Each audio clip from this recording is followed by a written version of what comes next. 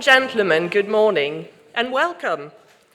My name is Valérie Marriott-Wood and I'm the head of the Consumer Protection Department at EIOPA. It is my great honor today to welcome you to this 12th edition of the Joint ESAs Consumer Protection Day here in Riga.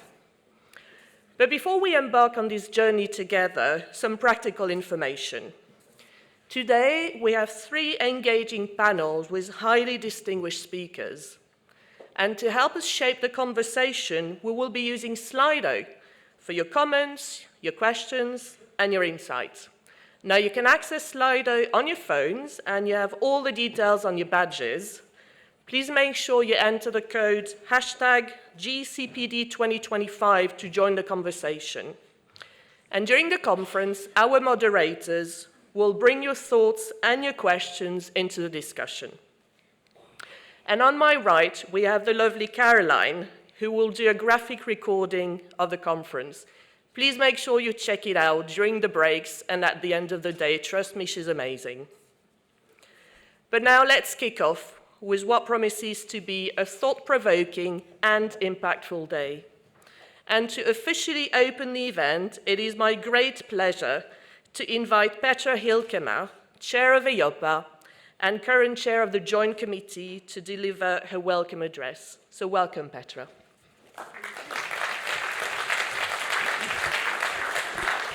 Thank you, Valerie, and good morning, everyone. Apologies for starting a little bit later, but we really want you all in the room, and I think we managed now. So thank you for having us here in Latvia, also to the Latvian Bank. Thank you for coming here to this wonderful region.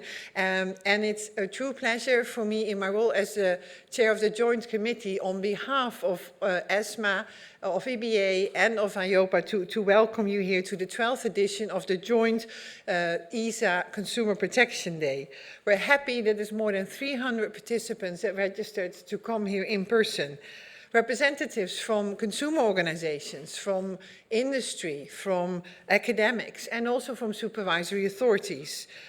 We're gathering together today to listen and discuss what can be done further to promote protection of consumers in the financial sector. The world is changing. It's changing at a staggering pace, with emerging risks and uncertainties being the norm, you could say. Growing geopolitical tensions, which I would say in a country like Latvia, in a region as the Baltics, so close to Russia, can also be called a threat, is something that we really seriously need to address together as EU. The rise of AI, the emergence of crypto assets, and the rising frequency of natural catastrophe, they all pose risks, not only to the financial system, but also to European consumers. We see that the European financial system currently remains resilient. Banks continue to generate solid profits, insurers hold solid, strong solvency positions, pension funds remain well funded, and market infrastructures and investment funds are proving to be robust, despite volatility, despite a lot happening in the cyberspace. So when looking at the risk and challenges facing consumers, they are becoming increasingly cross-sectoral, cutting across banking, investment, asset management, insurance, and pensions. We, and that is the European Supervisory Authorities together, have always said that the consumer protection is in our heart, is in our DNA. Our commitment in these difficult times must not dwindle. We must stay on that focus, consumer-centric, so that we can continue to serve and protect the European citizens. And at the event today, we want to reinforce that. So our theme of the conference today is building a framework for a more efficient, simpler and safe financial service for consumers. This theme is at the very heart of the European Supervisory Authorities' missions, and it encapsulates the constant balancing act we face in modern financial regulation and in supervision. Simplifying access to financial services for consumers by fostering innovation, while ensuring at the same time that consumers remain protected. So we have a very attractive program for you, prepared with some really eminent speakers, and I thank the speakers for making the effort for being here today and making the program together with us. So I will briefly now introduce the conference to you. First, we will have a recording of the keynote speech of Marie-Louise Albuquerque, the Commissioner for Financial Services and the Savings and Investment Union, and she will share with us some of the priorities of the European Commission.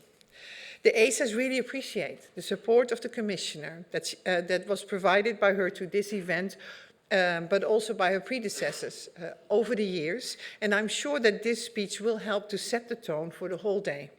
And most certainly for our first panel, which focuses on simplifying the customer journey. The ESAs together are actively engaged in the EU strategy to establish a deeper savings and investment union. For this SIU, Saving and Investment Union, to be successful, we need greater participation and trust from consumers, from retail investors. We need to ensure that retail investors are empowered to make informed decisions without being overwhelmed by overly complex information. Because allowing customers to access their financial products without a burdensome process and unnecessary pain points is an obvious requirement to become a financial participant.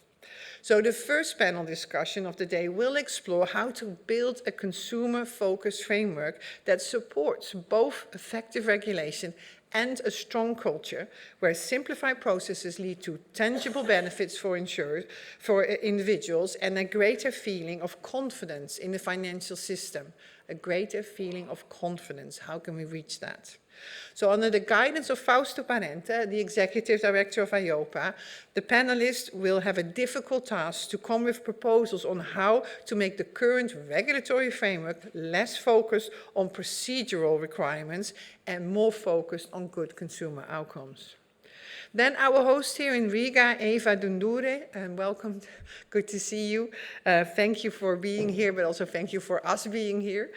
She's the Director of Insurance and Pension Supervision Department at the Central Bank of Latvia and a member of EIOPA's Board of Supervisors. She will do an impulse statement before a panel discussion that follows, and she will share with us the experiences in engaging with consumers, as well as the main outcomes of the mystery shopping exercise we did at EIOPA.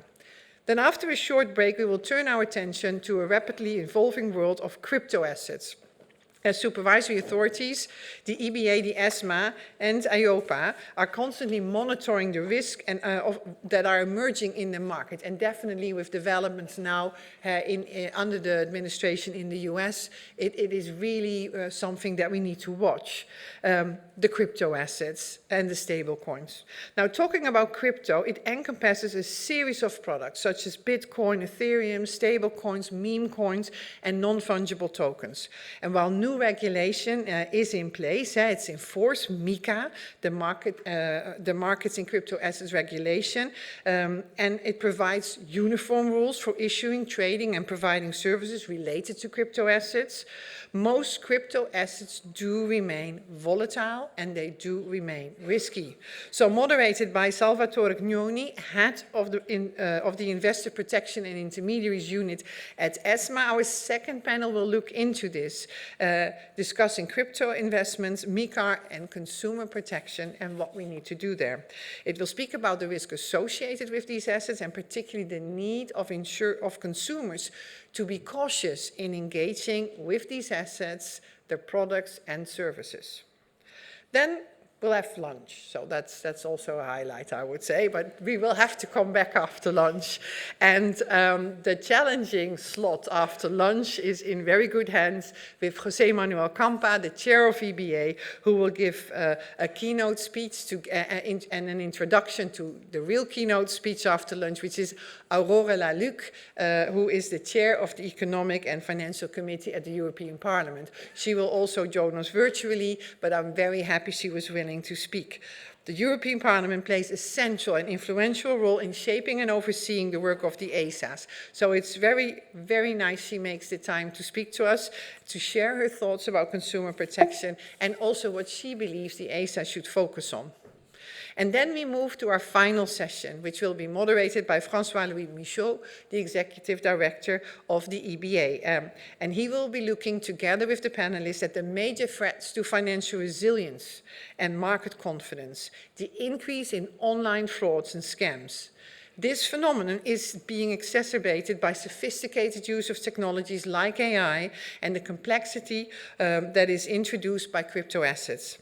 Even though legislators and industry have made a significant, I would say, and successful step to reduce fraud, to find new types of frauds, new types, again, are emerging, and consumers are first in line to deal with these threats. We need to discuss what can be done to enhance the awareness among consumers of these risks and to limit the consequences of the risk to consumers. So the panel here will explore the necessary demand-side initiatives to help reduce information asymmetry for consumers and supervisory actions to prevent consumers' detriment and other actions needed to stay ahead of these evolving risks. And then, at the end of the day, it's my pleasure to listen, and our pleasure, I'm sure, to listen to Verena Ros, the chair of ESMA, who will provide us with some concluding remarks and summarize the day's discussions. So with that, I think we really cover a lot of topics that are highly relevant for our markets, for our sectors, for our consumers in a cross-sectoral way. I hope it's thought-provoking. I hope it leads to a lot of questions that you will put into the Slido so we can discuss them on stage. And with that, I wish you all a good conference. I look forward to it to myself, and it is my pleasure then to announce Commissioner Albuquerque with her keynote speech for us today. Have a wonderful conference. Thank you.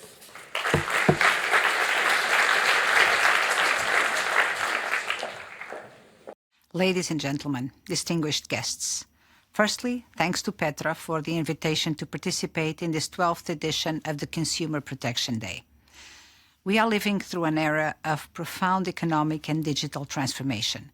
Innovation has the potential to make our financial system more efficient, more inclusive, and better connected. We should embrace that potential, but also recognize our responsibility to ensure that change leads to empowerment, not inequality.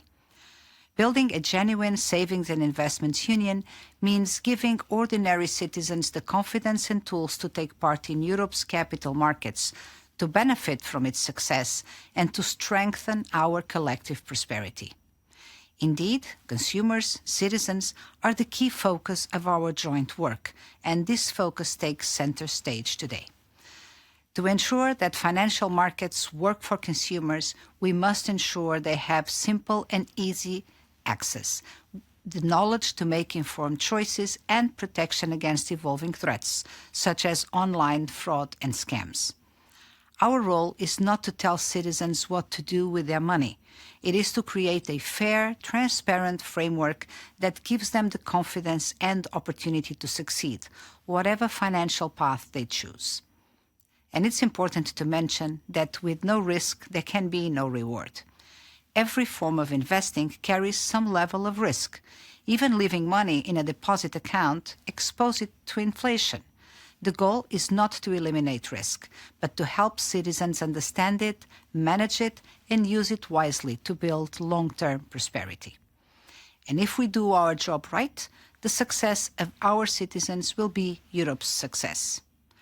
Across the EU, we have built a solid body of rules to protect and empower consumers. The European Supervisory Authorities, the European Banking Authority, the European Securities and Markets Authority, and the European Insurance and Occupational Pensions Authority play a vital role in turning these rules into reality throughout the Union. Your work represents the sharp end of policy implementation, where legislation meets real life and where citizens experience the impact of our decisions. Your efforts, particularly in promoting supervisory convergence, are crucial to ensure that consumers everywhere in the EU enjoy the same high level of protection and trust, regardless of where they live or invest. I want to particularly acknowledge your important work on financial literacy, consumer warnings, consumer testing to improve the clarity of disclosures, and your commitment to market transparency. All these efforts make a real difference. And I want to commend you for your dedication and professionalism in advancing this mission. We have taken some important steps in recent times, and I would like to mention a few of the most critical ones. Firstly, on payments, the Instant Payment Regulation has been adopted and its rules recently started to apply. This is a highly tangible achievement and will affect millions of citizens. The new EU rules are set to make instant payments in euro faster and safer and enable both consumers and businesses to send and receive payments instantly, 24/7, without extra fees. Moreover, the regulation ensures that consumers will be better protected from mistakes, frauds, and scams via payee verification. Providers must verify that the name of the recipient matches the IBAN provided, and this service must also be free of charge. Elsewhere on payments, the PSR-PS3 package, which will amend the legal framework for payments with a view to combat payment fraud and strengthen consumer information and rights, is entering the final stages of negotiations. We are currently working together with the co-legislators to reach an agreement on a package that should deliver a significant enhancement of the consumer protection framework. All three institutions agree that fraud prevention is a central issue and are working diligently to reinforce the current legislation. Second, our retail investment strategy aims to reset and rebalance the relationship between retail investors and financial markets. Our core objective is to empower retail investors and increase their engagement with capital markets. We are working towards streamlining access channels, providing investors with comparable and understandable disclosures, and ensuring that the products they are being offered deliver value for money. The reality is simple. When manufacturers or distributors charge unjustified or disproportionate fees relative to the services provided and the returns expected, promising investment can quickly become poor ones. Money is a powerful motivator, and citizens will not entrust intermediaries with their hard-earned savings if they feel the value simply isn't there. Over the past few months, we have made good progress in negotiations to finalize the retail investment strategy. I am confident that we will reach an agreement on clear, practical rules that will truly make a difference for retail investors. Once agreed, we will be turning to ESMA and EIOPA to undertake work that is necessary to ensure the rules work in practice. Third, the recommendation for savings and investment accounts. In September, after extensive analysis and consultation, the Commission adopted a recommendation to provide Member States with a blueprint for designing simple, easy-to-use savings and investment accounts. These accounts are intended to make it easier for citizens to invest in capital markets, even if they are only able to set aside small amounts. This will allow them to progressively build diversified portfolios that will work to their benefit over the long term. The concept is not theoretical. It's inspired by successful national schemes, both within the EU and beyond, that have proven their ability to mobilize household savings and strengthen financial inclusion. We have also recommended that Member States offer tax incentives and put in place simplified tax compliance processes in order to help households to engage confidently with capital markets and grow their wealth. And we have good reason to be optimistic. There is a clear correlation between countries who have implemented these schemes and those that enjoy the deepest and most resilient capital markets. Ultimately, this initiative will not only help citizens make more from their savings, but it also provides fuel for European businesses and for Europe's long-term growth. Fourth, the digital agenda, where innovation is booming. The EU's MiCA regulation established for the first time a comprehensive, harmonized legal framework for the fast-evolving field of crypto assets and their operational ecosystem, focusing on authorization, supervision, transparency, and retail investor protection. It provides much-needed clarity to retail investors and also sets a global standard for regulation of crypto, contributing to international work in that area. We are also putting consumers in control of their financial data through our proposal on a framework on financial data access, which is currently under negotiation. This initiative has enormous potential to improve what financial services can offer to consumers, helping people manage their finances more effectively and benefit from more tailored, competitive products. It is a file I have strongly championed and fought to keep high on the agenda. Fifth, boosting financial literacy. In September, the Commission published the first ever financial literacy strategy for the EU. Our objective is to help every citizen, regardless of their age, gender, or background, to make sound financial decisions, ultimately improving their well-being, financial security, and independence.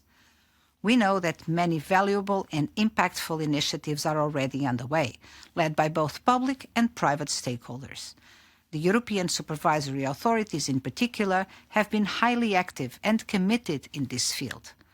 Through our strategy, we intend to build on these efforts by detecting possible gaps and by helping these initiatives reach their full potential.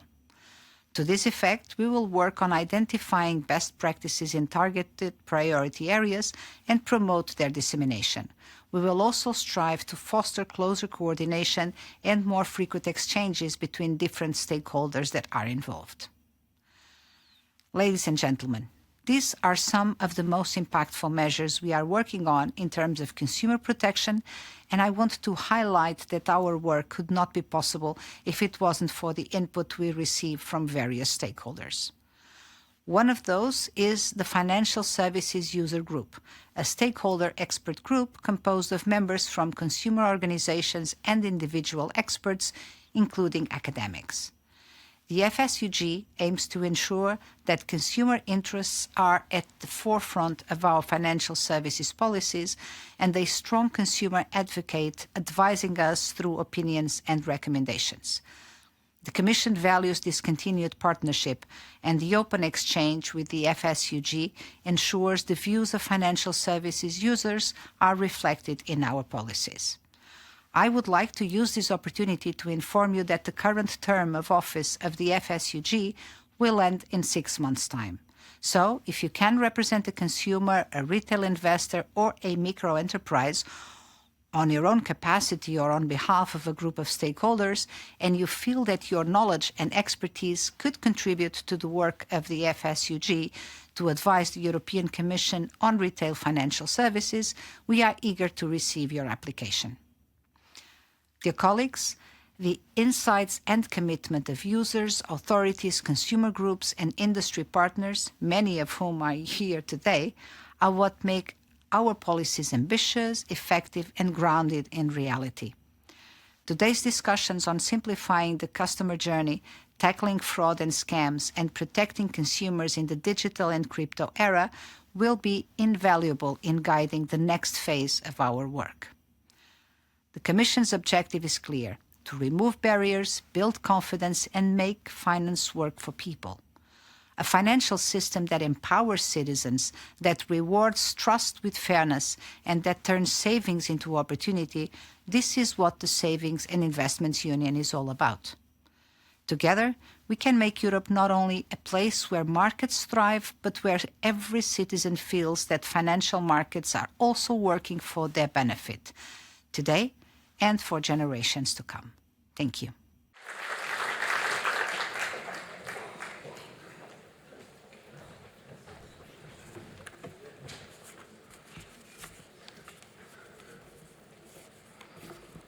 Thank you, Commissioner Albuquerque, for those insightful remarks. I think they offer a great starting point for the first panel of today's conference, Simplifying the Customer Journey.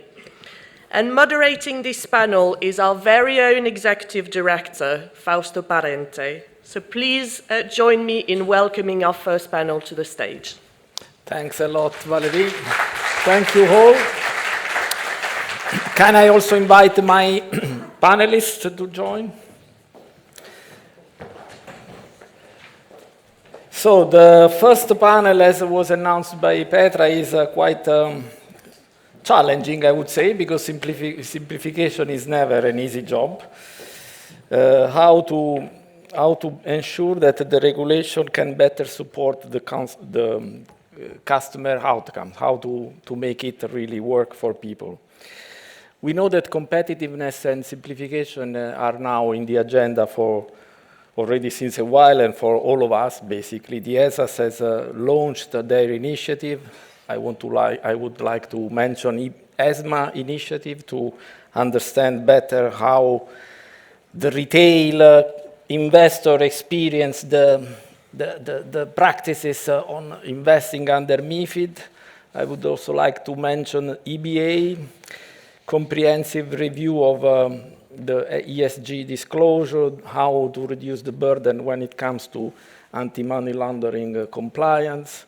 I also would like to mention, it was already mentioned, the mystery shopping we performed at EIOPA together with many national authorities on the selling of the IBIP, where not maybe so surprisingly, but anyway, was an important outcome.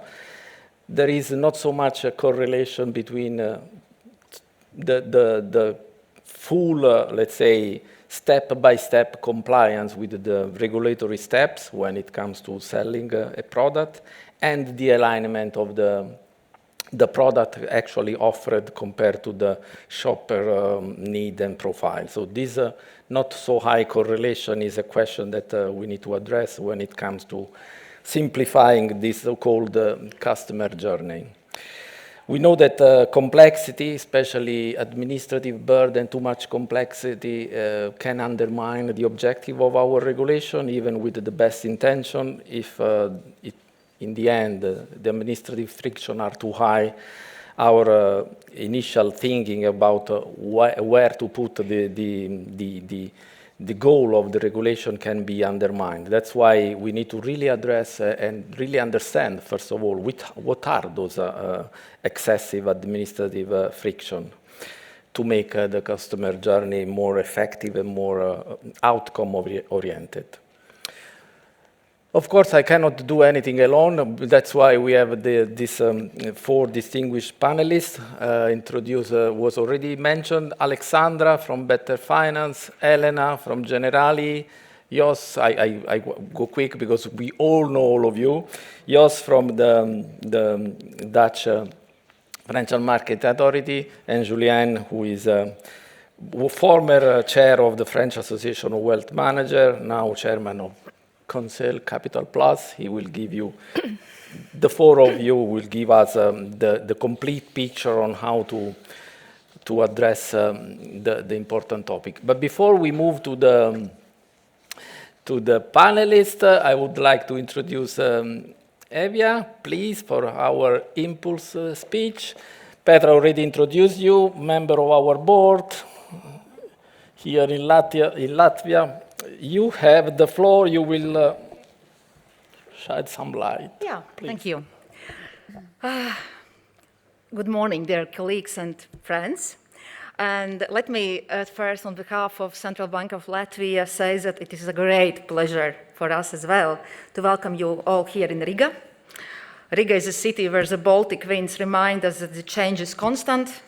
Resilience is built not only by rules, but by trust. Today we meet to discuss something that lies at the very heart of our mission, and how to make the financial journey simpler, safer, and guess what? More human.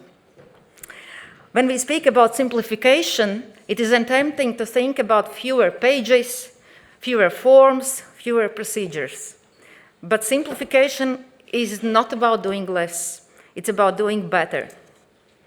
It's about asking ourselves, do our rules truly help people make informed, confident decisions?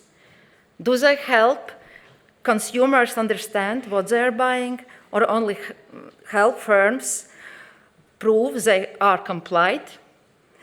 Let's remind ourselves why the IDD, PRIPS, and MiFID II exist in the first place. They were not written to please lawyers or regulators. They were created to protect consumers, to ensure they understand risks, assess suitability, and make choices they can trust. And yet, we know that understanding is not guaranteed by disclosure alone. We live in a digital era, and where attention is the rarest resource of all. On average, people focus on unfamiliar content for less than 2 minutes. Around 70% of consumers struggle to fully understand financial texts. And when something feels too complex, you know what we do? We postpone it, we skip it. Sometimes we never decide at all. In a world of short messages and instant visuals, a 20-page PDF or a key information document simply cannot compete. So the question for all of us is, how do we turn regulation from a compliance exercise into an understanding experience? EIOPA first coordinated mystery shopping exercise gave us a clear signal.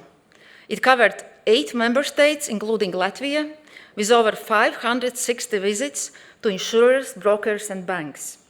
The findings were both fascinating and sobering. Only 1/3 of shoppers received the key information document. Just 18% of those with sustainability preferences received sustainability disclosures. And perhaps the most surprising finding, what Fausto already told us, there was no correlation between the length of the conversation, how detailed or careful the advice seemed, and whether the offered product actually matched the consumer's needs. In other words, more process did not mean better outcomes. And here in Latvia, the result hit close to home. We had conducted a similar national mystery shopping exercise 2 years earlier, followed by an intensive supervisory follow-up.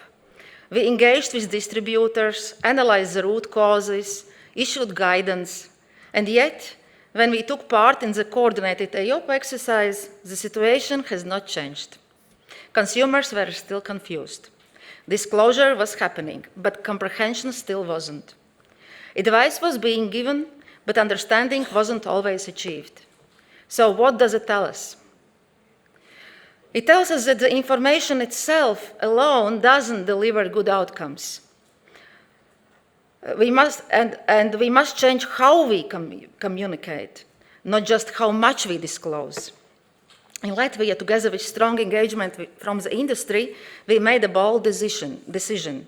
We introduced a plain language requirement for insurance terms and conditions. This was not born from theory, but from reality. After devastating floods 1 year ago, many households discovered that their insurance didn't cover what they thought it did. That moment taught us something fundamental. Clarity protects more than money. It protects trust. Simplification means moving from providing documents to ensuring understanding. It means constant feedback between clients, advisors, and product designers. A living cycle of learning and improvement. And simplification also connects with another crucial idea, value for money. Because even the clearest product must deliver fair value. For firms, that means balancing profitability with the consumer's benefit. For supervisors, it means promoting sustainability, both financial and ethical. This balance is not easy, but it is essential for long-term trust and competitiveness. We live in a world where consumers expect digital simplicity. One-click experiences, instant answers. But behind every click stand complex legal requirements. We cannot expect consumers to read, to compare, and calculate everything themselves. We, regulators, supervisors, and industry, must create an environment where good choices are easy and fairness is built into the system and not added as a final touch. Simplification does not mean lowering regulatory requirements. It means focusing our efforts where they matter most. On outcomes, not only on procedures, on clarity, not only on compliance, on trust, not only on ticked boxes. So let me end with a few questions for all of us here today in Riga. if we designed our disclosure rules from scratch? Would they look like they do today? If we tested them on real consumers, would they understand? And if not, what are we waiting for to change them? Simplification is not a shortcut. It is a commitment to purpose, to making the financial world not only efficient, but human. Not only transparent, but trustworthy. Not only digital, but meaningful. Because in the end, good consumer outcomes are not created by documents. They are created by empathy, clarity, and trust. Thank you. Thank you. Empathy, trust, disclosure does not mean understanding, plain language initiative, value for money, and maybe also the courage to simplify is quite important word that I hear. Before we start with the panelists, I would like to remind that you can pose questions. I should have the capacity, if I manage, to see here your question from the audience, because you are key part of this debate. So please challenge whatever will be our understanding of the different needs. And we start already with you. If you can go on Slido, we have a question for all of you. The question is simple. You should be able to see it. What do you consider to be the causes of the main friction, the main pain points that the customer, he's here, face during the so-called customer journey? I know that already calling it journey is making it difficult. Let's see. Other. No, we did not get any. Okay.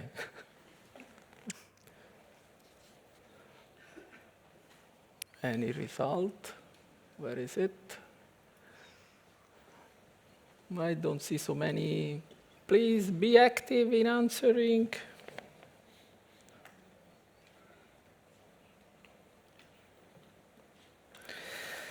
So overlapping is gaining a bit of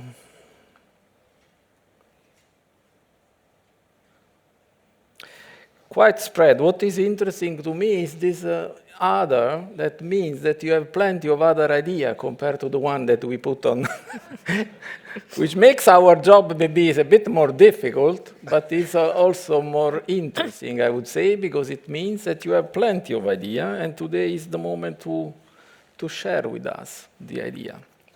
Any quick reaction from the panelists on this first result? Overlapping is clearly a key topic. Too much regulation between national rule and EU rule. Any quick reaction? No, you want to jump in? But it's also fairly... Alexandra and Elena. I saw the Alexandra first and Elena second, sorry. I may have an idea what could be the other. And this would be, my idea would be stemming from the survey that we have recently done in 10 member states, surveying consumers on their perception of their financial health. And from this survey, what was very clear was that many of them still rely on the, advisors in their journey when investing and when trying to get good outcomes on the financial products. And as we know, the current system of advice is far from ideal when it comes to delivering good results for consumers. So I would be guessing that this could be one of the issues here as a pain point also for consumers, not getting good results. Elena, do you agree? No, I agree. I think that the role of advisors is certainly clean. And I think that it's also interesting to notice that it's a fairly balanced result. I believe that resonates a lot with something that Evia told us before, that actually a good share of consumers still struggle deeply understanding financial text, which I believe all of these actually relates to. Good, let's see. Also, I would say yes. There is not one clear winner. There is one winner, but it's basically all over the place. It's the ecosystem That's the problem. We cannot blame just one player in our system. Everyone has to play his part. That's what I get from the wisdom of the crowd, basically. Yeah. Correct, Julian. Since the three of them made a comment, please. Yes. Role of advisor, no? I'm wondering, as an advisor who sees his client every day, what would answer a client to that? That would be my question. What is for the client the problem? Because the client doesn't know about cross-boarding, regulation, and this kind of thing. So I think a client would respond other, probably, because he doesn't understand the three other answers. Interesting, but here we have a representative of the client, which is Alexandra, so she made her point on what others means. Anyway, let's debate. We will debate in 2 rounds. First, we will focus on the existing challenges, and then we will try to find the solution. And I will ask you to, when it comes to solution or proposal option, to be as much concrete as possible and focus on what the ESAs can do, more than a revolutionary idea on which nobody has, let's say, the power to really implement. So I would be interested for the ESAs, for the community of supervisors to really understand what to do. Julien, we will start from you. The first question is for you. You come from France, where there is a mandatory regime, a mandatory advice regime. Based on your experience, what are the friction, what are the obstacles, the challenges that you see in the day-by-day interaction with your customer, with the client? Well, Fausto, you asked me to be concrete, right? So I was thinking before coming here. Just 2 days ago, I was with a client, a private person, and he wanted to open an insurance life policy. And I started to count the number of pages that he was supposed to read before signing the account, before opening the account. And the number is 222, 222 pages. I can't believe. Because I made him a very diversified portfolio also. So he had like 45 pages. Maybe it's a question of font. It's too big. So, of course, we could save some pages, and we could do maybe 190, 180, or if I'm very optimistic, 150 pages. But whatever the number is too high. We all know that because this number is too high, clients do not read the documentation. And we are now in the world of electronic signature, which means that they don't even read the first line of the first page. That's the reality. Do we have to blame the regulation for that? I don't think so. Because we are mixing two things. The first thing is the number of pages that you have to write to build up a contract. Those are legal terms that you cannot put aside. And on the 222 pages, maybe you have 180 pages that are coming from the legal department. And you need those pages, whatever the contract is. Opening an account, buying a car, whatever it is. So this is the first concept, writing a contract. And you have a second concept, which is what information needs the client to take a well-grounded decision of investment. And it's two different concepts. A client needs to know the nature of the investment, the risk, the liquidity, the fees, and the taxes. That's what a client is asking you when you're an advisor. And this has nothing to do with regulation. Before regulation, the client was still asking the same questions. So I don't think that we have to blame regulation. I'm not saying that there is no room for improvement, but it's not the regulation to blame. You asked me point of frictions, and I'm going to give you 2 examples to be very concrete. As a professional, I have to respect a certain order of steps to be sure that my client has all the information before he's taking his decision to invest, right? My problem is that sometimes the client doesn't give me the information at the right time for a specific step. So what I'm saying is that what the regulation could be is that we keep the goal of the regulation, meaning the information of the client, but maybe it could be more flexible about the order of the steps, and the order of the steps could be at the hand of the professional, as long as we're sure that before investing, the private investor has all the information he needs. So sometimes regulation needs to be more flexible. It doesn't mean less regulation, and Evija, you talked about it, but it means a more flexible regulation. Second example, I know we're supposed to talk about MiFID and IDD, but to illustrate, I will talk about money laundering, AML regulation.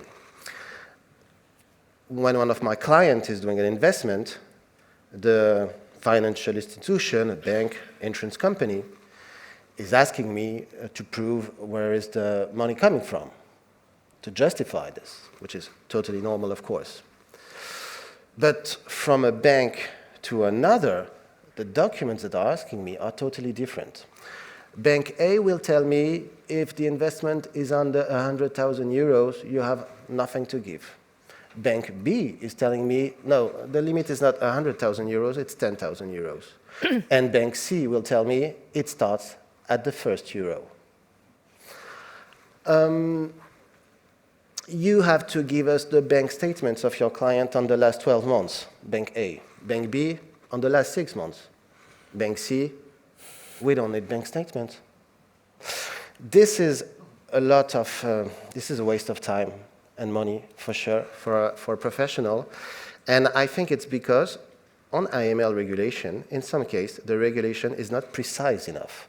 So, and I will conclude by that, my point is to say sometimes the regulation has to be more flexible, and sometimes it has to be more precise.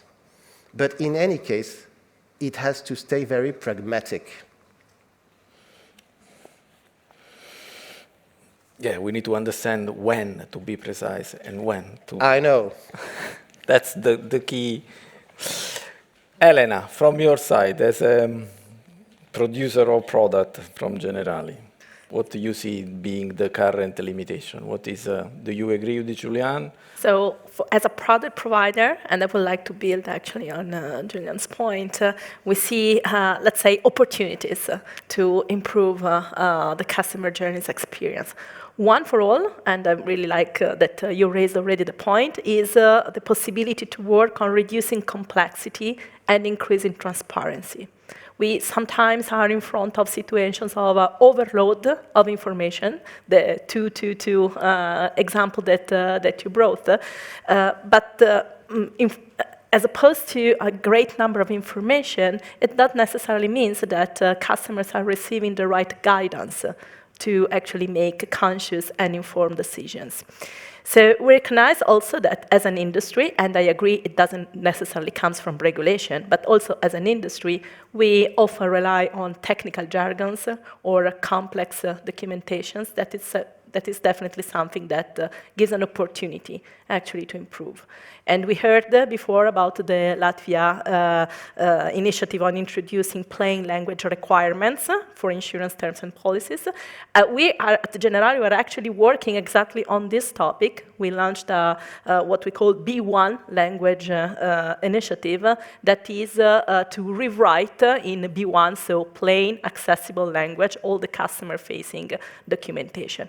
Actually, we did, well, I mean, this is a great effort, of course, but this actually is, the results are remarkably visible. We measure the transactional, the level of satisfaction through transactional NPS, and we see that whenever this transformation has been concluded, so wherever the documentation has been translated into plain, accessible language, actually the clarity of documentation and advisory is appreciated among the highest point. So that's definitely one, clearer documentation. Then the second lever of work is to improving the understanding. And here, I believe that the role of advisor is essential, is crucial as we speak about retail financial products. especially for the insurance piece, but I think that the consideration can extend also to other class of products. Because advisors need to be there to actually facilitate the informed decision whenever the customer needs. This is also another paradigm that we encourage to fulfill, that is self when you want, but support when you need. That means that from one standpoint, it's about giving customers the choice to actually navigate whenever they are able, the documentation and the information, but to be able to access quality advice when it's actually needed. And this is particularly true for all class of insurance products. And again, I believe that this can be extended also to other class of products. And so I would say that the second opportunity is smarter advisory. Let's call it like that. And then it was also one of the options that we've seen in the poll, the opportunity to overcome the fragmentation across market practices. Now, as a product provider and as a multinational, we benefit from harmonization rules and market practices across markets, because that allows to concentrate on smoothing and empowering the customer behavior, the customer journey with a once-for-all investment. And that, of course, allows to concentrate resources to what really means.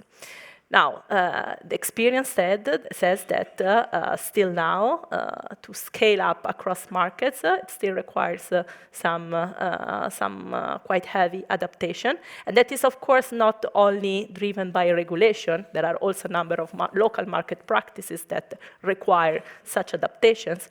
But this is also a third area of possible work. So I would say consistent experience across markets as definitely one of the opportunities of work, I believe.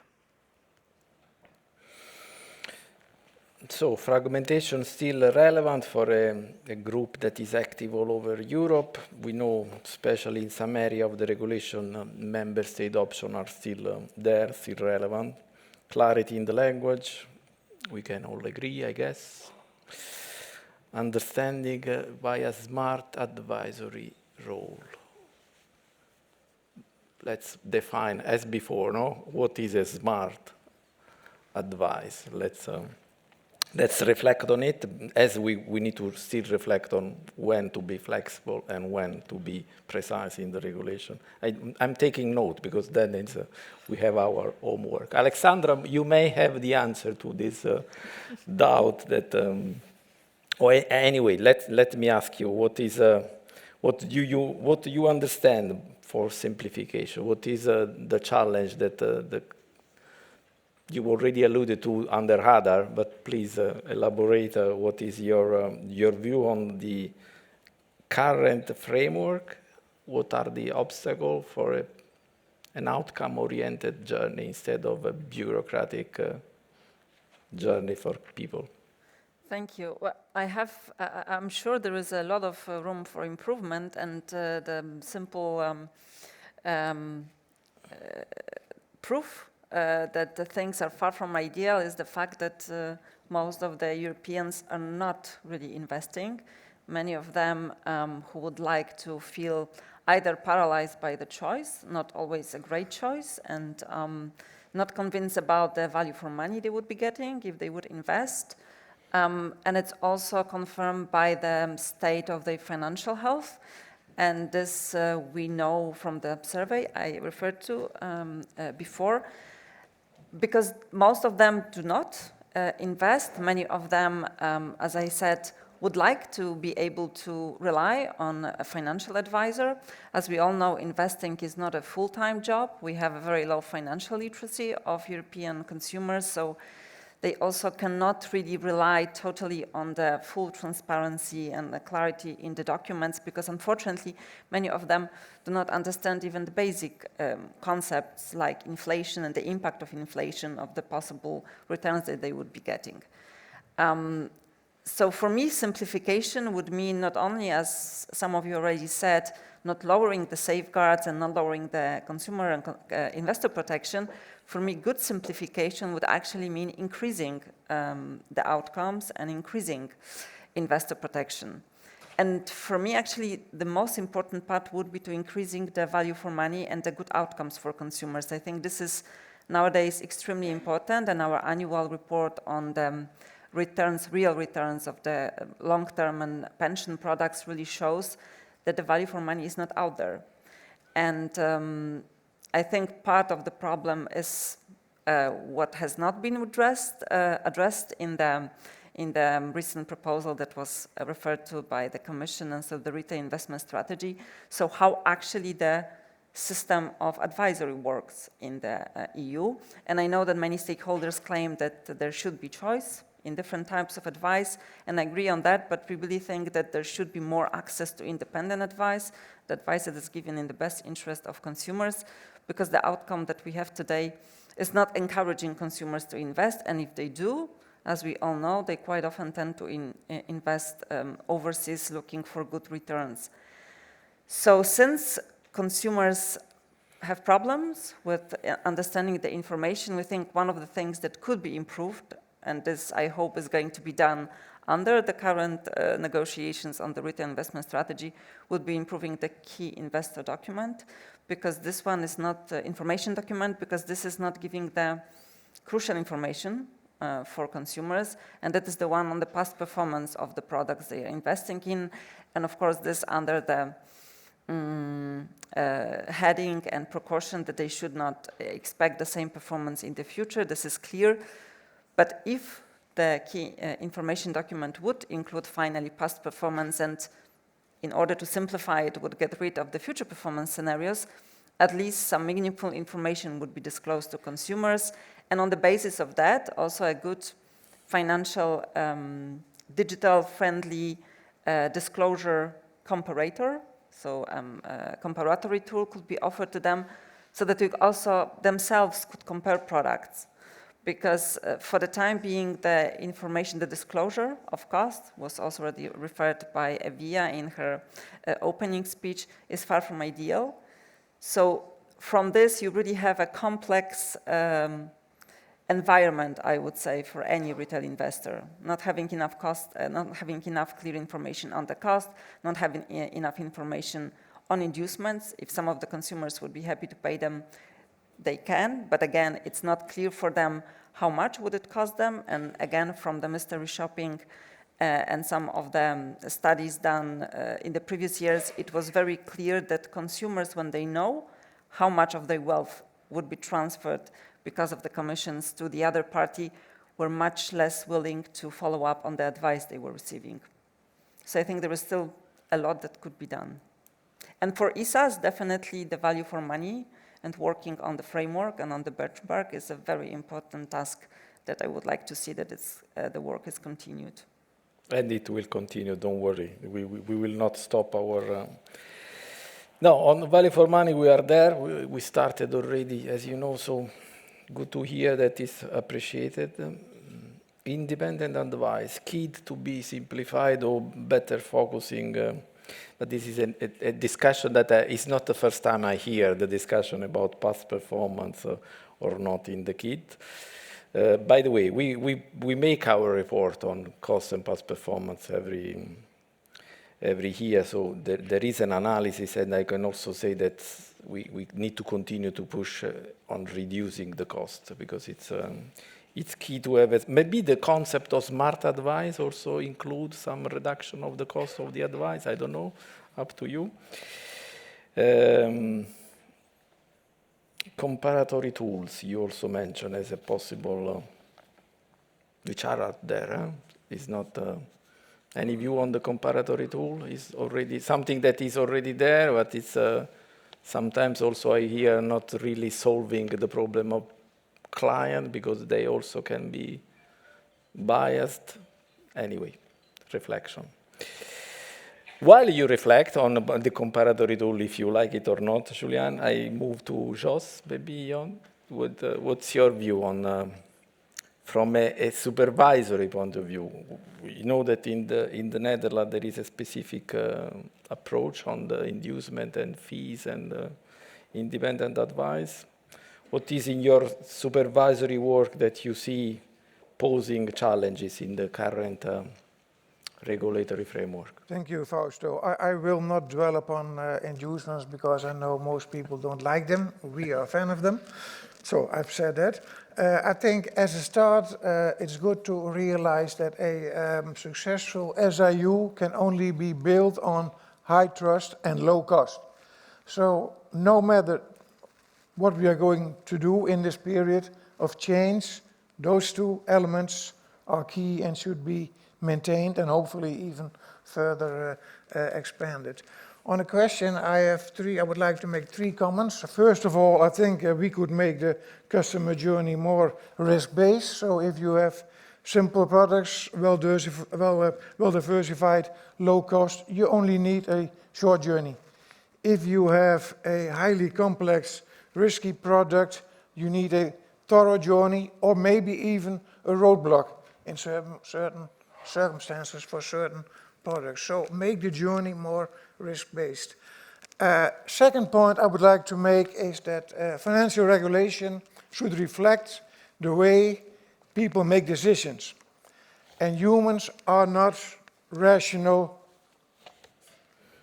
beings. I mean, we don't take decisions on the basis of information and knowledge. No, we are biased. We are prone to biases, yeah? Which also mean you can use nudges like anchors and defaults to move people into a certain direction. Now, financial firms, they perfectly know how to do this because they drive that to get more business. And it makes sense from their perspective. Maybe we, as supervisors, should try to come up with an approach where we foster the financial institutions to nudge their clients to outcomes that make sense for these clients. So use more behavioral insights instead of putting all your faith in on information and education. Third comment I would like to make is that the journey is about bringing the customer to the product. That's the journey. Why not do it the other way around? If we bring the product to the customer, he does not need to go on a journey. Now, this sounds very high over. I heard your point at the start, Fausto, but several countries in Europe have been very successful in this approach. Sweden, Denmark, my own country, Netherlands, we have set up a pension system where the people have no choice. They have to participate in this pension system, and once their money is taken away from them, whether they like it or not, it's taken away from them, it is managed professionally. In that way, there is no customer journey. We don't need millions of individual decisions. No, we have a few hundred professional decisions that run such a system. So for me, that is a perfect way of skipping the journey altogether. Another example could be that, to have a setup of periodic financial health checks. Many countries have this for their cars. You need to go with your car for a check every year, 2 years, 3 years, I don't know. That can vary. If we can do it for cars, why can we not do it for people's finances? So my biggest comment is, do not put all your trust on information and knowledge, but beware of behavioral insights and apply them in your regulation and supervision. Thank you. Thank you. Fausto, just Annual checkup, I understand, sort of checkup for the finance instead of for the... Please, usually. yeah, just a comment, because you've talked about a simple product and sophisticated product, and it's very important to understand that the journey of the consumer is not about the complexity of the product. The journey is about the risk he's taking. I'll give you an example. take a ETF. It's a simple product. But if you take an ETF on the Euro Stoxx 50, it is as risky as any mutual funds on European equities. So what you need is that the private investors understand the risk. So it's not the nature of the product that has to define the journey of the consumer. It's the nature of the risk that has to define it. So I think it's something very important, because sometimes I hear, oh, we want to promote this because this is very simple and we're going to do a journey that is more simple for the consumer. And I'm always saying, don't look at the product and the nature and if the product is simple or complex. Look at the risk, the final risk that the private investor is taking. But also, for the sake of the debate, if you have a complex product, you don't know what the risk is. Yeah, so you need, if you want to understand, you need to have more guidance when you have a complex product than when you have a simple product. So, That's what you need, a smart advisor. Those two go hand in hand. In the end, it's about risk, but to understand the risk is much easier in a simple product than in a complex product. But it's still the same risk at the end. Yes, if you know what you're doing, yeah. But we have in the rule some, let's say, signal when the progress is complex, no? The PRIPS, if I remember, specify something, how it works today. Alexandra, you know how it works today, the signaling of complexity? Because I also hear this is something what we already heard in the past. Risk is one thing, complex product is another thing. I see the point that if it's simple, it's better, it's easier to understand where the risks are. If it's complex, it's much more difficult, but still people in the end, as you said, they are interested. On European equity, you're investing on European equity, whether it's by a simple product or a sophisticated product. At the end, the risk is European equity. That's it. But I think that the signaling of the risk is not working pretty well, because let's face it, I mean, nowadays and currently, the biggest risk for European consumers is not taking any risks and not investing at all. And many of them is doing exactly that. So I think really good quality independent advice in the best interest of the consumer should be explaining to them exactly that. And if talking about risk, it should be also explaining to them both dimensions of the risk, so the magnitude, the probability of risk, while deciding to invest. And this is, in my opinion, and from what we see in different studies and research, this is not being done properly now. Focusing probably more on the needs rather than the solutions. So focusing the advisory activity more on the needs rather than the products or the solution per se. What about this annual checkup, Elena? This is also something that we have our network of advisory network to implement. This is a powerful tool to stay closer to the customer and also work on improving the protection and financial literacy that we were mentioning before. Of course, that requires to have advisories truly trained to do so in the proper way, and also the right tools to support them. But it's clearly something that pays out a lot in the quality of the relationship and ultimately in the trust that the customer build with, in this case, the company. Because one of the questions I see from the audience is suitability assessment should focus on customer objective and risk tolerance and avoid too intrusive question. Do you agree, or how this matches with this annual checkup?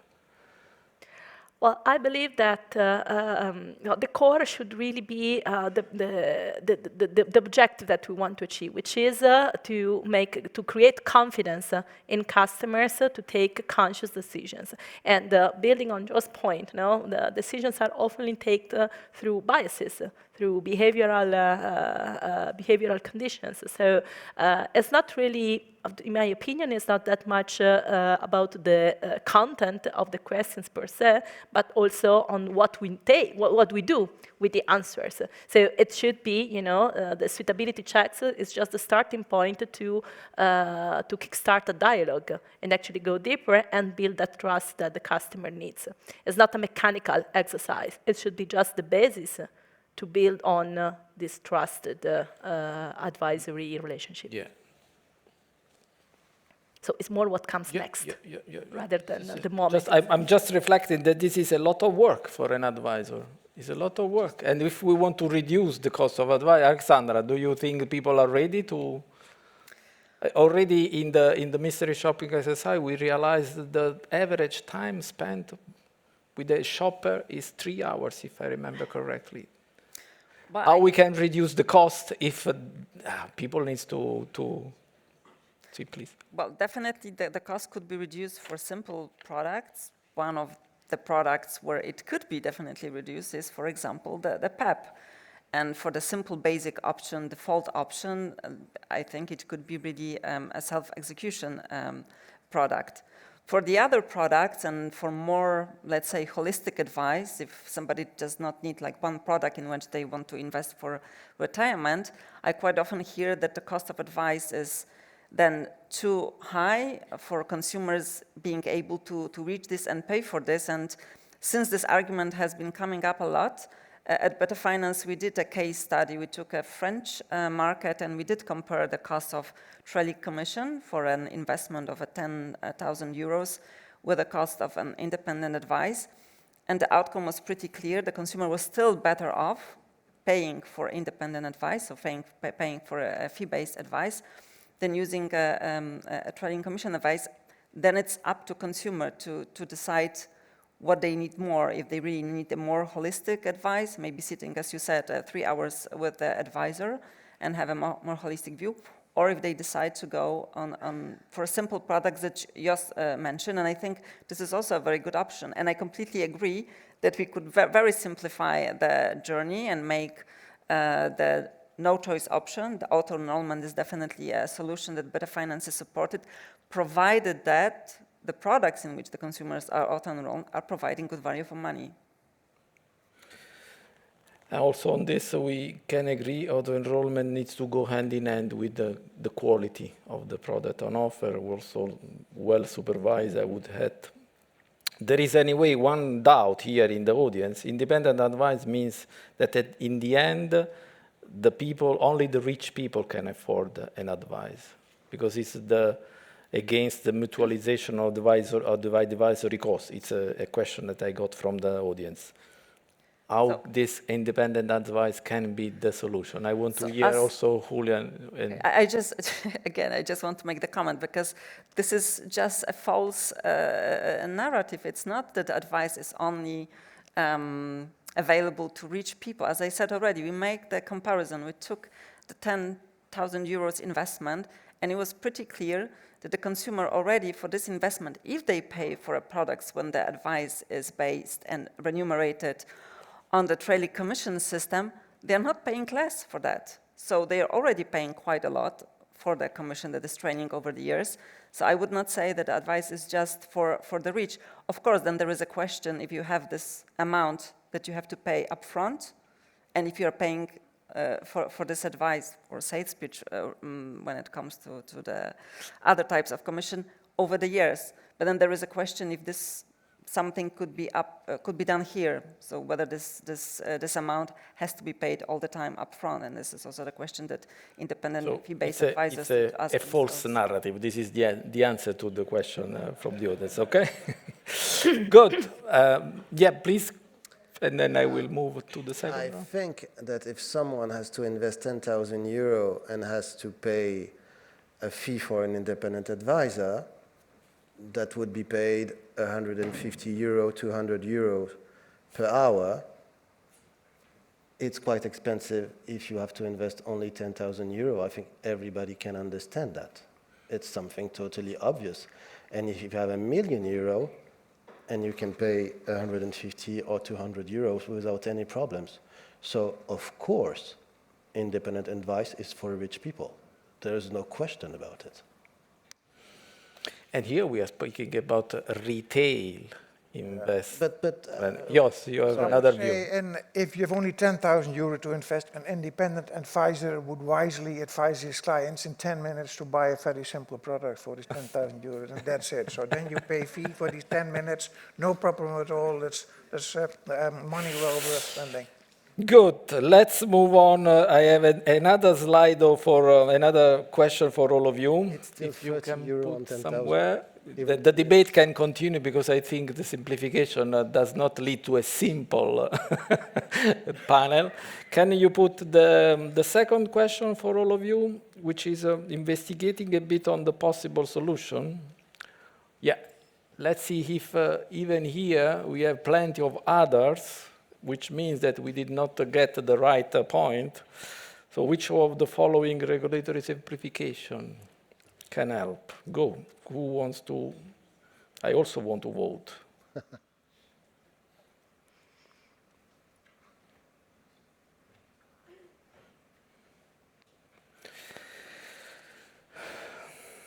Let's see. Quick reaction from the panelists. I would like to ask.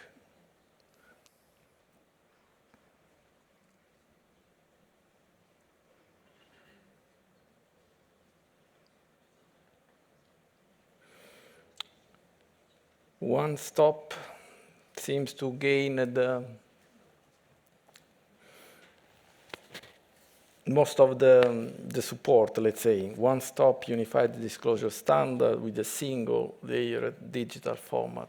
How this can be coherent with the diversity of the different product and different needs. If I might, Fausto. Yes, please, quick reaction, go. The answer, the third answer, default EU-wide dashboards where, it disappeared. Wide dashboard where the consumer can track all the products. To me, it's called Google. So you don't need to, we don't need to make so much effort. But you know, this comparison coming to the point of, we need to be sure that they are not biased. Eh? How we can? We need to supervise the comparator. Do we supervise Google? Let's see. Let's talk. Any other quick reaction on the result? Jos, please. We lost the page with the various options, but the third one I think is very promising. We can use technology to make things much easier and also much cheaper by doing that. And so I see great promise in using the digital nudging that I mentioned before, to use that to guide clients into to the right products. And also a system like what I mentioned, this health checks, can be done much cheaper if you do it digitally instead of going to a live advisor. Yeah, no, I agree. Smart advisor means digital advice then, Not only. Elena. Not only. But I agree that digital by default is a very powerful enabler. It doesn't go only through automation, so it's not only about efficiency and automation for cost reduction. So of course, it's a big part of the benefits, but it also enables the customization of the customer experience in order to adapt to the real needs. So digital by default was actually my personal take here. Yeah. My take is also a doubt, honestly. One stop, as I said, how we can have one unified disclosure standard with single layered digital format if we have to cover all these different needs, pension, retirement, short-term investment, liquidity needs. It's like a French supermarket. I mean, it's one stop, but the market There is is so plenty big of because you have all these products. So in the end, you still have to find your way in this one shop. Okay, good, but interesting, and it's clearly here. Yeah, this second question we were a bit more precise in a possible answer. Julian, I want to start the second round on the possible option with you. What can we do then to make it easier for the future to engage with customer, to simplify it? You already mentioned something. Let's try to be more precise, and if you can, also focus on ESAs. We are in the Joint Consumer Day of ESAs. I think you used the word start, and start is the key word, I think. Because the real start for any consumer is financial education. You can have the best regulation, you can have the best professionals. If your client doesn't understand the difference between a share and a bond, if your client doesn't know that interest rate is the price of the risk, there is nothing that you can achieve. So I think, first of all, we should start basic knowledge of economy at middle school, as we start basic knowledge of history and geography in middle school. Economy is as important. And it's the best investment that we can do, not only as a ESA or a commission or whatever, but as a country, as a population, as a European Union. The second thing would be to have a stable regulatory framework. I think too many changes are, of course, costly for professionals, but it can also be confusing for consumers. Just to make you smile, I just have a short story. The first time I talked to a client about taxonomy, you were talking about sustainable finance. So the first time I talked about taxonomy, he thought I was talking about taxidermy, which is stuffing dead animals with straws. It's a true story. So regulation can be confusing and funny sometimes. But, you know, if we wait for all the Europeans to understand taxonomy for channeling our retail savings into the economy, I don't think Europe will be much more competitive than today soon. So we need to go beyond the financial education. You were talking about ESA.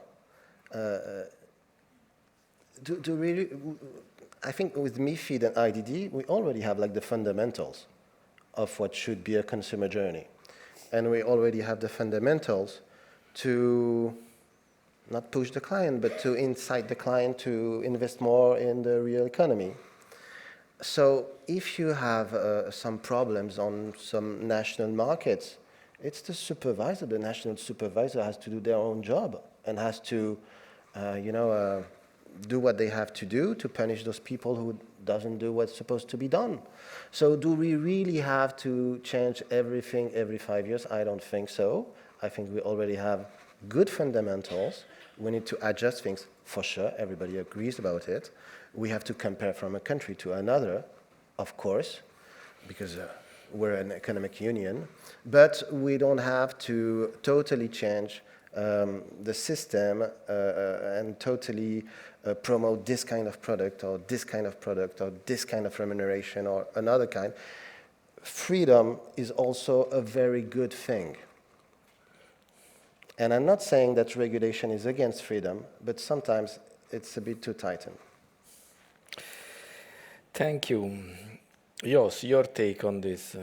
Do you think major changes are needed, or also maybe, as Julian suggests, some stability in the framework and little change can help? I'm not sure whether little change can help. Normally, if you do what you did, you get what you got, and you have to keep that in mind in this whole story we are talking about now. I have, once again, 3 comments. The first one has to do with, let's say, the art of rulemaking, the art of lawmaking in the EU. We have this level system, level 1, 2, 3, and quite often what happens is that at level 1 there is no political agreement, so it has then been put down to level 2 and 3, and they have to come up with technical solutions. Well, they ask that to people like me, but I'm not a politician, I'm a technician. So if you ask the people like me, you get a very technical solution. It is a solution, but it is very technical. So I think what we should do, we the ESAs, but maybe also the NCAs, push back and say, listen guys, you have not solved the issue. Don't ask us to solve it through technical methods. It is a political choice you have to make, not a technical choice. So the art of rulemaking and lawmaking can be improved in Europe. Second, when it comes to supervision, I think we can become better in outcomes focus and risk-based supervision, and maybe also sometimes tolerate that things go wrong. We cannot control everything. We should not always ask for new regulation every time something goes wrong. So we need to have but then again within limits, because in the end I'm in favor of consumer protection. But it does not mean that you have to tackle every issue with new regulation. And my third point, and then I come back to financial education, I think my country is a live example of a test. We have 90% of the people is in the pension system, 10%, mostly business people, are outside the system. The 90% who are in the system, every plumber, every bricklayer is in the system. They have no financial education whatsoever, but even those people who don't know how to spell the word equity, they are invested in equities to the system. So there's nothing wrong with education, but it's not the holy grail. It will not bring us everything that we want, in my view, to have nudges, strong nudges, maybe even force sometimes people to do something is a stronger way. The 10% of people who are not in the pension system, by the way, and they are mostly business people, I think there is nothing wrong with their financial understanding. They are quite up to speed, but still they make the same mistakes as everyone else in Europe. We have the same problems as everyone else in Europe. They build up too little, too late for their retirement. So even though they have no lack of education, but they are prone to everyone's biases. So they start too late, or they are filled with greed and they do stupid things, because this is a once in a lifetime opportunity. Because we are human. We are human in the end. So that's what we have to keep in mind. We are humans. Elena, you are also human, I guess. So what is your take on? Now I want to ask you how simplification can go with the digitalization, artificial intelligence, robo-advice. You are in charge of business transformation at Generali. From this point of view, what we can... Well, thanks for this. I think that our reflection around technology, is always worth. So clearly, digitalization and AI-powered technologies are shaping the industry, are key enablers to increase the personalization, increase flexibility, also reduce costs. They're not only limited to distribution, of course. These technologies are shaping the industry throughout the value chain, rightly so. But if we speak about specifically distribution and customer experience, I believe that a great opportunity from AI and digitalization comes when we combine with the human capabilities, especially when it comes to the way of serving clients. So in this sense, AI can be a true game changer. I think so, because of many possibilities. First of all, there is an immediate benefit on efficiency. So through technology, we can reduce the time and the burden of any customer journey, that being onboarding, but also care and post-sales services. And this actually not only has a positive reflection on costs, which is also very important for customers, but also frees up time.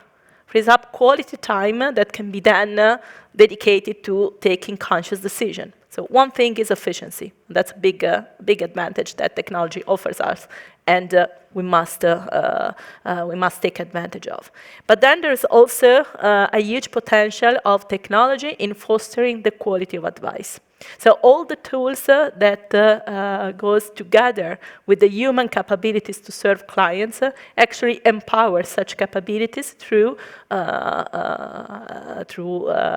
tools that make this interaction more informative, more on point, more effective, but also more engaging. And also, finally, technology is a means to delight customers, to make their experience more compelling, and then ultimately contributes to build the trust that increase their level of protection and the level of satisfaction that is at the core of our means of serving clients. We have a number of examples that prove that. We have done a lot of programs in this sense.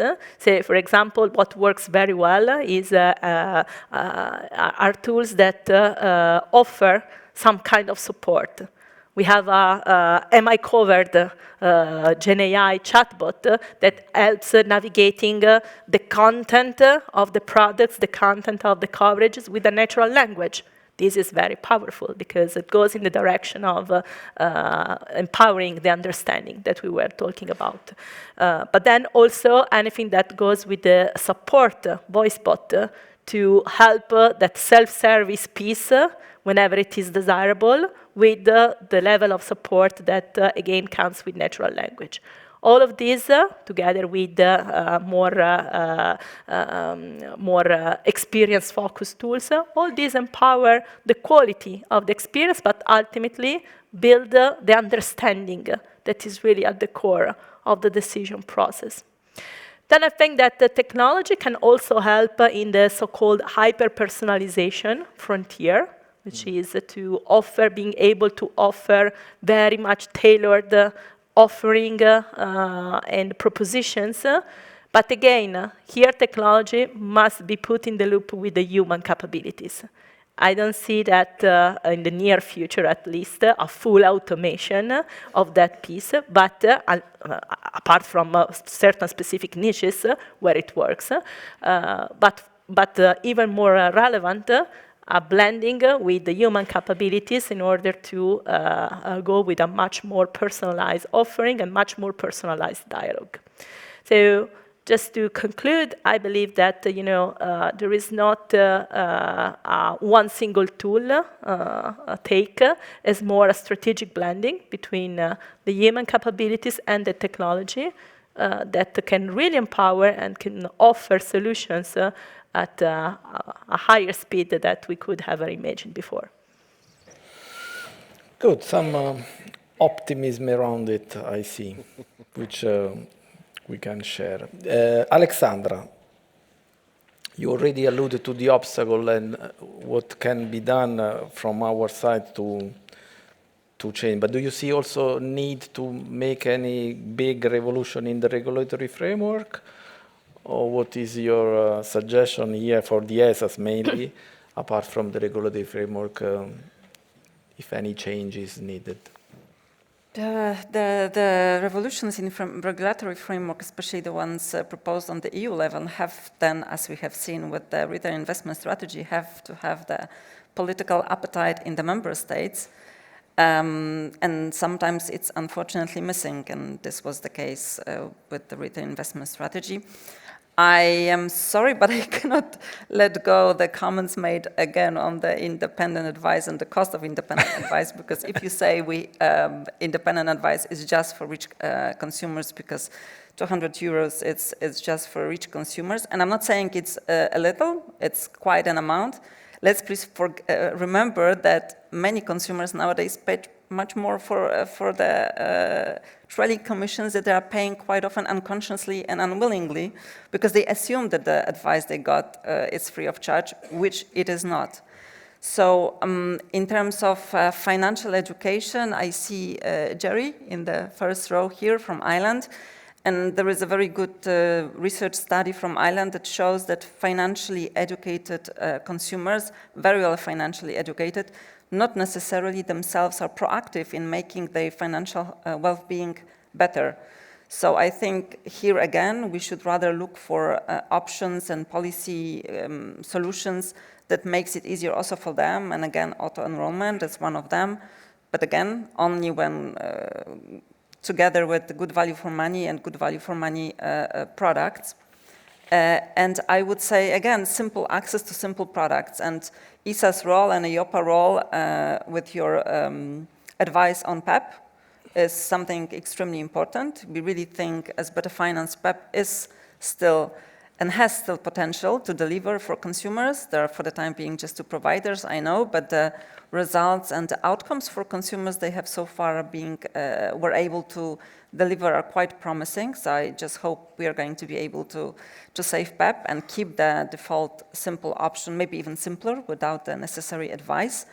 so that consumers can really improve their financial well-being, especially in terms of pensions.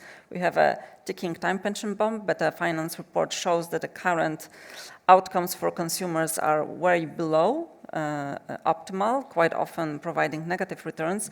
So we need to do something about it. But since we are in a member state, I would really have a plea to member states to then also have a consumer and investor, retail investor-centric approach with such initiatives and look at those initiatives and the products as PEP through the eyes of consumers and from the perspective of consumers, whereas we know that right now many member states unfortunately do not provide a level playing field for this product that could provide really great results for them.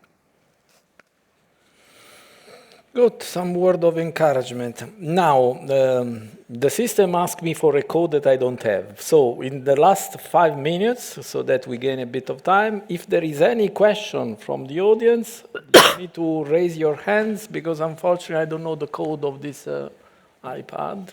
Is there any question? Yes, please, here. Yeah, please, one moment for... Thank you.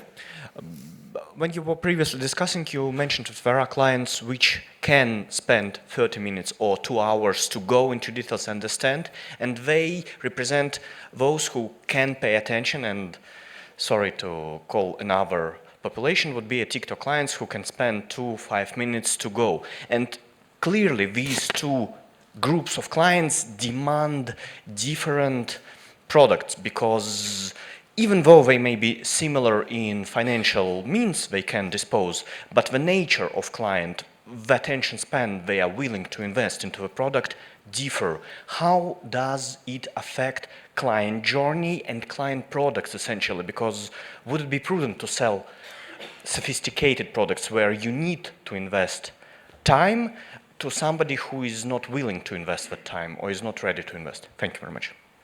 I think the question is for me. Well, first of all, something very simple. You have clients who don't want advice. We don't talk about them, but there's a lot of clients who just don't want advice, who just want to invest by themselves. A lot, I mean millions and millions and millions of clients are doing that only in my country. So you have this population first. Then you have a second population who wants advice. And there is this debate, how do you pay the advice?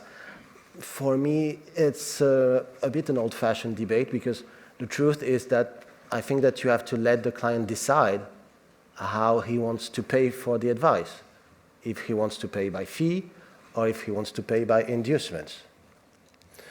So the journey, because I'm trying to respond to your question, of course, shall be very different for each population. If you don't want advice, it's not the same journey as if you want advice. This is the biggest difference.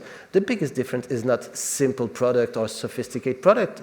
The first big difference is you want advice or you don't want advice. Then if you want advice or you don't want advice, I don't know, but I'm an advisor, so I'll speak for people and client who wants advice. Of course, I have to evaluate the risk.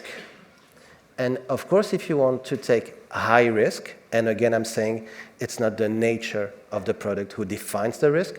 An ETF on Eurostoxx 50 is as risky as a mutual fund on European equity, so it's the risk that is important.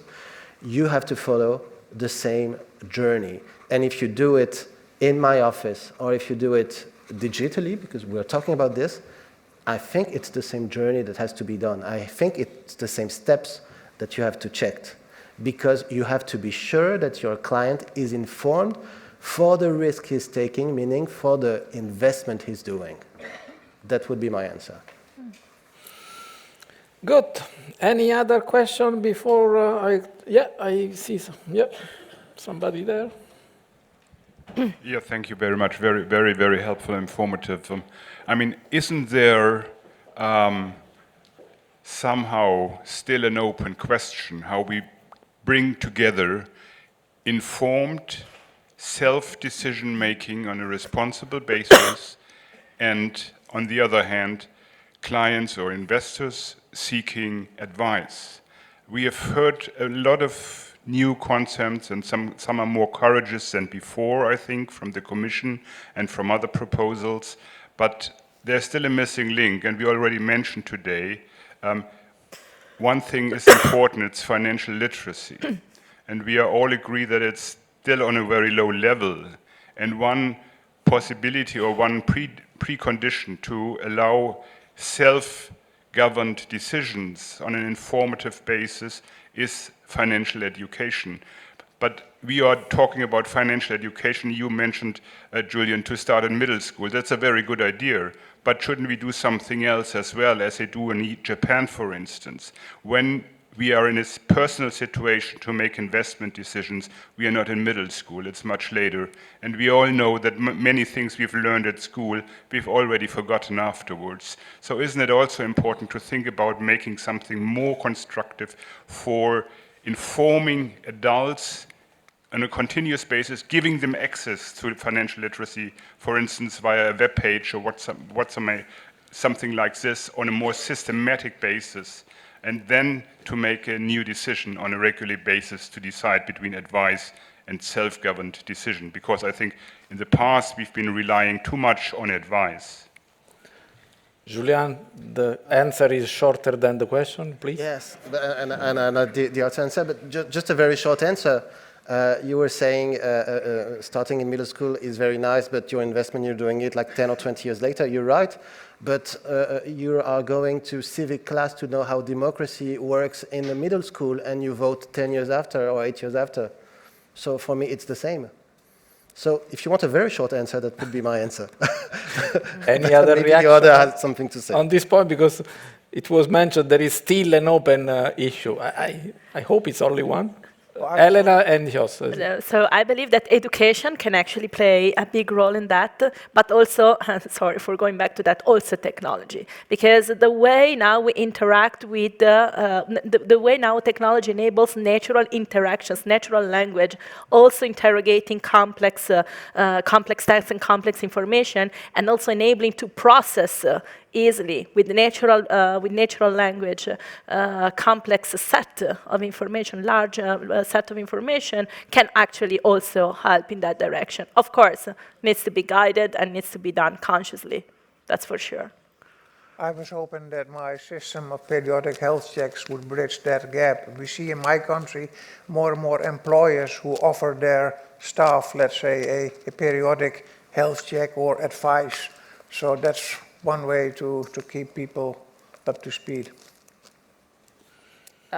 From my side, definitely more investment into financial education from a very age, and this was also Better Finance recommendations for years, but as also Jos said, health checks, and also really simple instruments like the investment saving account, like employee share ownerships that are quite developed in some member states, also enabled a discussion and also enable financial education for adults, who is very difficult to bring back to school when they are already, out of educational system. Good.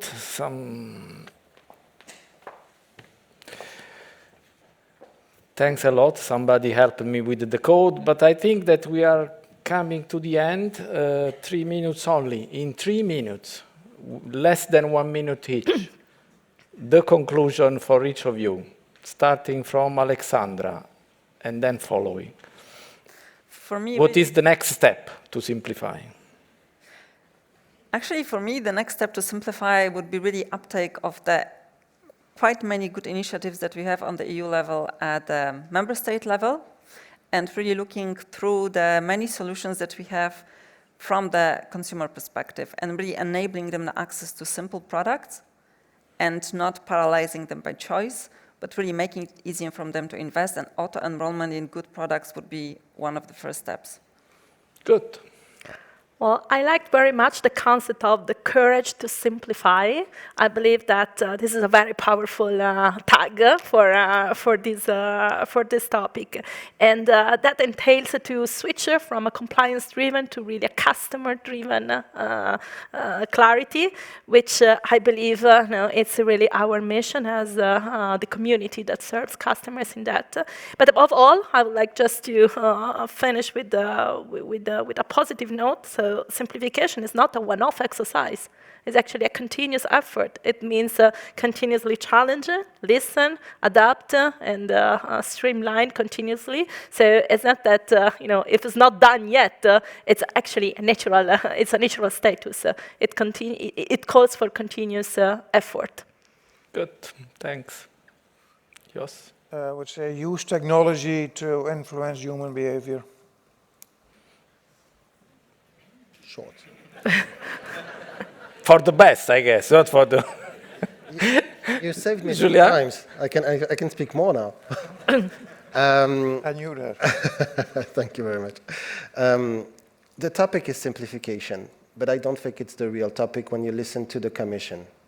When you listen to the Commission, simplification is a mean to competitiveness, which is a mean to sovereignty. And this is the real topic that everybody talks about.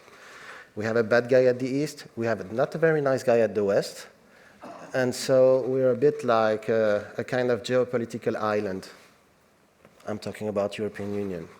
So we have to be careful that regulation does not lead us in a way that the European savings or the voting rights of European listed companies are detained by non-European actors. And some simple instruments that we were talking about, ETFs, are managed in the world by are managed at 85% by non-European actors, American actors. So we have to be very careful about the impact of the regulation.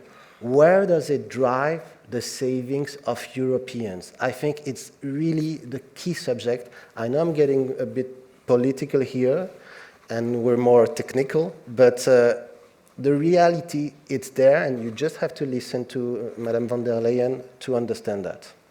You have in mind anything about FIDA, maybe? I don't know. Good. Thanks a lot. I would like to thank all our panelists, Alexandra, Elena, Jos, Julian, and also Evie, of course, for the impulse speech. Thanks a lot. Thanks, all. Valerie, I think we deserve a coffee, no? Please. So we will now resume with our second panel of the day, dedicated to crypto investments, MiCA, and consumer protection. The panel will be moderated by Salvatore Gnoni, Head of Investor Protection and Intermediaries Unit at ESMA. So over to you, Salvatore. Thank you. Thank you very much, Valerie. I can already invite my panelists to join. Let's see. Here you can see. Any place. And then let's see. Probably Jerry. Now we have to follow on this. No, that's good, but it's good. You have conversation. My panelists. Hey. Thank you very much. Okay, here we are.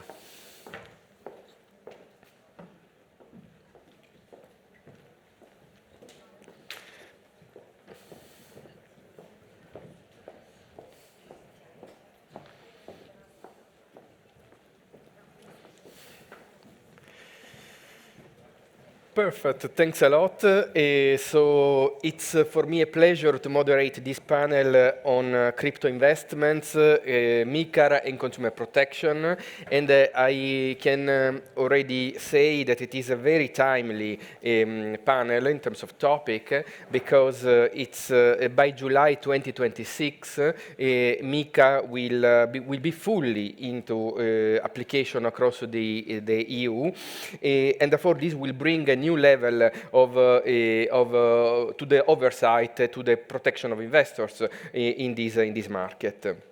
National authorities, indeed, they are already assessing several applications. They have already started in the past, and they are continuing assessing dozens of applications from crypto asset service providers, and to a lesser extent also stablecoin issuers. But if on one end MiCA introduces clearer rules and transparency, it's also clear that it does not make crypto assets risk-free. And this should be clear to investors, and this is also the reason why the 3 ESAs have just a few weeks ago adopted a warning to raise investors' awareness and a fact sheet in which we are giving some description of some technicalities in a simplified format, of course. So basically, questions remain about how MiCAR will work in practice, how supervision will evolve, and whether it will really deliver, finally, better outcomes for investors. These are the topics that we will discuss in this panel, with this fantastic panel of experts that I'm going to introduce to you.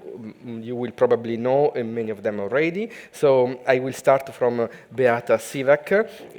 She is head of the EU Policy and Government Relation of Kraken, one of the main actors in the field of cryptos. Then Christian Stiefmüller, a senior researcher with Finance Watch, which, as many of you know, is an independent European non-profit association dedicated to reforming finance in the interest of consumers and in the more general public interest, let's say. And last, certainly not least, it's Jerry Cross, a director of capital market and funds at the Central Bank of Ireland, which is a very active regulator and supervising some of the largest cryptos in the EU. Thanks a lot to you for joining us and for sharing your views on this complex topic. So we will start with an icebreaker question for the panelists, but also for the audience. I would invite organizers to already launch a Q1, which is a Slido question aimed at testing your knowledge and your experience with cryptos. Okay, we will slightly. Here it is. So you can see we would like to test whether in the audience you already invested in cryptos, how much, and how was your experience basically. And then while you will reply to that, so we start with the icebreaker question with the panelist, which indeed aims at assessing in general terms what is MiCAR bringing to the table. So MiCAR is one of the most advanced regulatory framework in the world on cryptos, and it is replacing a patchwork of national regulations where national regulation existed, which is not always the case. And even if it will be fully applicable by July 2026, we believe that it is already possible with the current actors, with the current experience, to make some assessment of it. So I turn to my panelists. I would start by Jerry, clearly, by the regulator. What has MiCA changed for retail investors? And do you think that markets look different after MiCAR in this area? Well, thank you, and good morning, everyone. It's a great pleasure to be here and to be discussing this topic. I mean, maybe as we get into it, I think will be I think we've a lot to talk about given the place we're at with MiCAR right now. But maybe just two scene-setting thoughts, if I might. One is this is a big regulatory adventure, I would say, big regulatory departure, in that only 3 or 4 years ago, the debate was, well, should we regulate crypto at all? Why would we regulate this? Why would we get into this space? Is it really financial services? Is it not financial services? So we're now in the space of regulating and authorizing and supervising crypto. And it's new, and we're finding our way through it.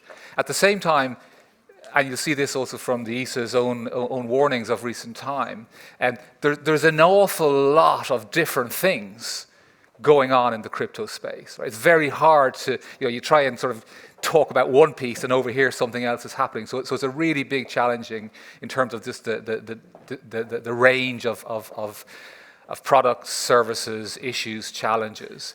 We've got the whole geopolitical and cross-border and fragmentation issue to wrestle with. And at the same time, technology is advancing so quickly that it is, sort of a massive challenge for all of us, regulators, participants, firms, etc., to stay ahead of it. So I think the first really important thing as we have this discussion is that this is new and it's very challenging and there's an awful lot at stake. I think we need to approach it in that spirit.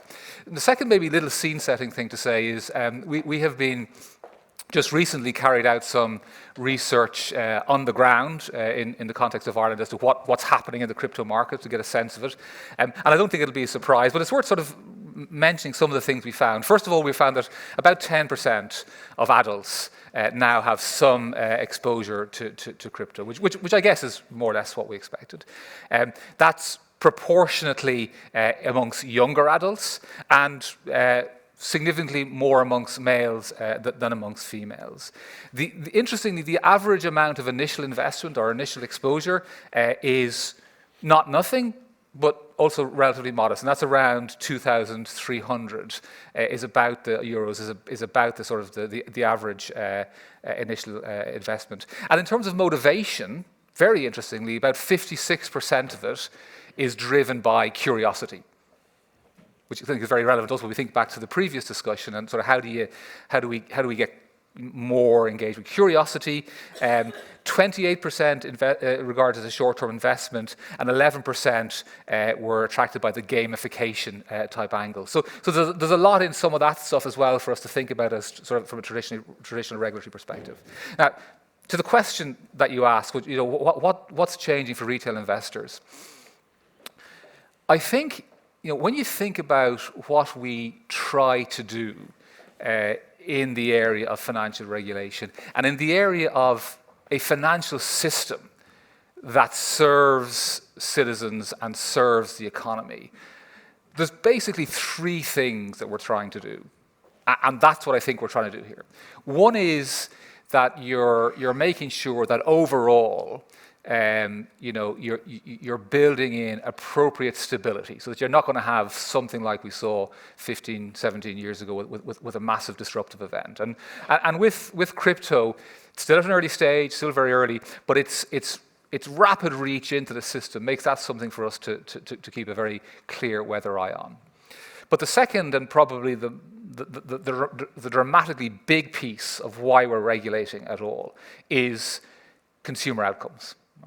Right? What are you trying to achieve? You're trying to achieve a financial system, and in this case, a crypto sector, that is working in the interests for the outcomes of citizens and consumers. Right? That's what it's all about. And there's a whole range of things that are going on in that space. And sorry, the third thing I should mention, which is also really important here for crypto, is of course that you have a clean, crime-free, non-money laundering facilitating sector, right? So those are the three things: financial stability, consumer outcomes, and let's call it integrity, financial crime, not being impaired. But on the consumer outcomes, and this applies across the piece, what you want to be sure about is that people, first of all, are confident that who they're dealing with are well run, have the right culture, have the right approach, that they are developing their products and offering their services in a way that has the customer's interests at heart. And that you won't find yourself losing your money in ways you didn't anticipate. Of course, if you take an investment, you can lose money.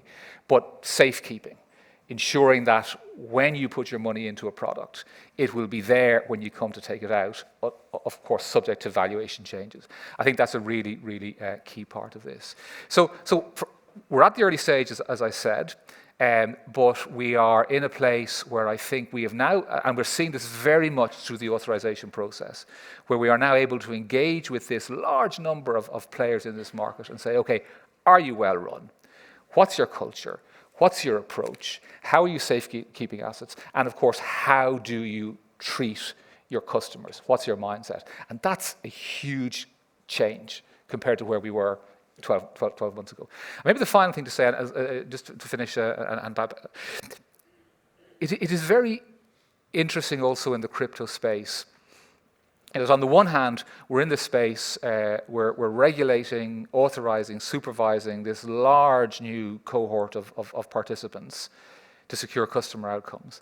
And on the other hand, we still sort of have this need for issuing warnings to customers, right? Because there's still this kind of gap that we're trying to close between, on the one hand, we're regulating, on the other hand, we're still finding our way with these products and the different types of products, and whether they be sort of stable coins, unbacked crypto, different forms of unbacked crypto, and trying to raise customer and consumer awareness is also a big part of this. I'll stop there. Many, many thanks. So it's indeed very pertinent, very interesting to understand how even in this new area, the overarching, let's say, regulatory objectives still continue to apply.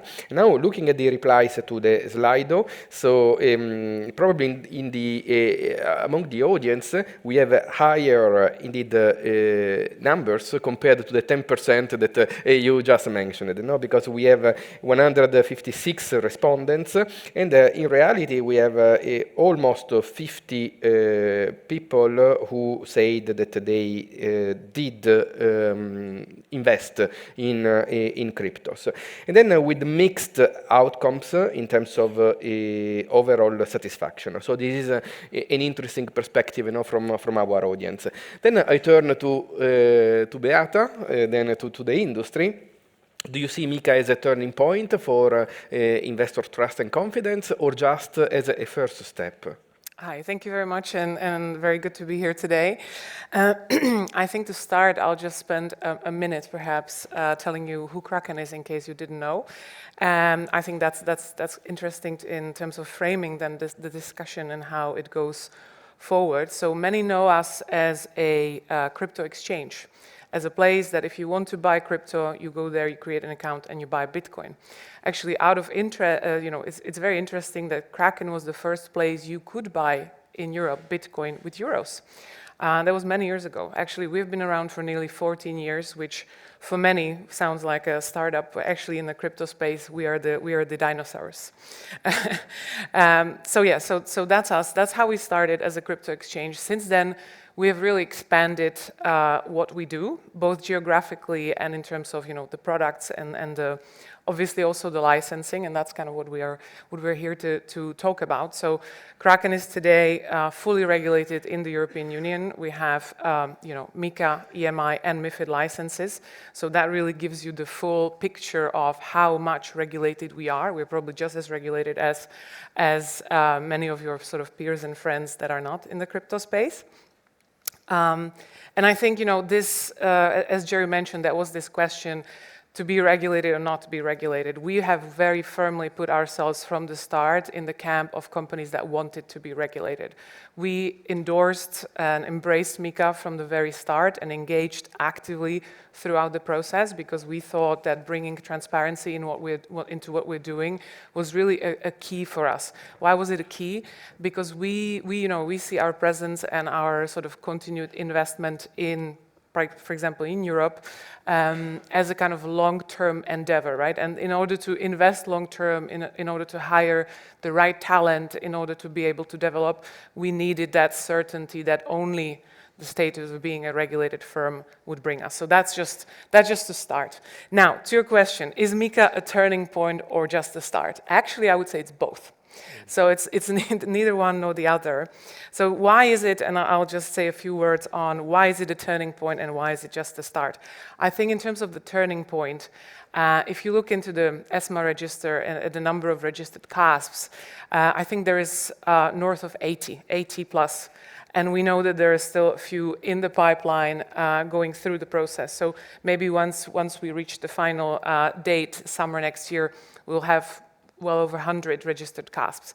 I think in terms of a few years going for a fully unregulated space to a space where you have more than 100 regulated entities, and now you imagine all of the 100 regulated entities will have clients, will have hundreds, if not thousands of clients in Europe. I think that's a huge paradigm shift, right? So you can actually imagine all those hundreds or thousands clients getting more transparency, getting more protection, getting, all these other things that we're going to talk about. But that's a paradigm shift, and it's something to be recognized. So that's really why is it a turning point. Another turning point, it was already mentioned, the passport. That's a huge benefit for us. We have we're established for MiCA in one member state, but we're passporting all across the union. I think under clear structure, clear one set of rules. There is no kind of hiding behind anything. I think that's really useful. I think the things that market abuse was brought in, market abuse rules were brought in, that also increases a lot in terms of confidence. And also, last but not least, the marketing rules, right, that are clear, because as was mentioned in the previous panel, no matter how much education is going on, there is still some behavioral aspect, and particularly in areas like crypto that are driven by curiosity and other things, like how the marketing is conducted is very important. So I think MiCA gives us all that, and that's why it's a turning point. Well, why is it just a start then? It's just a start, I guess, because we are still in that transition period, right? There's still companies maybe out there that are trying to figure out, what they want to do, how they want to do it, where they want to do it, that will obviously, probably change once we reach the end of the transition period. There's also this issue of the supervisory convergence, right? MiCA was created with this clear idea in mind. No matter where in the European Union you are established, the rules will be the same for the company, but then as an effect, it will be also the same benefits to the consumer, so from the kind of consumer perspective. Now, I think it remains to be a little bit seen whether that holds true, depending on how the different, I guess, NCAs are grappling with the implementation and whether we really truly have the supervisory convergence, because I think particularly this audience, but also us, we would agree we would not want any consumer in member state X be disadvantaged to a consumer in member state Y. So I think this is why it's still a little bit of a start. And then obviously, is it typical with European regulation? Once it comes online, when it's there, you start noticing some issues that maybe this was well thought through, but actually now in practice, maybe it doesn't work as well. So there's always the rumblings about reviews and things like that, which I think will definitely come, but I think we still need to let the dust settle, because we're still going through, as mentioned, through the implementation period. So, let the dust settle. Let's really truly give it a year or two to see how things work and to truly identify what does not work to create, an appropriate review. So that's probably why MiCA is just a start.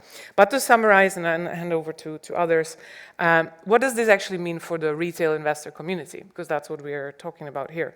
So I think for the first time, the retail investor community receives verified disclosures, or can find verified disclosure on a verified channels. They can go to the ESMA register and other registers online, and they can be sure that what they read there has been sort of checked and verified, which is a huge difference compared to where we were just a year ago, 2 years ago. Where did the investors look for information? Maybe some social media, maybe some influencers, right?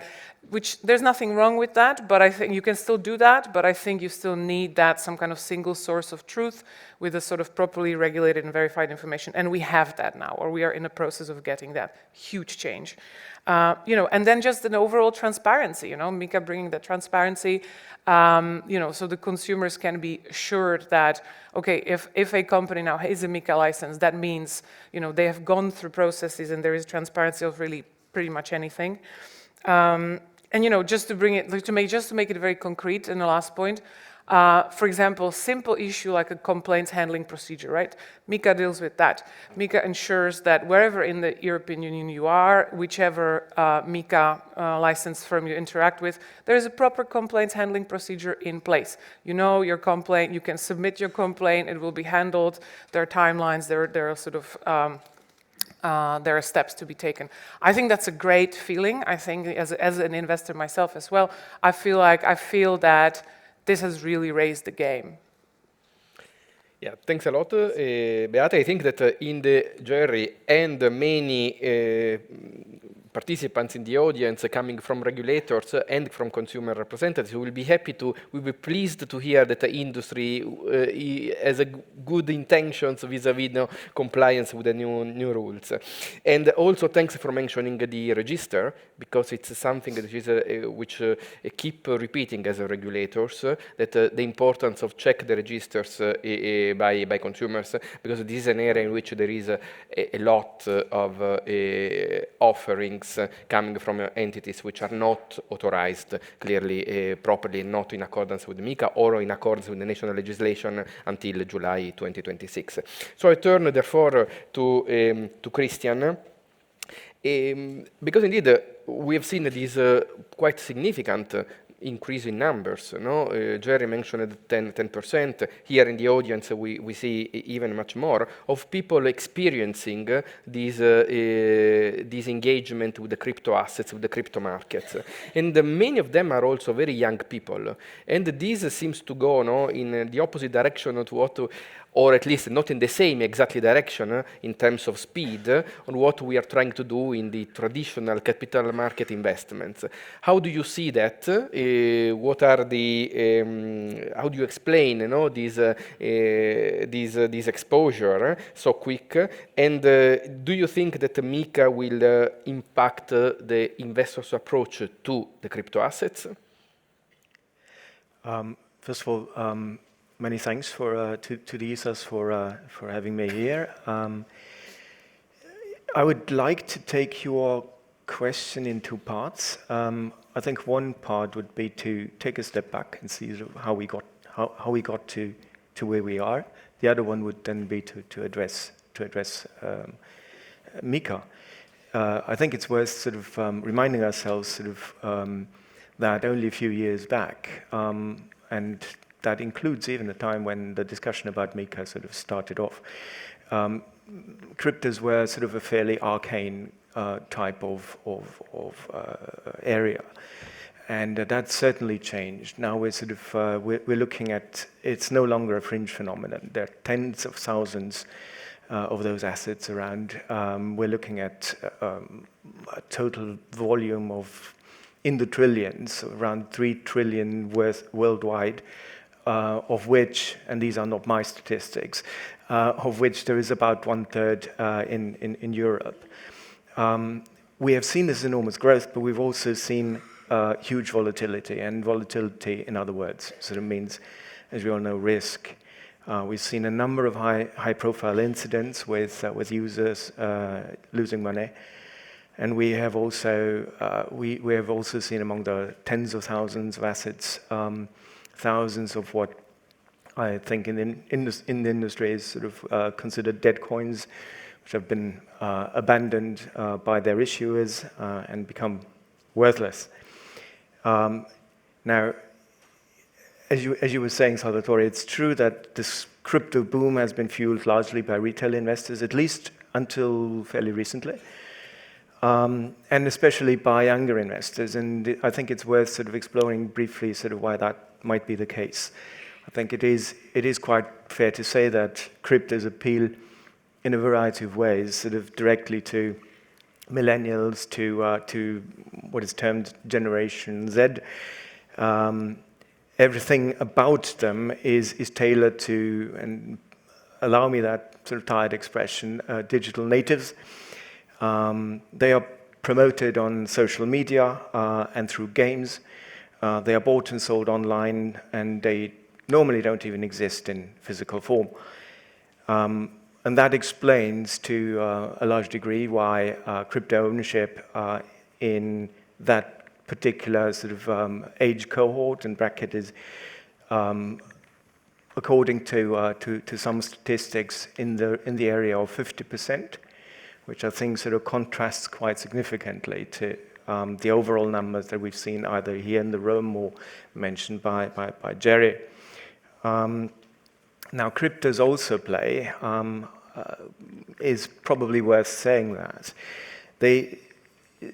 Their genesis also plays on post-financial crisis disaffection with the financial system. And why is that?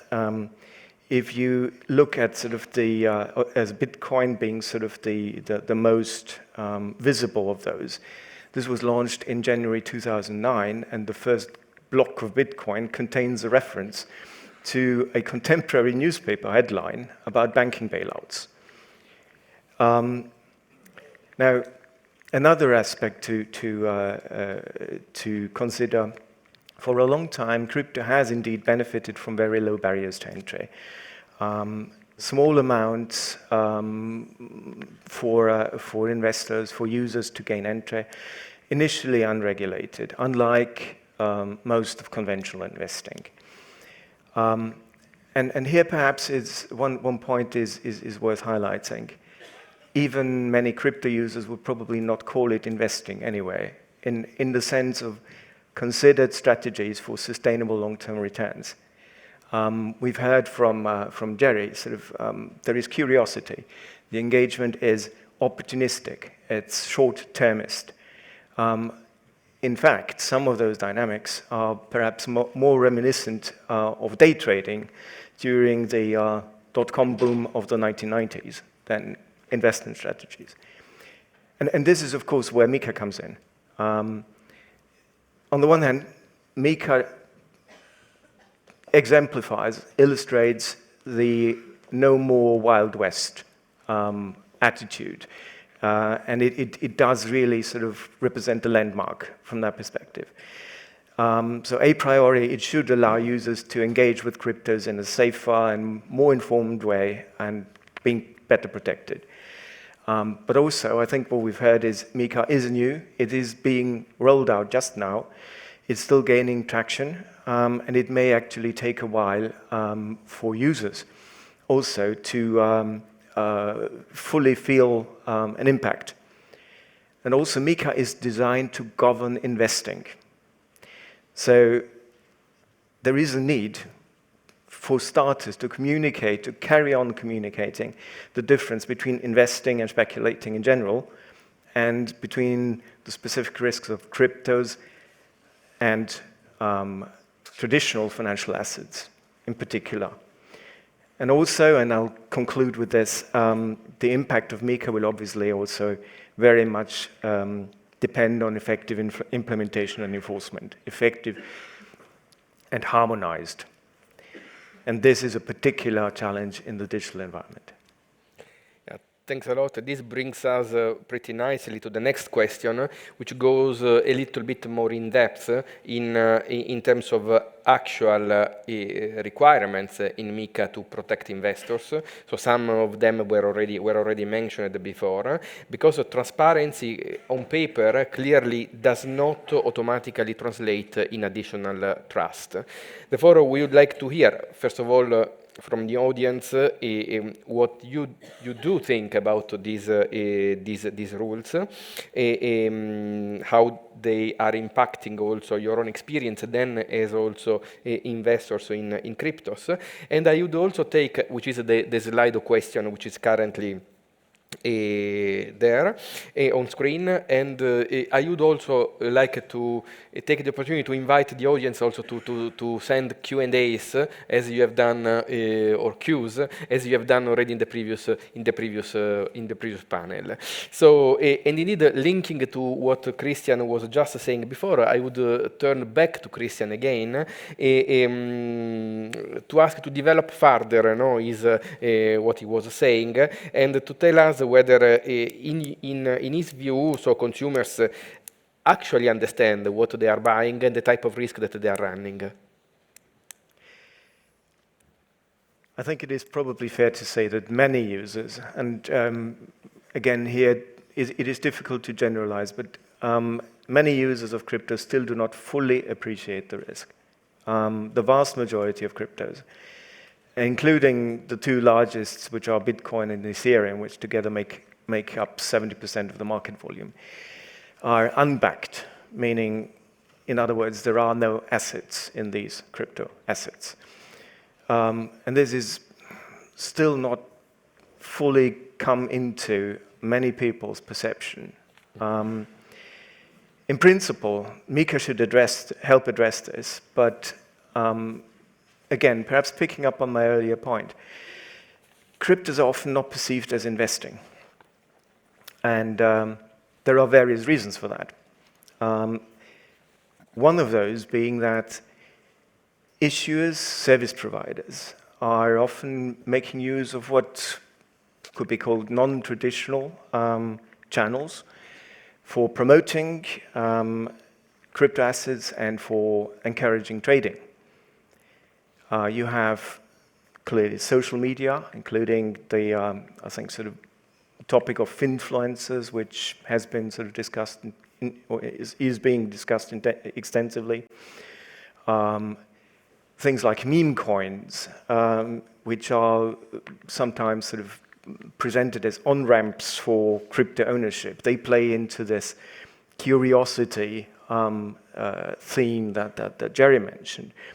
Right now, for instance, around 40 billion euros worth of meme coins are of self-declared meme coins are in circulation. Anything from Dogecoin to Flocky, via crap, which is not, by the way, what you may think it is. It's spelled with 2 E's. You then have digital platform operators who leverage their bases, their huge user bases. We've seen that in the now abandoned case of the Libra stablecoin. And we have gamification, so the use of sort of game design elements, like challenges, rewards, competition, leaderboards, and other techniques to stimulate engagement and to also sort of stimulate trading. Again, by way of an example, there are dedicated gaming tokens which are distributed through play-to-earn type of schemes or used in in-game purchases. These alone make up something like 10 to 20 billion euros worth of the current stock of coins. So in the words of one software provider, which I think sort of encompassed the whole, this whole sphere quite tellingly, it's, and this is a literal quote, it is about keeping users hooked, which does not sit naturally with the concept of considered investing. Now, there is also another angle to that, which is that users themselves are often hesitant to engage with the nuts and bolts of investing. And I think the previous panel has given quite a few sort of very telling examples of the difficulties. So this is not unlike what happens with traditional investments. You have the crypto asset white papers in MiCA, which is clearly sort of, as Beate was saying, it's a step forward. There is a standardized sort of format now that should contain the relevant information, but it is probably as difficult and perhaps even unappealing for a retail investor to get stuck into as a standard prospectus. And it's also, again in MiCA, not made easier for the retail investor in particular by the alphabet soup of products like ARTs and EMTs and what have you. These are distinctions that are obviously very, very important at the technical level, but more thought should be given to actually communicating the content to the investor, in particular to the retail investor. What matters to the retail investor ultimately is this asset backed? Are there any assets? Is this crypto asset backed with assets or is it not? And if it is, how is it backed? So there is a whole discussion that I think is kind of still waiting to be taken up, linking into discussion about making prospectuses and KIDs more accessible, using plain language, using layering. This is a discussion that should be extended to the crypto white paper as well. And then I'll sort of come to the conclusion here. There is also the issue of regulatory boundaries in MiCA, which is less stringent than it is in the traditional securities world. And therefore, conflicts of interest are likely to pop up more frequently, and they do. And we've seen that with FTX, we've seen that with Terra Luna and other players.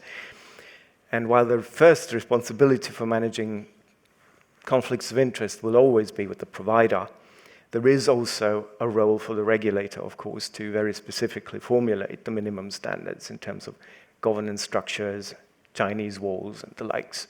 And there's potentially also some work that may be done, or may have to be done in due course. Thank you very much. And indeed, something that you said also links to one of the questions from the audience. Is it really an investment? Which clearly the reply from the person making the question is implied, probably. I would ask maybe to display the replies to the Q2, because I have seen many people replying, but I have not seen the answers on screen. And then this links to the question to Beata. How can industry ensure that the consumers understand what they are buying, and how can the industry make the compliance with the MiCAR not a pure box-ticking exercise, but a substantive one? Thank you for that. If I may, I'll just pick up also on some of the points raised here by my co-panelists. I think just like philosophically, we think that it almost sounded like curiosity is a bad thing. I think curiosity is a great thing. It's great that people, users, are actually curious about what these crypto assets are or might be. Maybe that's in a contrast of what they think about, of the traditional markets, Is anybody curious? I don't know, maybe they are. But I think we should see curiosity as a good thing. So that's maybe point one. And second point, all the issues or many of the issues that Christian raised, I think are super relevant and are things that we think about hard and deep. And, but to us actually, while these issues are relevant, when we look at MiCA addresses, I'm not going to say all of them and all of them perfectly, but probably a majority of them to a pretty decent standard. Let's take a look at conflict of interest. FTX was brought up and Terra Luna was brought up. Yes, but these are, these took place outside of the EU, outside of the MiCA world, outside of any regulated space, right? So that makes sense. And then we have MiCA to address that. There are very clear kind of conflict of interest requirements and disclosures in MiCA itself. So we just need to probably take MiCA into context of what happened in the past is what happened, but that's why we actually developed MiCA, right, to address these issues. So, and I think to see the effect and the results of that, we probably need to, as I mentioned earlier, let the dust settle. So that is not to say that these issues are not relevant, they're super relevant, but I think MiCA is there. Actually, same thing with the so-called backed and unbacked assets. I think MiCA makes it pretty clear and plain what is a stable coin. The EMT and ERT, these are the only two alphabet soups in there. And what is, the other crypto assets that are not stablecoin. That's it. It's that simple. So that's that. Now, to your questions, what can the industry actually do and what we do? I think there are like two distinct paths. They are not mutually exclusive. They're rather complementary to each other. I think there's something that existed before the regulation, sort of the voluntary education of the crypto users, because everybody knows crypto is something new. So I would say that the amount of materials that the crypto companies have produced and keep producing is quite significant. All of these materials are online, they are accessible, they're updated. So I think, let's also not, I think there is investor protection, which is very, very important, but then it often slides into like an infantilization of the consumer. Like basically they can't read, they can't click, they can't look things up. Like let's actually empower these investors, give them all the materials that are there and they're verified. And again, we are a regulated entity, so we don't put out anything that is not. But let's give the investor actually the power. That's how it connects to the curiosity. If the information is there and it's real and it's true and it's verified, and if there is the curiosity, well, that's it. You have the two ingredients you need for kind of increased participation in the markets. So I think that's it. Like that's the voluntary part, right? So what the companies publish, the materials, it's accessible. It's really feels different, and I think that's why people are drawn to it. Now, there is the other part of it, which I would say came mostly because of the regulation, so it's more recent, but and it gets distributed through the official channels, and these are the white papers, but not just white papers. There are other types of disclosures, with regards to sustainability and others, and of course, this results in documents that are bulkier, that are more difficult to read, 100%. But still, if you compare them to the KIDs and the prospectuses that we find in traditional finance, there is still some sort of, I think we've gotten better at it. We don't want, I think, this death by information and disclosure, because I think it's also, disclosure is great and I think needs to be there. But on the other hand, I feel like we can't just wash our hands by saying, well, we disclosed everything, that's it, that was your 400-page document, you didn't read it, too bad. I think it's our actually job to make these disclosures readable, understandable, in plain language. I think Christian mentioned that as well. Keep things short. And I think we're getting better at it as the EU in terms of the disclosure requirements, specifically in a crypto space. And I don't think we should turn the other way and start making things more complicated. Because, what was it? I think it was Blaise Pascal said, I wrote a long letter, and if I had more time, I would have written it much shorter. It takes more effort, actually, to produce shorter and understandable documents. I think that was some very interesting psychology research where they gave people a piece of paper with a text, and they said, please make this text better. Guess what the majority of people did? They added to the text. They increased the number of letters and words in the text, and then they said, here, it's better. So is that better? It's our natural bias to add more information. And I'm not saying more information is not good, but I think that's what I think the crypto companies need to do. Yeah. Yeah, thanks a lot. And then again, calling into the discussion of the regulator. So clearly, any rule is as good as its supervision, good implementation, and enforcement. What are the challenges that as a regulator you see, and what are the differences between traditional market participants and the current market participants in this specific market? Thanks, Salvatore. I think this is a really interesting. Listening to the last panel, also I kept coming back to this question in my own head, and Jos was talking about sort of our ability and the improvement of our rule creation, the art of rule making, and Eva was talking about sort of the revised approach. A little bit, Beata was saying to simple language and all that. And an awful lot, for me, it keeps coming back as well, but do we know how to really supervise these things so that we get the outcomes we want? And I think that's a huge space for us to think about, whether it's specifically on MiCAR now or more broadly on simplification. But let me talk about MiCAR here. It's often kind of thought, and I would say, with having written the rules and the regulations and now implementing them, we're probably a third of the way along the initial phase of the journey, right? The creating the regulatory framework and rolling it out, that's fantastic. But that doesn't deliver outcomes. That just delivers regulation. So it's delivering the outcomes. And I think we tend to think of supervision as sort of, well, we have rules. Now, firms, you have to comply with those rules, and supervisors, you have to make sure that they're complying with those rules. And let's see how you've done at the end of the year.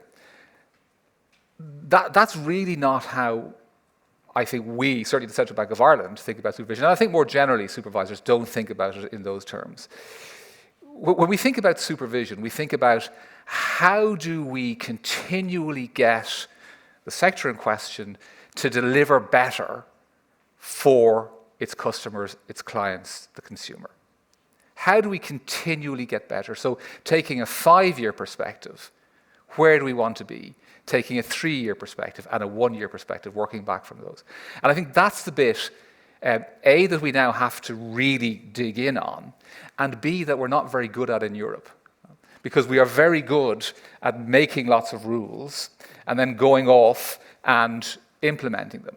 But we're not very good at sort of working really well together with a supervisory strategy across the different jurisdictions to deliver that. So I think that's a huge challenge for us, and I think we're only beginning on that journey, but with some very good initial steps, and I'll come back to that in a moment. In terms of how to think about the supervision, so there is that kind of strategic, where do we want to get to, how do we get there, how do we build the relationships, and they can be relationships of trust, where trust is demonstrated, where trustworthiness is demonstrated. They can be relationships of pressure, where it's kind of, teetering a bit between, good performance or not. And it can be relationships of enforcement, where actually, this is just not where it should be, and we need now to escalate and to enforce. So all of those tools need to be in play. But if I think about, the other aspect of good supervision here, I think, is about us not thinking unduly about focusing on rule compliance and check boxes and all of that, but rather thinking about the outcomes. Right?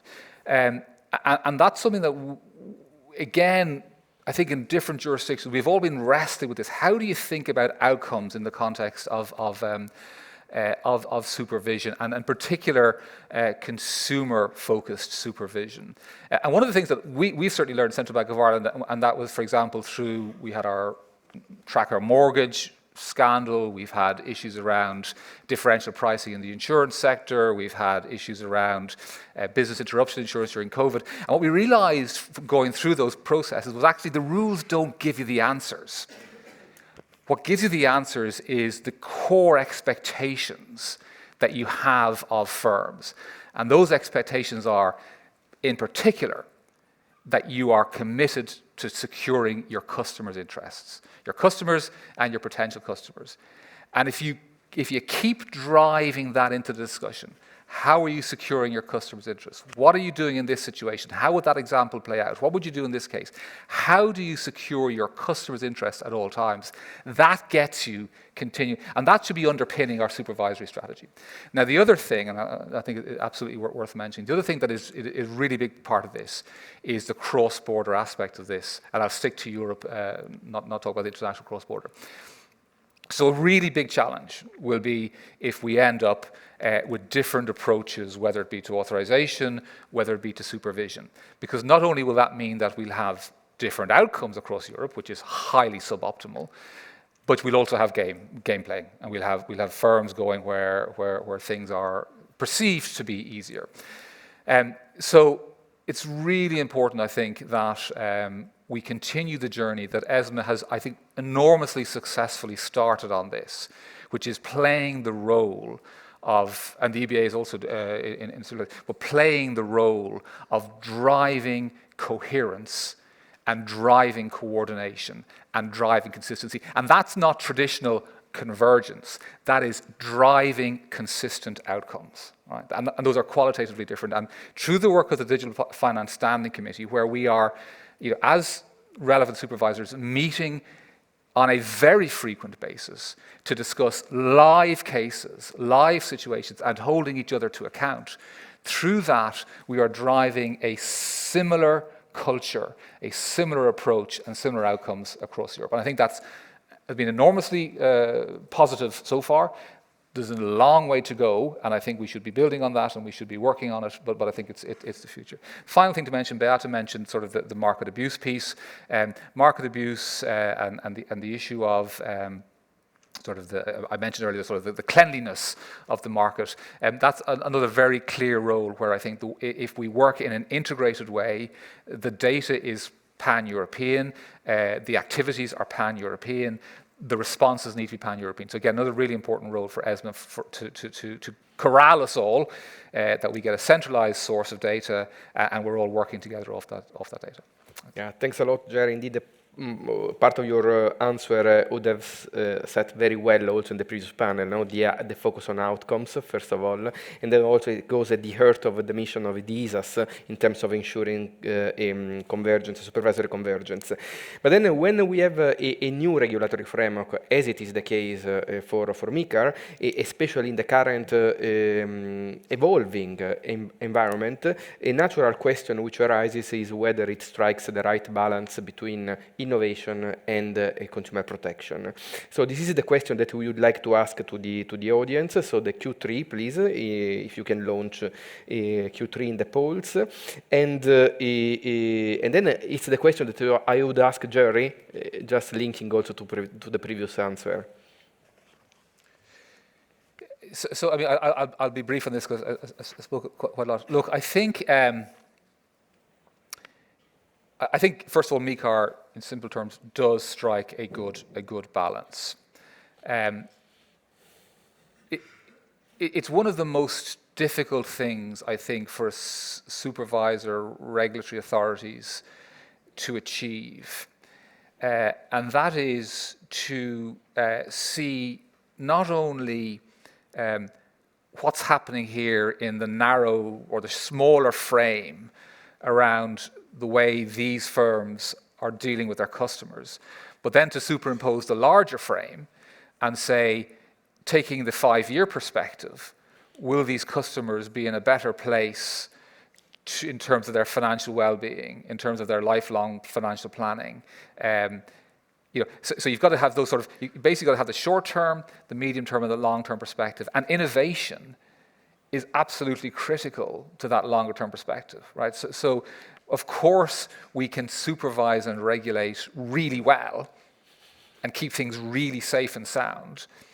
But what's that then meaning for the innovation? So the real trick is how you balance the innovation and how you balance that with the sort of the immediacy of customer outcomes. I think MiCAR does a pretty good job of that, in that it is basically, it took the time, it took the moment to say, okay, we do need now. So we recognize the importance of distributed ledger technology. We recognize that its first manifestation is in the space of crypto, but it's also going to play a massive role in the area of tokenization. It's going to play a massive role in the area of payments more generally, and who knows what else. So we will regulate crypto, because if crypto goes badly wrong, that will set back DeFi generally quite materially. But let's, at the same time, leave room for it to breathe. And I think that the balance is pretty well struck. I think, the principles that you'd expect to be there are there. And I think the mandate around supervision is the appropriate one to make sure that is working well. But also, again, as Beata mentioned, the idea that, well, we'll also have to see how this goes, right? We can't sort of suggest we've got this right. We may need to come back to it, but let's not rush back to new regulations. Let's see if we can work out how to do it. So on the whole, I think balancing the things that we're trying to balance and all of the uncertainties, I think it's doing a pretty good job. But proof of the pudding will be in the eating. Yeah. Thanks a lot. Linda, I turn to Beata. What is the biggest challenge for a global player in this area, in your view, in the perspective, having in mind the perspective of MiCAR? Yeah, thank you for that question. So actually, this question allows me to maybe zoom out a little bit. And I know we are in Europe, in the EU, we're talking about the European consumers, but there is a point of mentioning the global development and how that actually directly impacts the European consumers, right? So, many, as I think it was mentioned, many of the players in the crypto space are indeed global. We ourselves, our sort of core regions are Europe, US, Canada, Australia, so the developed market, but we see like an increased activity in Asia, Middle East, Africa, elsewhere. So what does that actually, and actually to take even a more step back, the majority, great majority of jurisdictions have committed themselves to develop some sort of a crypto regime of their own, right, in the coming years, foreseeable future. I think that's a good thing. That follows exactly the same logic of why we thought it was a good thing in Europe. It's a good thing in other countries as well. Now, I think it was in October, it was FSB, IOSCO, they published some reports to look into how that work is actually progressing. So the news is the work is progressing. So there's, many countries, and we interact with most of the regulators, in the Middle East, in Southeast Asia, you name it, Central Asia as well. So they're on a path to creating their own regimes. Many of them are already well advanced, but actually some that are not advanced at all. Some have not really picked this up yet, or are maybe just still thinking about this, right? So for us as a global player, it's really tricky. How do we actually square all these circles? Because what is a stable coin maybe in one jurisdiction is not seen as stable coin in another jurisdiction. What is a tokenized asset in Europe could fall under a MiFID framework. In other places, it could fall under a crypto framework. So there's a lot of these frictions that take place. So that's what's complicated for us as a player. Now, how does this actually matter in the end of the day to the European consumers? Maybe not so much what we do, but I don't know if actually it would be great to have a slide on that. How many people in the room have used VPN? Right? VPN is a kind of a well-established technology. It's been around for years. What does that allow? VPN allows European consumers to access, these offshore, unregulated platforms that offer products and services that, for example, we in Europe are not allowed to offer because, MiCA doesn't allow it, or maybe other rules. You name it, AML or other rule books do not allow it, but these things are still allowed offshore. They're allowed offshore for different reasons, partially what I mentioned, because the speed or the pace of development of the frameworks is not as quick as here, or maybe for other reasons. Maybe there are political reasons. But nevertheless, there is still big discrepancies. So basically, we find ourselves at the place where Europe is well regulated. What we do here is fairly transparent to the consumer and regulators, but it's not the case everywhere. So how do we actually, it's more of a question, I guess, how do we ensure that the European consumer, while being very well protected in Europe, is actually not fallen victim to something that happened offshore?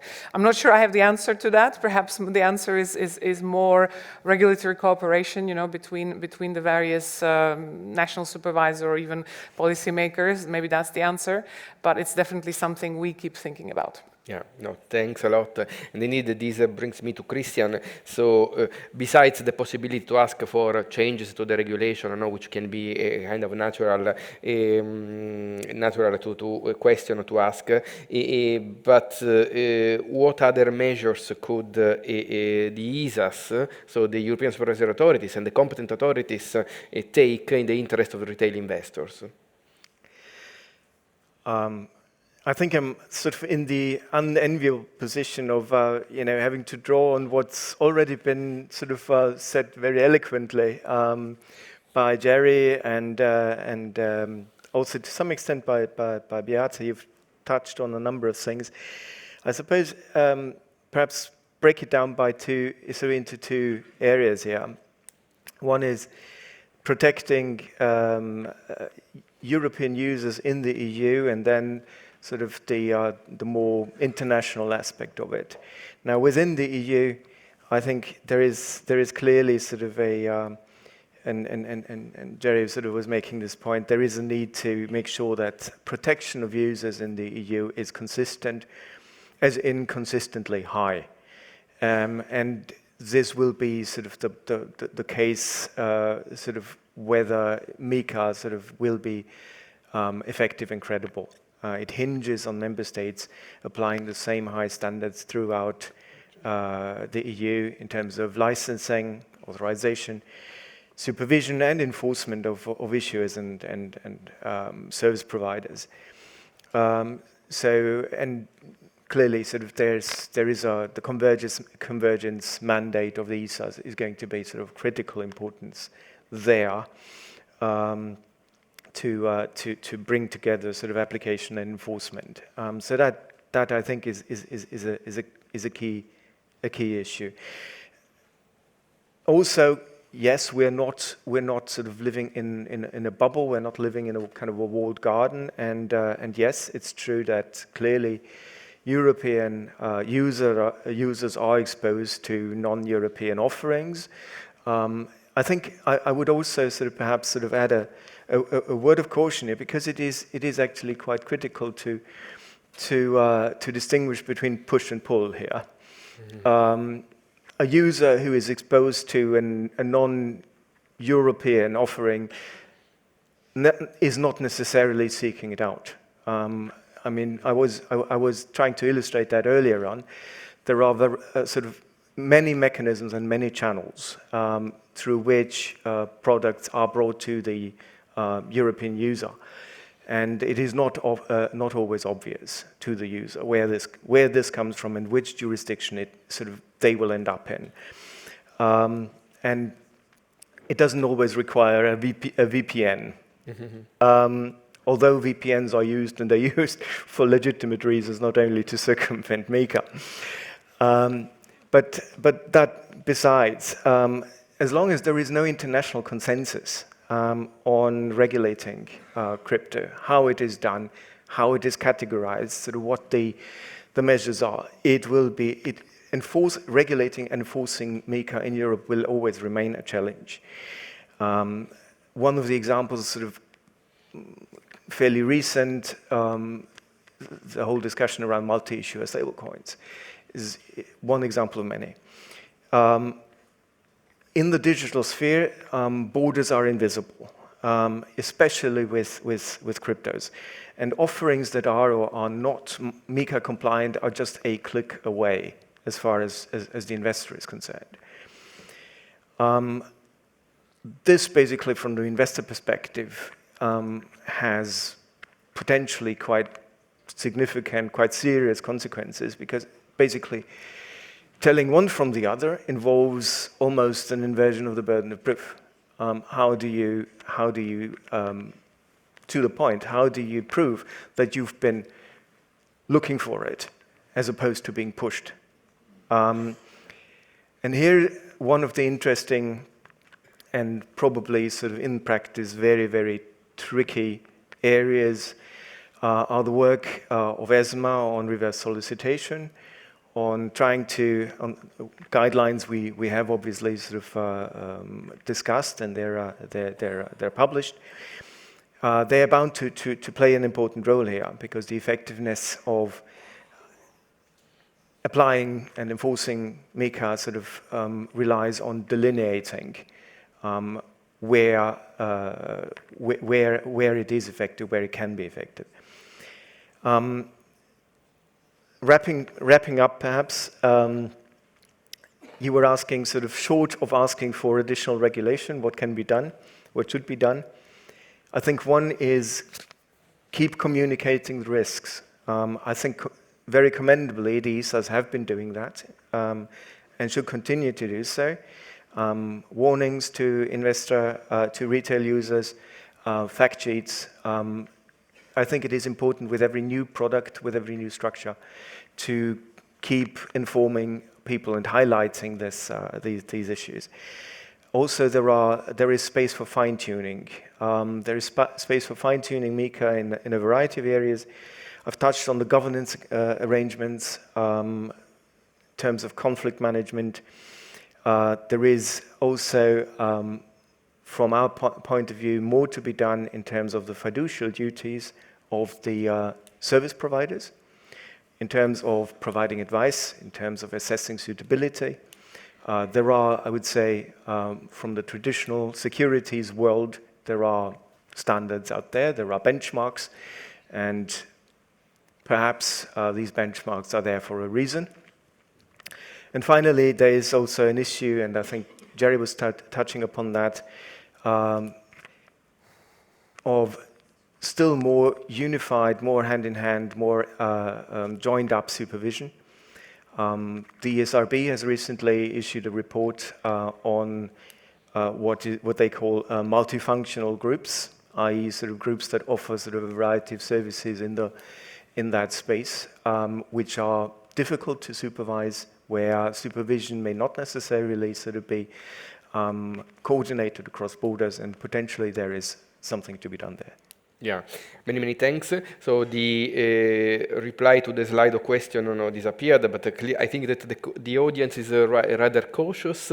So the reply to the question was the majority of people said too early to say whether which is a fair enough type of reply. And then this brings us also to have a look to the future, especially in an area like this one, which is extremely innovative, because clearly MiCA is not the end of the story. New questions already emerge on decentralized finance, on non-fungible tokens.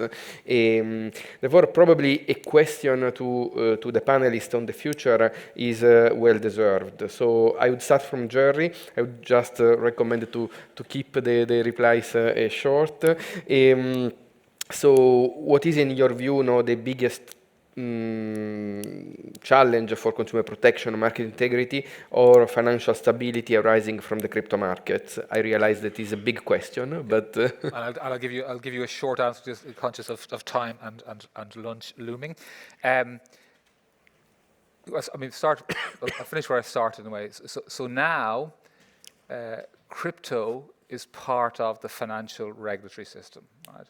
So that is a very significant thing, because the question now is what happens here will be very relevant to ongoing trust in the financial system. Right? And trust in financial regulators, and trust that what happens in the financial world is well governed and well regulated.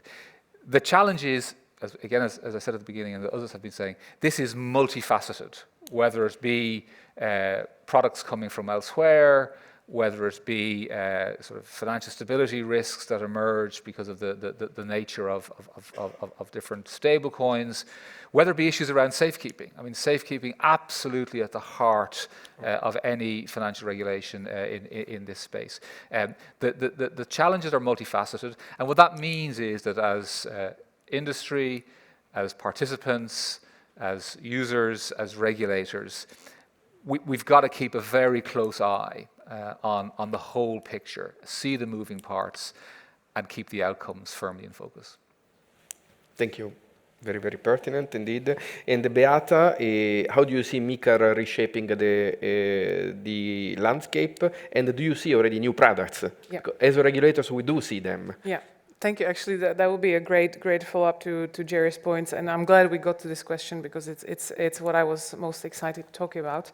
Why? Not because we were supposed to talk about MiCA, and MiCA is new maybe to many on the ads. For us, it's not, right. We started engaging on the digital finance package back in 2018. So for us, MiCA has been there for years and years, and we consider it, well progressing and all that. So where do we actually focus as a crypto company now and in the years to come? So we actually interact as a crypto firm. We interact in this range of players or ecosystem. On one hand, we have the MiFID space, which is, highly regulated, well-established, been out there. And on the other side, if you imagine that as a spectrum, we're somewhere in the middle. And on the other side, you have the DeFi space, which is mostly unregulated, although still question marks about where do we draw the line, but nevertheless, mostly unregulated. So we are sort of in the middle, and we find ourselves in this hybrid environment where we need to interact with both and partially act as both, because as I mentioned, we also do have a MiFID license in the EU. So there is a lot of product development and sort of services development that takes place in this hybrid environment, and that goes both into the more traditional finance product like derivatives. They're derivatives, but they're crypto derivatives, the way of how do you look at them, how do you classify them. Then we have a tokenization piece, which I think has been sort of been talked about for a long time, but I think there's still quite some questions to solve, whether a tokenized asset is a derivative or is it indeed a MiFID debt, depository receipt or something like that. And then finally with the DeFi protocols, right? Sort of how do you exactly approach them, and how do you develop products and services when you want to use this innovation that you can sort of develop in the DeFi space, but you want to do it still in a kind of in a sort of consumer and consumer protection in mind. So I think that's sort of what's in the pipeline, and I think that's where we need a lot more debate and sort of probably probably some discussions both with the regulators and the peers here in the community to see where this goes. I'm not suggesting new regulation. Probably what we have out there is good enough. It's just more where do you put things and where do you draw the lines. Yeah, thanks. Indeed, the new products, hybridization between different products, and linking also to what Jerry was saying is part of the new financial system. This naturally brings to a question to Christian. How do you think that the experience with the crypto assets is changing the consumer's experience vis-à-vis the financial sectors overall, for better or for worse? I suppose perhaps starting with the downside, to have more time for the upside. On the downside, I think there is still the risk. There is still a lot of risk in that sector, and there's still the risk that users being exposed and suffering losses from cryptos may further sort of lose trust in the financial system. I mean, Jerry was saying this is now part of the regulated space. So expectations have risen. Now, if they are disappointed, I think this would actually have a negative impact. What we've also seen is that some of the speculative dynamics of crypto, gamification, social media promotion, etc., have in fact spread to traditional securities, to traditional investments as well. Meme stocks is probably sort of one example there. So that will be that perhaps is the downside. But on the upside, I do agree that there is the potential of cryptos sort of becoming sort of a sort of stepping stone on investors' journey towards a more digitalized environment. And here I'm also thinking about traditional securities moving on to DLT-based infrastructure, on tokenization, on securities tokens, in that case, sort of fully under MiFID, traditional investments, which are basically delivered through digital means, instruments, channels. Also, investors becoming sort of more literate and becoming more comfortable with digital channels to collect and evaluate information about investments. And also, basically, becoming more proficient in questioning what they see online. I think this is part of the journey, of the learning journey here. And then perhaps also, to wrap it up, cryptos may ultimately sort of pave the way to other instruments. As I was saying, securities tokens, also perhaps CBDCs, sort of new digital incarnations of money to make everyday payments, which would, in a way, sort of rather ironically complete the vision of Mr. Nakamoto, whoever he was, except in a very different way. Sorry, he or she was. So that would be the positive angle on this. Yes, many thanks. We are a little bit overrunning. I would like to mention one question, which is the most, let's say, voted, which is whether we see the cryptos as, whether we expect the integration of cryptos into portfolio management. It's a complex question. Therefore, if we have any quick answer to that, otherwise I would leave this as a food for thought during the lunch break. Any reaction? Yeah, I think we are at the, I think it was Beat who said, we are now in a place that is so different from where we were 5 years ago. Honestly, I think everything and anything is possible, and the challenge is how do we do that in a way that is orderly, and that is protecting the interests in accordance with how interests should be protected, but not overly done. but I don't know where we will end up. Thank you very much. I would stop here. I would really thank you for the contributions, and I would like also to mention Caroline, who is illustrating this panel and the other panels, and maybe she may want to show us, yes, how, yeah, no, you should put it more under the light, yes. Okay, and we will pass by in any case, so thanks a lot. I think that we can finish with this, our morning discussion. We can enjoy a well-deserved lunch, and we reconvene here at 2:25 sharp for the afternoon session. Thank you very much.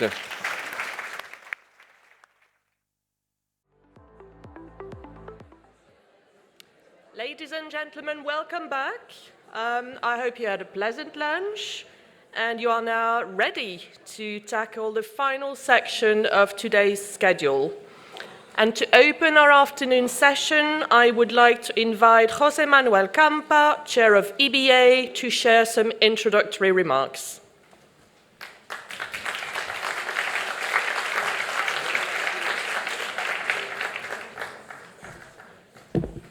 Thank you, and good afternoon to everybody. It's a pleasure. Welcome back to this conference room, and thank you to the organizers for this incredibly well-run day for all of us. This morning, we have had insightful discussions about how, as ESAs, we can continue to contribute to protect consumers in a very constantly evolving landscape.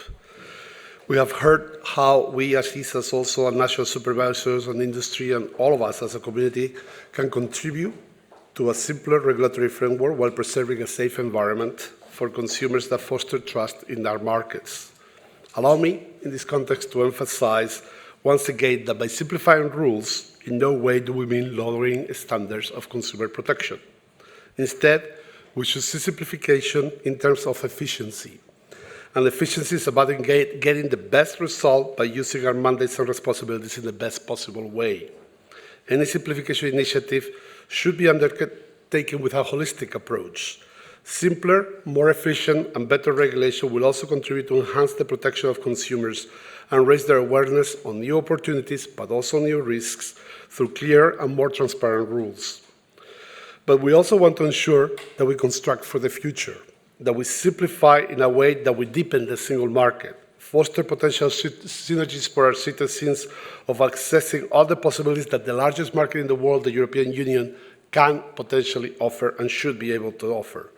These themes have been at the core of the EBA's approach when reflecting about a more efficient regulatory framework over the last few months, and I think will also be delved into by Aurore Laluc, the chair of the Economic and Financial Committee of the European Parliament, in her pre-recorded message that we will soon hear from her.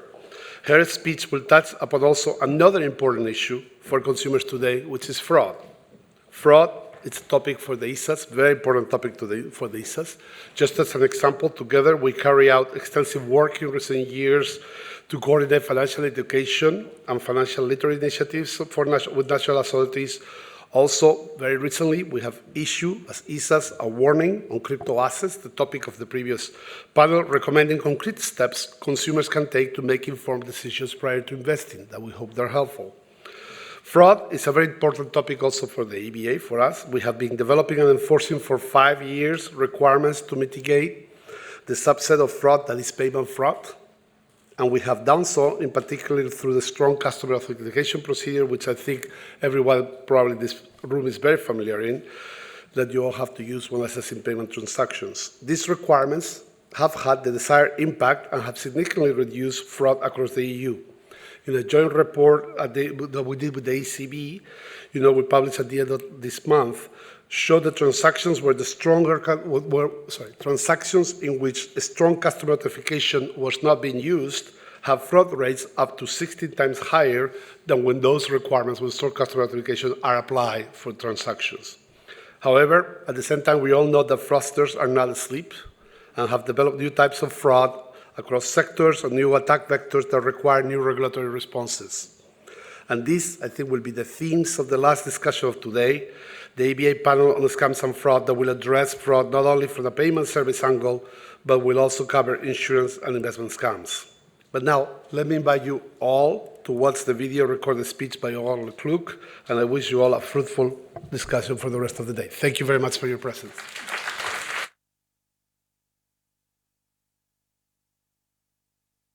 Honored Chair of the ABA, EIOPA, and ESMA, distinguished colleagues and friends.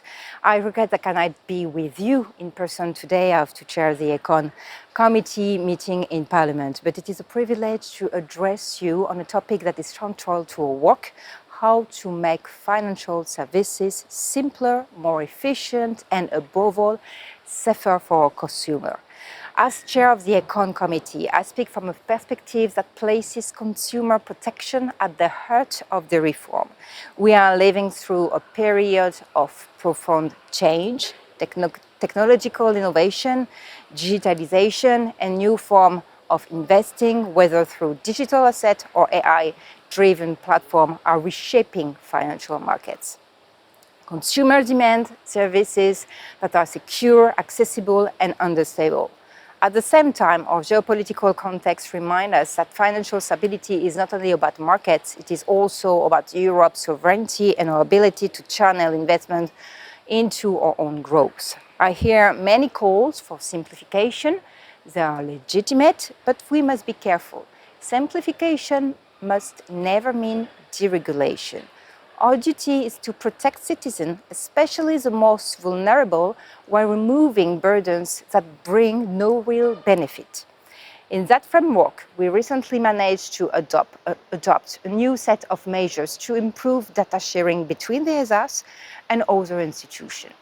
Through more efficient data collection and the avoidance of double reporting, there is a direct benefit for both public authorities and the financial sector.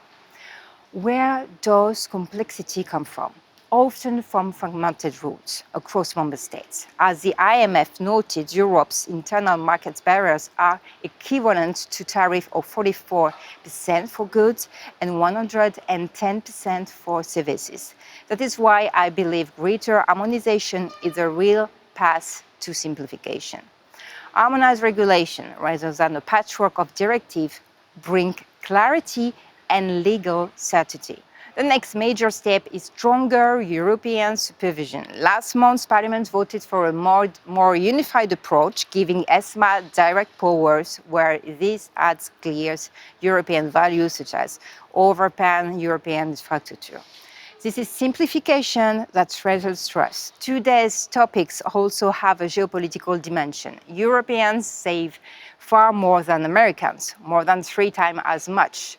Yet our savings are not invested in diversified products at home.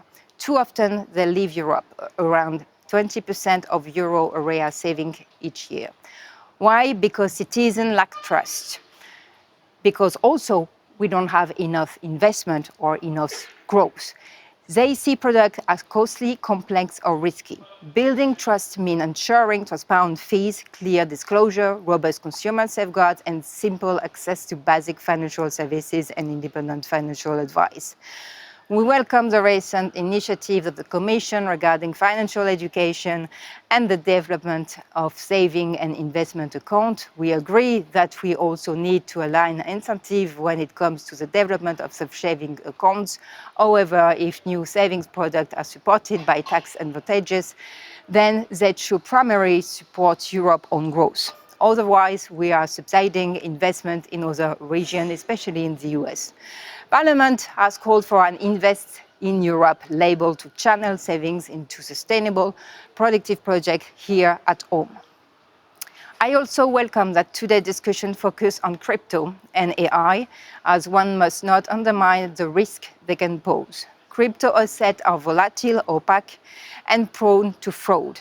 They attract retail investors because they are heavily promoted and easy to access, but this accessibility is exactly where risk begins. We need clear consumer warning, sustainability checks, and liability for intermediaries. There can be no Wild West for crypto, especially since the US administration is supporting crypto as stablecoin. AI likewise holds potential promise, from personal advice to fraud detection, but also raises risk of discrimination, opacity, and mis-selling. That is why any regime must embed accountability, explainability of algorithm, proper oversight and supervision, prohibition of discriminatory models, and liability when things go wrong. Innovation must never become a Trojan horse for uncountable risk. So let me conclude clearly. The European Parliament is committed to a framework for financial services that is efficient, intelligible, and safe. Simplification is welcome, but only when it strengthens protection. I reject any approach that equates deregulation with simplification. Allow me to suggest 3 concrete steps forwards: simpler legislative design, use regulation rather than fragmented directive, ensure centralized supervision, and level 2 rules do not add unnecessary complexity.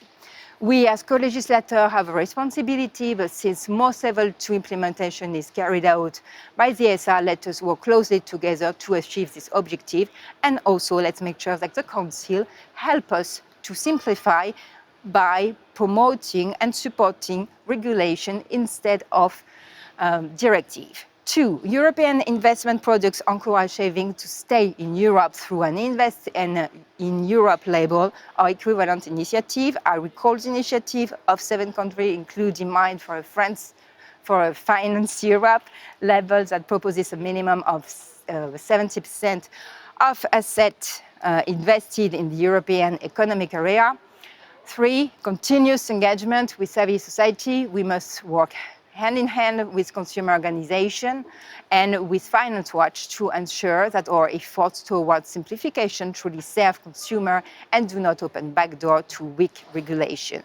Colleagues, financial services must work for people, not the other way around. Let us make them simple, but also stronger, fairer, and safer. Thank you so much.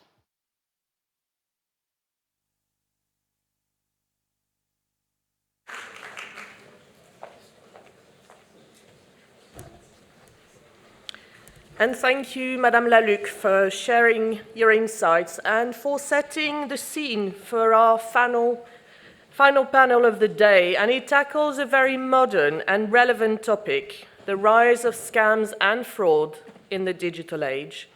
And of course, the rise of AI and the mainstreaming of digital assets also means that fraudsters are getting more creative, more effective, and dare I say, more annoying. So fraud is no longer a prince from a far-off country offering you millions to help him smuggle money out of the country. Remember those? It's now deepfakes, phishing texts that know your name, or crypto schemes that offer to double your investment for a small fee. Actually, maybe not such a small fee. But thankfully, our panel will bring together some of the sharpest minds to stay ahead of these threats. Our third panel will be moderated by François-Louis Michaud, Executive Director of EBA, so please welcome them to the stage.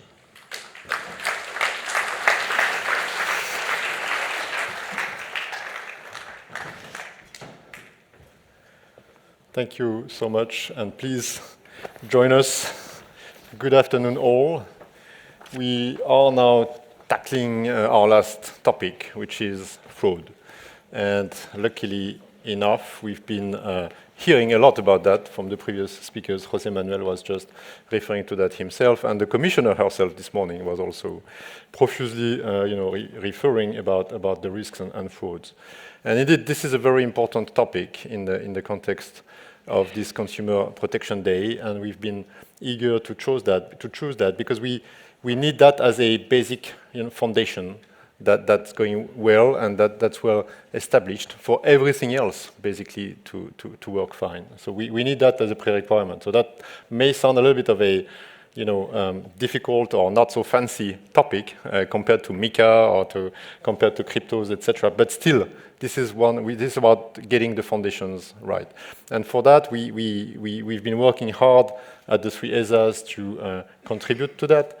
We've been publishing our consumer trend reports at the EBA, at ESMA, also EIOPA at EBA and EIOPA. ESMA is also publishing their regular warnings about crypto. So this is something that we are taking very seriously, and we've also been sponsoring, fostering solutions, including technical solutions to deal with that, like the strong customer authentication over the years, which we believe has worked well. José Manuel was alluding to that just before. But we need to stay ahead of the curve, and we need to think about what consumers, what the industry could do next to make sure that in the context of evolving threats, evolving technologies, we are still being safe together. So for that, we have a very, an excellent panel to steer us through this discussion today. I'll introduce them very quickly alphabetically, and Agustin Reina, who is the Director General from BEUC, the European Consumer Organization. You've been with BEUC since 2010, but you also had experience. You also had experience in the financial sector before, and you've been very closely involved with Commission's initiatives. So you bring a number of dimensions together. I'd like to move next, still alphabetically, to Davide. Davide, thank you for being with us. You are head of the Economic Crime Unit at Europol.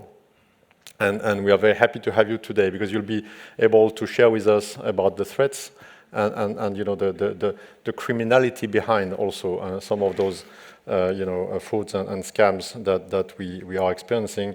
You've worked on organized crime and economic crimes at the European Commission before, also at the Italian Permanent Representation at the Council, and you've also been spending 10 years with the Italian National Police. So you've seen that from different angles, and we have high hopes and expectations, about your inputs. Sébastien de Brouwer is the Deputy CEO of the European Banking Federation.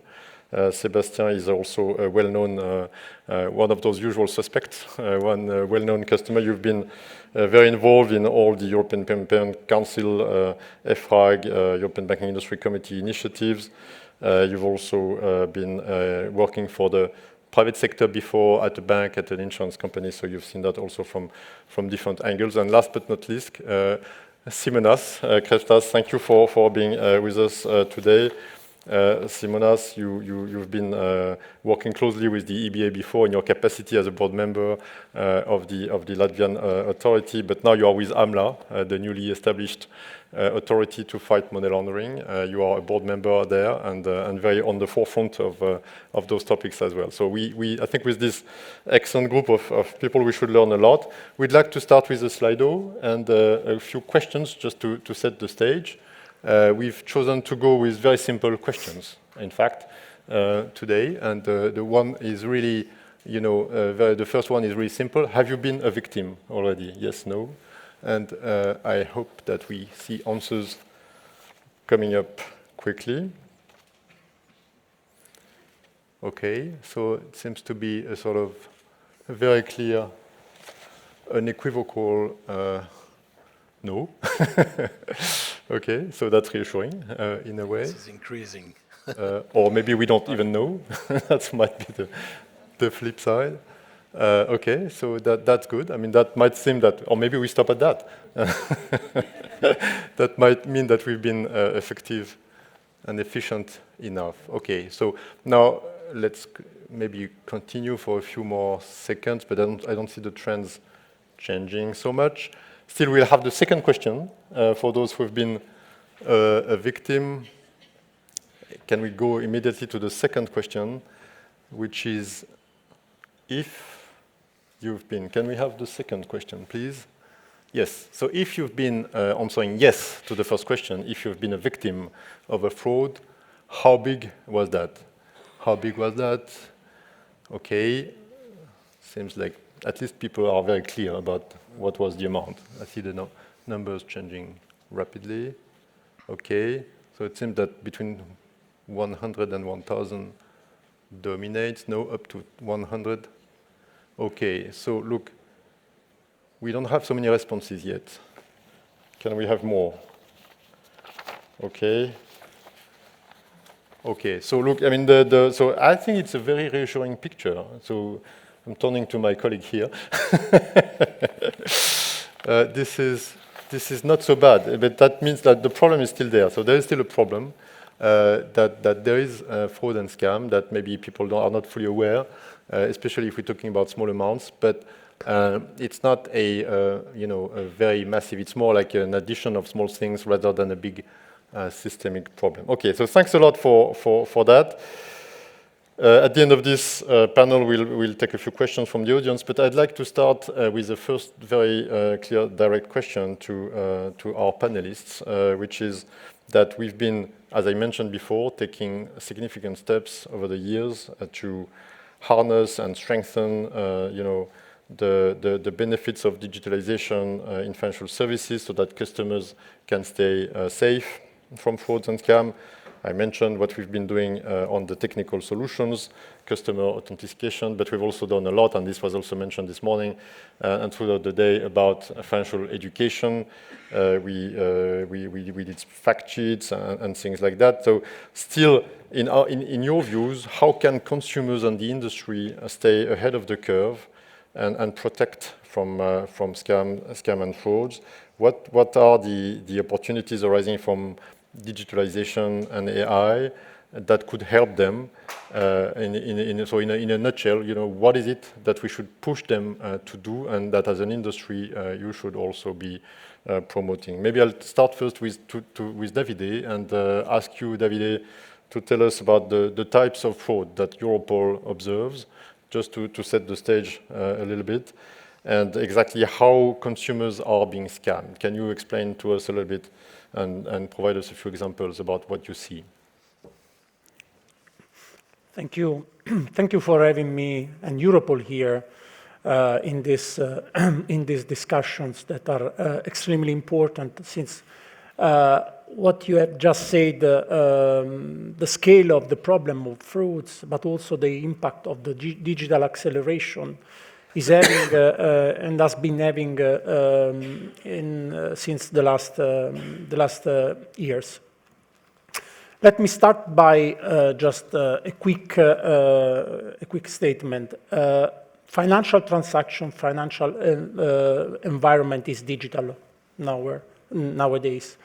The reality is that human beings are analogical. Why? In the sense that our mind, our brain is built on the physical world. So we are able to manage the physical world. So if someone tries to deceive us or to try to steal something from us, cash, we have a lot of, countermeasure that we have developed over the millenniums, the years, obviously. When it comes to online frauds, which is the top crime reported nowadays to Europol, is one of the fastest growing crime which is reported to Europol.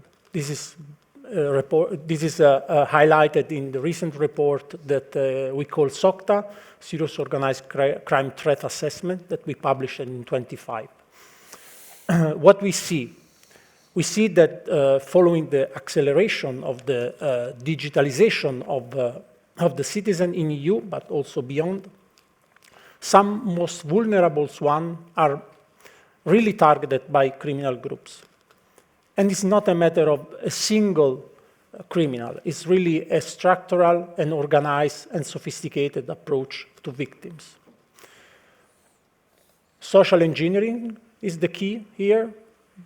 Again, because the human brain is analogical. So we tend to protect our cash more than our credit card, for instance. So when we pay something, we tend to do easier using digital payments. And also because they are able to target a specific kind of victims. One of the targets that we see more are the elderly. So the range from 60 years old and more, but also the youngest generation are not so equipped to react to social engineering techniques. So the first point is to be aware that prevention is key. So try to build an attitude, a literacy on financial transaction, on not to be targeted with the fake investment returns that cannot be real. So investment fraud start with an offer that cannot be refused, I would say. And I was very interested in the Slido, because usually the investment frauds, from what we see, starts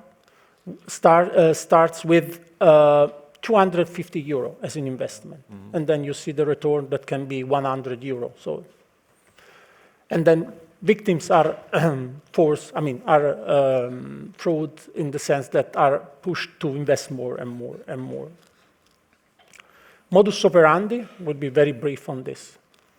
Fake advertisement, so the use of social network, the video that can be seen on the screen every day in our laptops, in our smartphones. We spend so much time in the digital environment, and it's so easy to find one time in the day that we are less attentive. And we click on something, and we give our email address, our telephone number, and then we will be contacted, and we will be scammed and forced into investment scams, which is key. The second point is shock calls. We see a lot of impersonating frauds. Victims usually receive a fake call from a bank employer or from a policeman, and they ask for money. And so usually human beings react to emergency, just like try to react in the most efficient way, which sometimes is not the most advisable one. So these are the two top frauds that we observe. Well, thanks a lot, Davide, for setting the stage. I was really interested in what you say about our sort of normal physical dimension that's not under tension with the digital world in which we now operate, in fact, as financial agents, financial customers, and so on. Indeed, that's not natural, and we need to still develop the right, attitudes, behavior to deal with that. Turning to you, Agustin. So now you are representing the customers here. So what can you tell us, about your first-hand experience with consumers? Can you also provide examples of consumers being defrauded and what they could have done or should have done to avoid that situation? Thank you very much also for having BEUC today as well.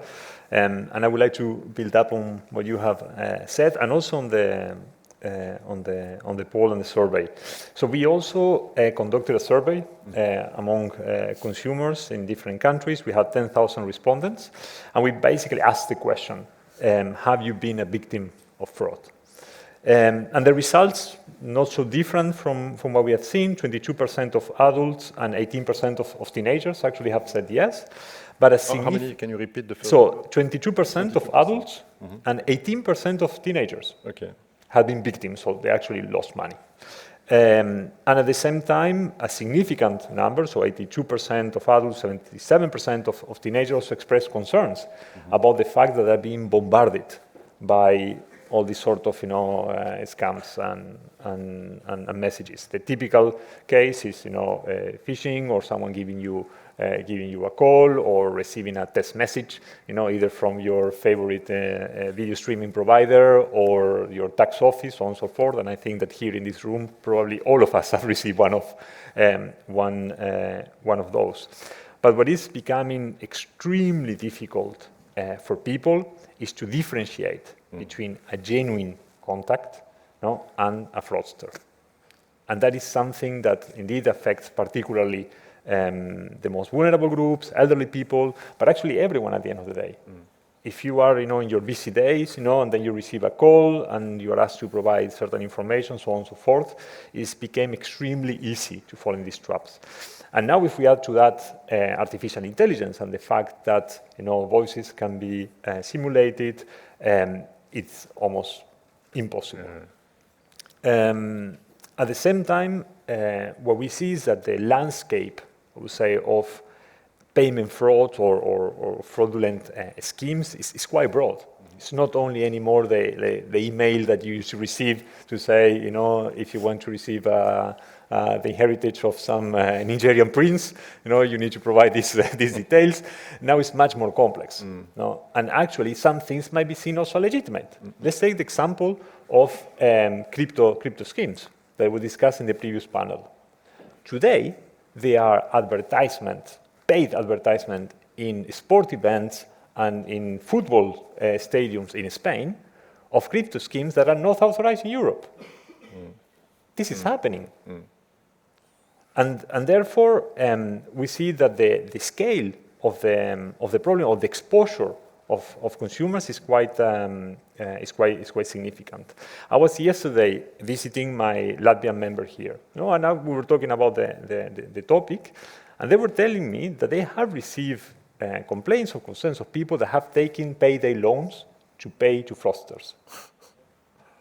People have taken credits to pay to criminals that have fallen in traps.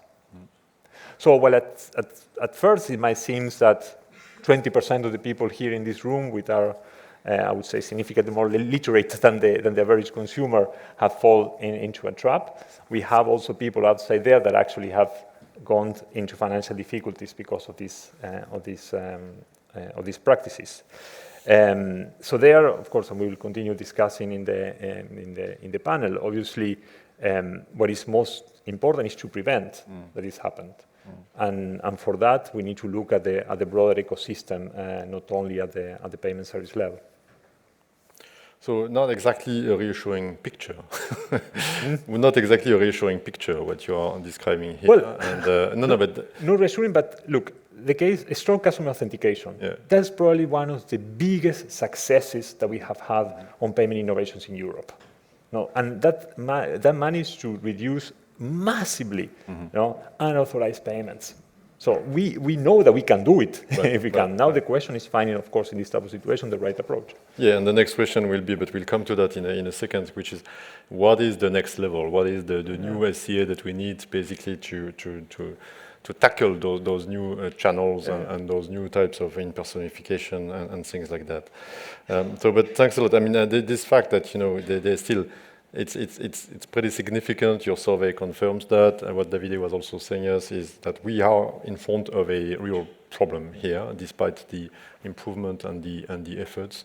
And it seems also to be that we are still, there are the fraudsters, they are still using a sort of relatively simple number of cases or situations, but using much more diverse channels and also becoming more credible thanks to the technology and the digitalization when doing their attempts. And that brings us to Sébastien. I mean, just like progressing from one step to the other. If we take it now from the industry's point of view, what is it that you think that financial institutions should do to support and to help consumers dealing with that and avoid being a victim of fraud? Of course, we expect the financial entities to comply with every kind of requirements we are preparing for them and developing for them. But what have you developed, or have you considered additional guidance for your firms, leveraging on your collective knowledge and experience? What are best practices that you may see also from your members? What would be who are the guys who are at the top of the game in that not who are the guys, but what are they doing in fact in that front to tackle it as best as possible? So François-Louis, first, thank you for having us also, the European Banking Federation, today in this very, very important discussion. Top priority for us, top priority for the banks, I believe. And of course, rightly so also for consumer organization. It's good that the EBA is also looking at it as a matter of priority. And by the way, this is something which is not only related to Europe. We are discussing this issue very much at the international level. We are part of the International Banking Federation, and I can tell you that fraud scams is really top on the agenda elsewhere as well, which by the way also help us to look at how this is being addressed elsewhere in the world. I will come back to that. But I wanted also to, because it's not also every day that we do that, we tend sometimes to resist regulation, but I want also to acknowledge the huge success of the PSD2 provision on strong customer authentication. I think this really bring down the, certainly non-authorized payment fraud in Europe, and I think we have to acknowledge that. And there are also other measures which have been recently adopted, which hopefully will help. They have a cost, but I think there were rights, like for instance the verification of PE, which has been now implemented by the banks since October.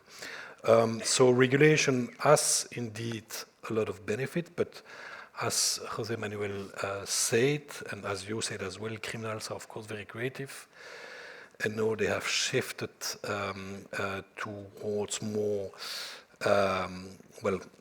authorized push payment frauds using social engineering. You mentioned fraudulent SMS, fake calls, spoof website, fake investments are massively used to trick people, and those are of course much more difficult to detect.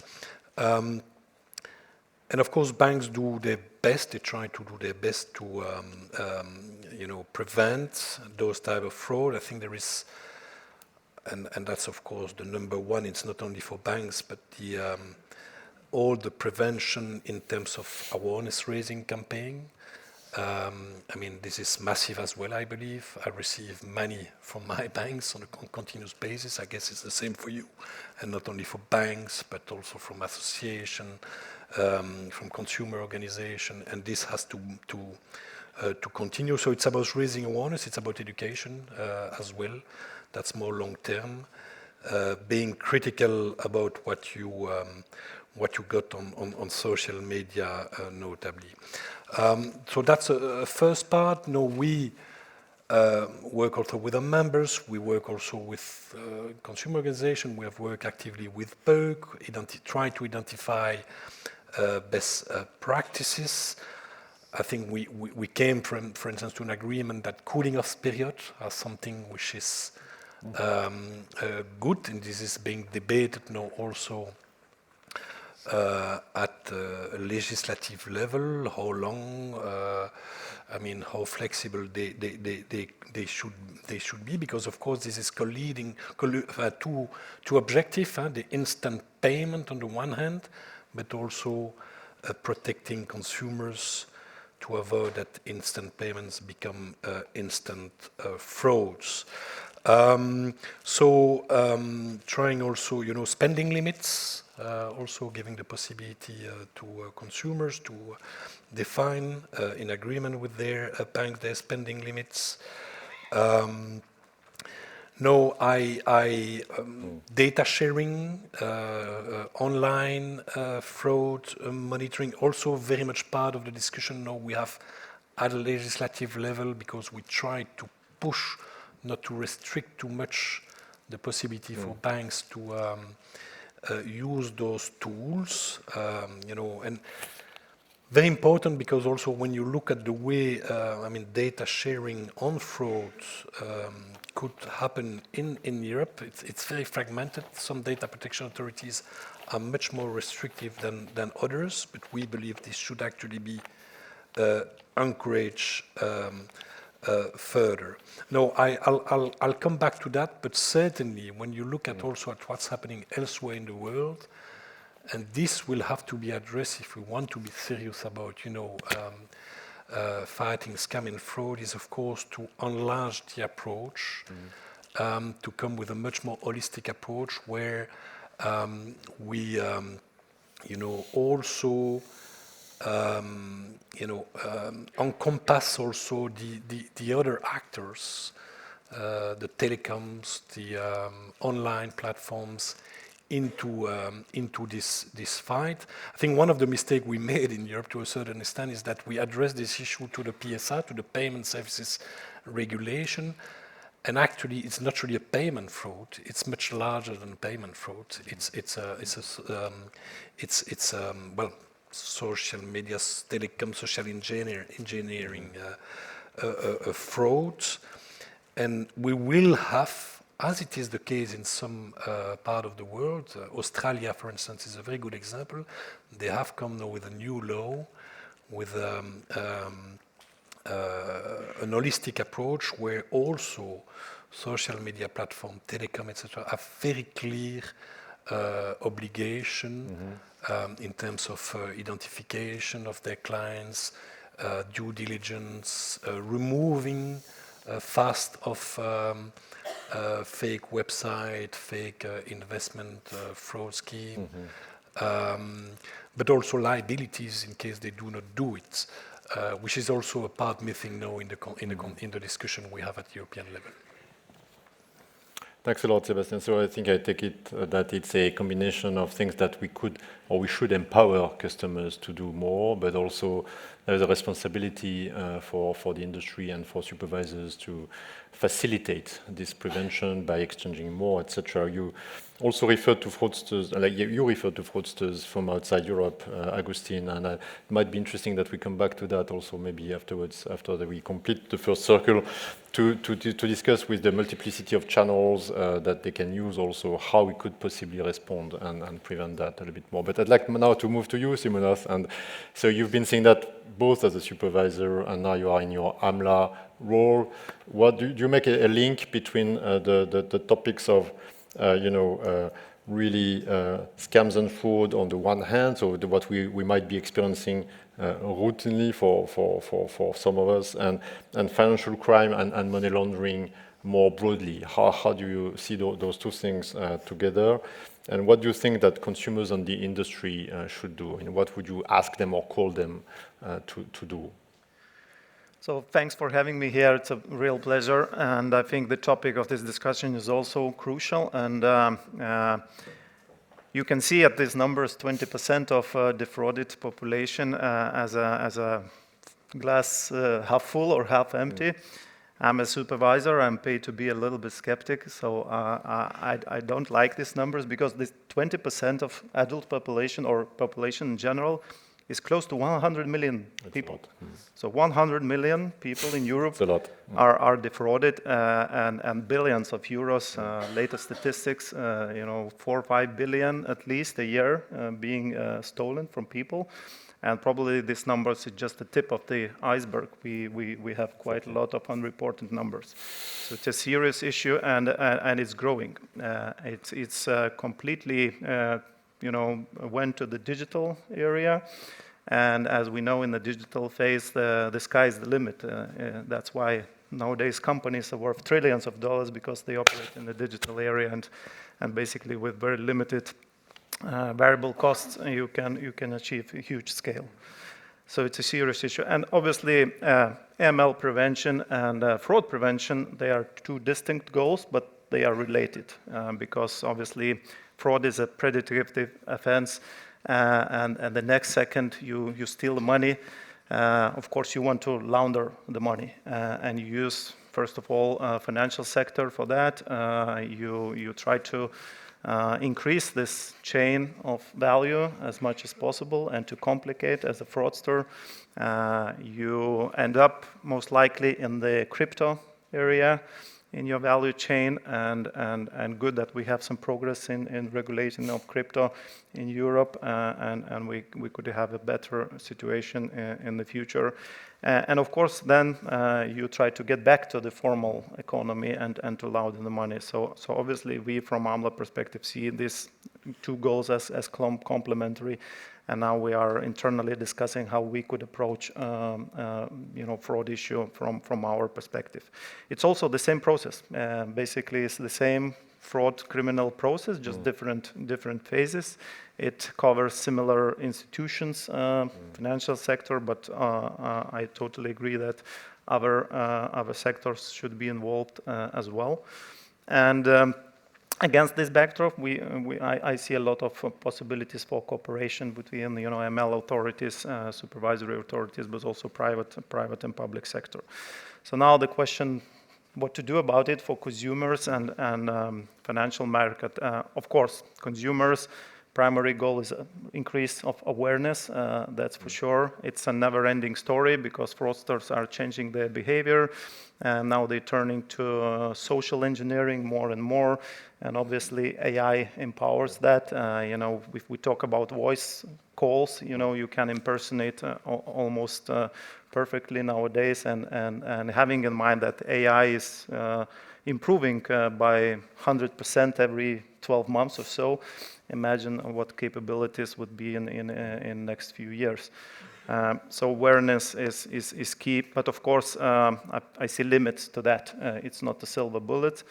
And it's also interesting, you know, that this audience was 20% of audience defrauded, and your numbers, the general population, was also 20%. A bit more. So this audience should be much more educated and much more aware, but the numbers does not differ so much. So that's interesting.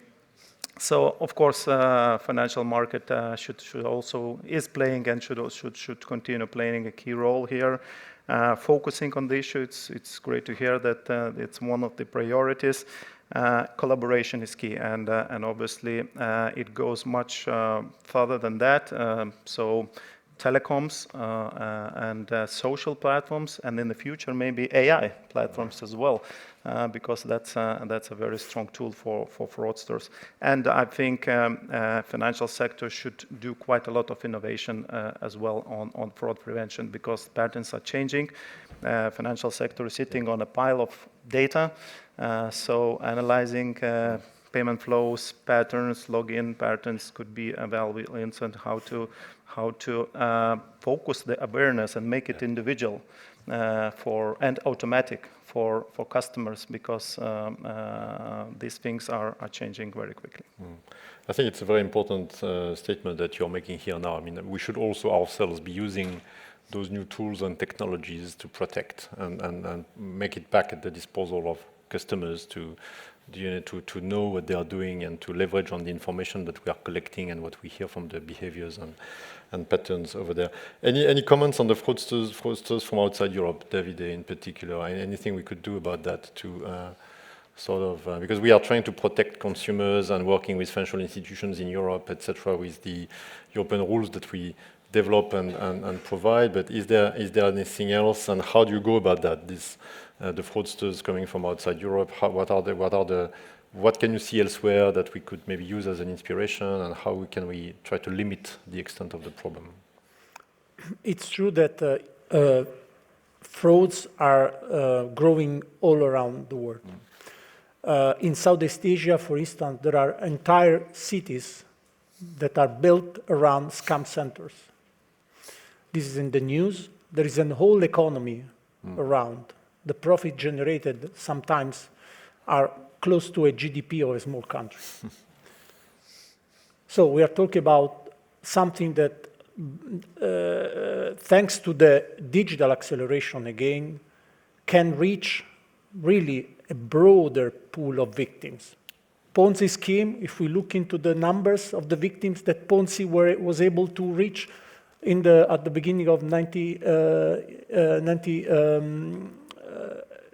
it was a limited number. Now you can reach with one email spam millions of potential victims. So we have to go to look beyond EU only. Also because when we end up with investigating, when we support the investigation of law enforcement, we see that there are usually the scam center, so where the calls are done, is in the country A, let's say. The victims are in country B, C. The money laundering scheme and the shell companies are in country D, E, F. And the ring lord are in country Z, most likely outside EU or having the possibility to operate from outside EU. So that's kind of landscape. This is a situation we see. So we have to face this. There is only one recipe for this, which is quite easy to say, it's more difficult to do, it's partnership. Everyone has a small part, not a small part, but a part of the information, a part of the powers that will be needed. So the future is to foster the partnership of the ones that really wants to make an impact on this. Law enforcement agencies, public authorities, financial sector, private sector in general. We really can do something together. There are several experiences at Europol as well, for instance. You know that also in the anti-money laundering regulation, there is Article 75, which allows PPPs, so private partnerships, which is something that can be operationalized in the future, thanks to this legal basis. What is the reality? Is that information exchange, as anyone is very well aware, it doesn't follow the math.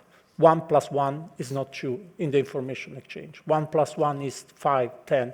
So if we share something and the private sector can share something in intelligence information, I'm not talking about operational information, which sometimes there is a lot of limitation, and it's obviously something that we have to protect. But the reality is that information exchange is key here.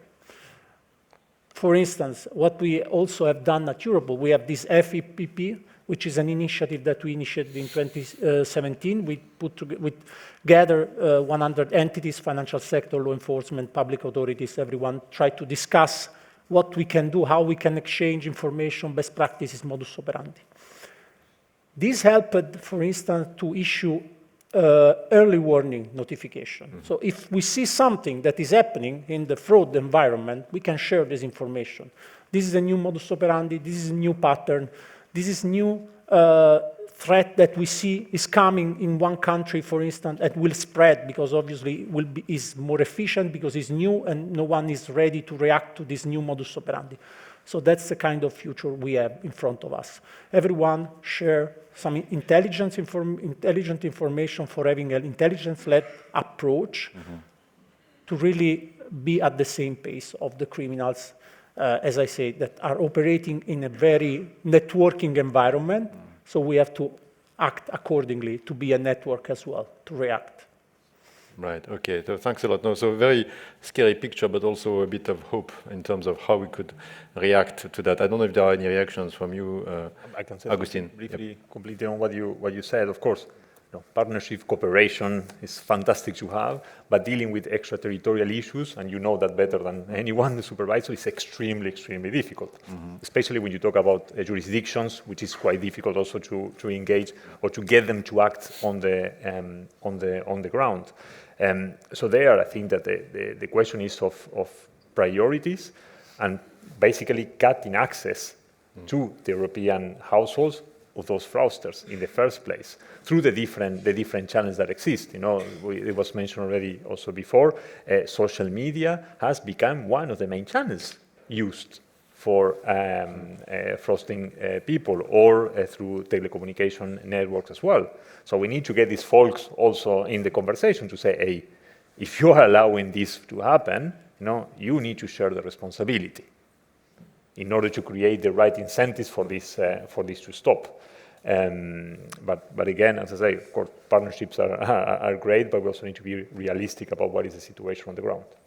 I think we're already very much into the second question I wanted to ask you, which is, what else should we or could we do as the ESAs, from the three sectors? So it's a little bit about asking for punishment here, because we started by saying we've done so much and we believe we've done a good work, and indeed we've been busy, carrying out financial education initiatives, coordinating what national authorities do. We have a mandate for that. So literacy initiatives from national authorities, we try to facilitate the access to that. We also to share, to facilitate the sharing of experiences, etc., etc. We've been focusing a lot on cybersecurity in particular. We've produced reports. We are about to publish 2 new fact sheets.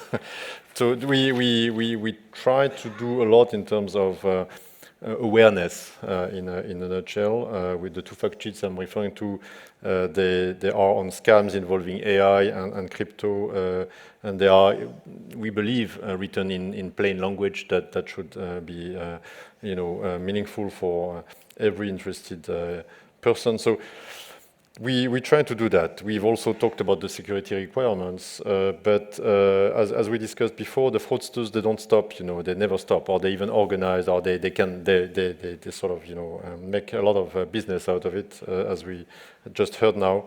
So what do you think should be the areas where we should focus now at the ESA's level?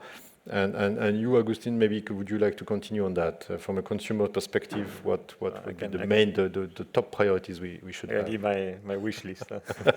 Yes, be reasonable. It's not Christmas. Always.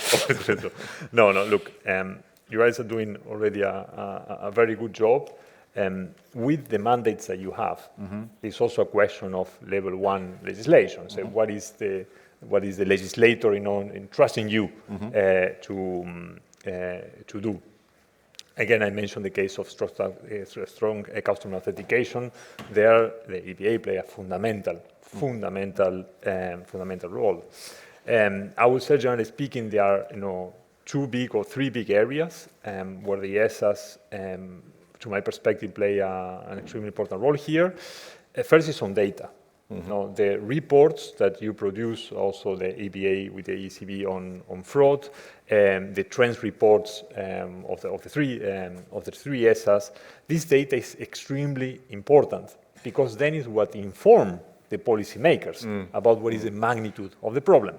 If you take the case of payment fraud, it's your own data that actually shows that it's the consumer that burns the cost. It's the consumers again that bearing all the losses, and that is very important data that now is informing also the developments around PSR. So from that perspective, continuing to gather this data and having an evidence-based approach in the way that we develop financial legislation is fundamental. And then the other point, what I think is crucial, and that applies to the 3 ESAs, is supervisory convergence. But supervisory convergence, what does it mean from a consumer perspective? And actually, it's pretty simple.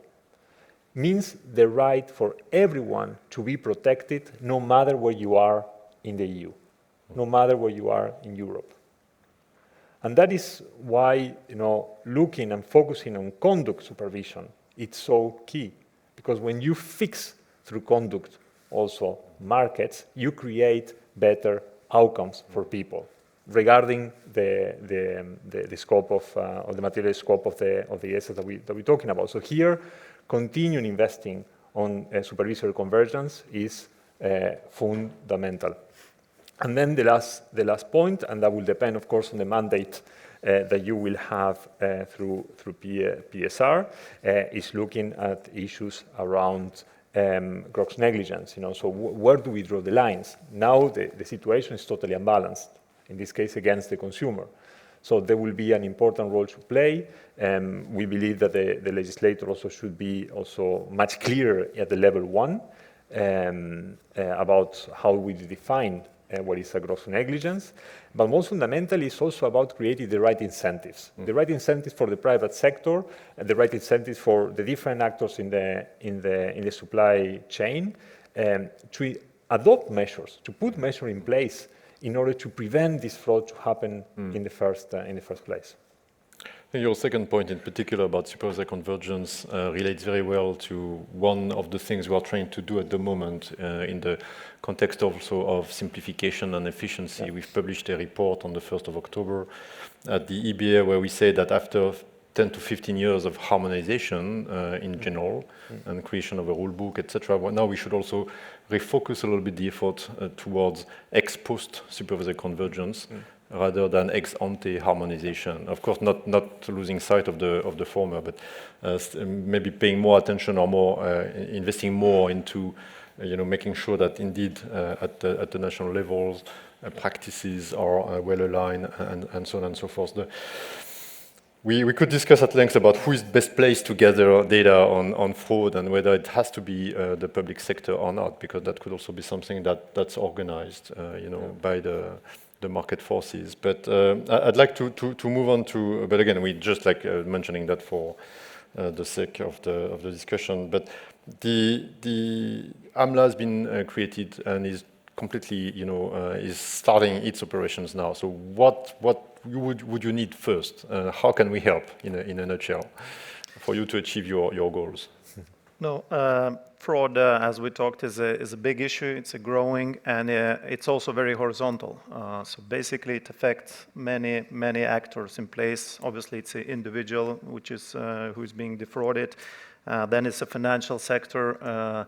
Then, of course, supervisors are there at law enforcement agencies. And then we go to telecom providers, social platforms, and I'm sure AI platforms is already playing the role and will be playing a role in the future. So you have a system, and of course, if you have a criminal system, the only possible effective response is a system from outside to try to crack it down. So I think a strong and coordinated and very important outcome-oriented system is needed. So, of course, it's a global issue, but at least in Europe, we can try to integrate. We have good examples in some national levels where all these parties contribute, and they have a very clear integrated strategy. They have task forces and people focusing on that. So I think the only chance to be effective is to have it at the European level, integrated strategy, and a task force dealing with these issues.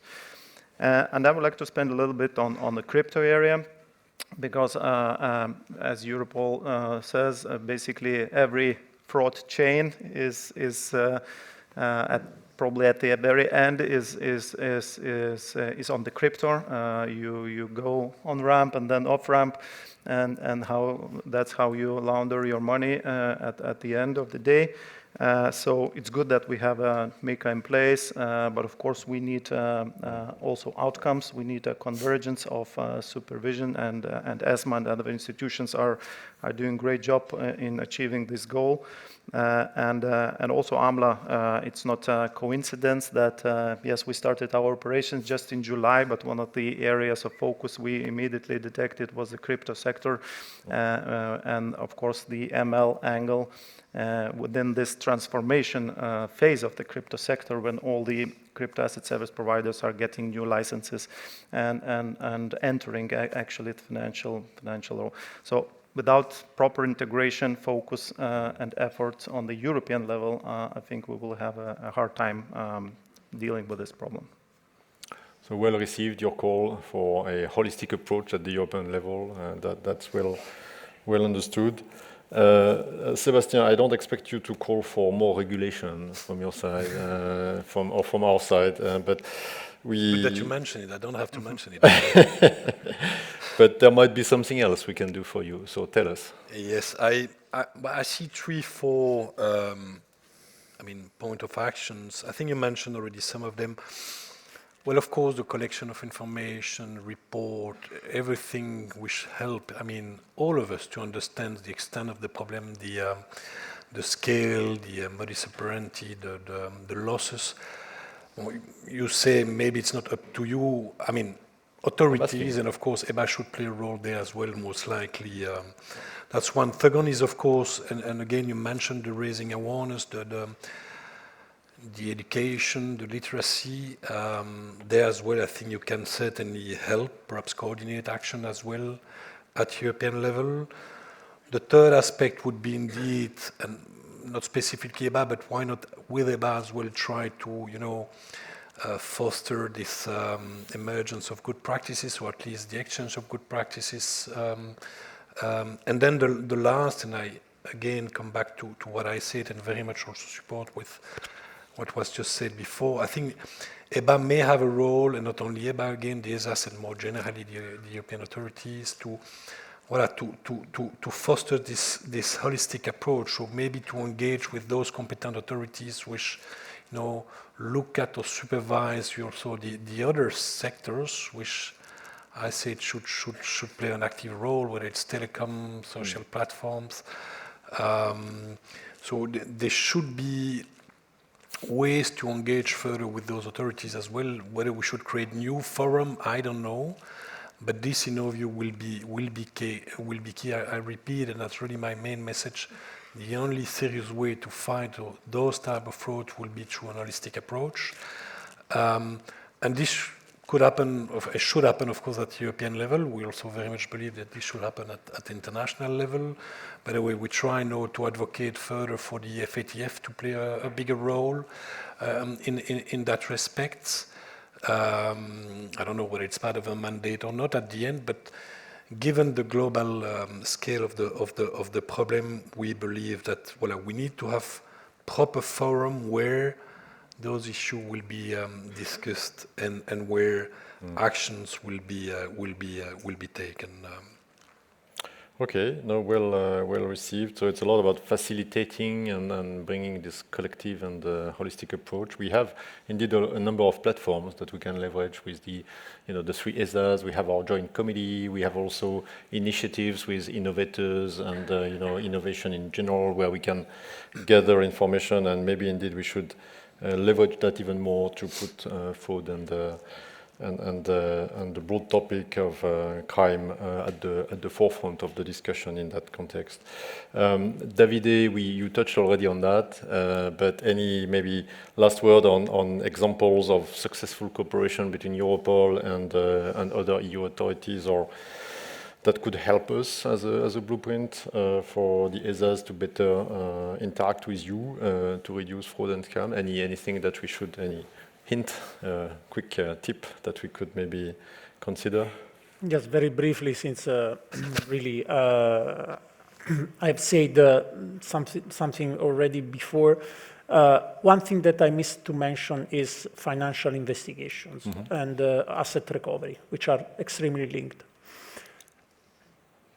When we start investigations together with law enforcement authorities in EU, we see that if there is a financial dimension of the investigation, we are much more efficient in really dismantling the group.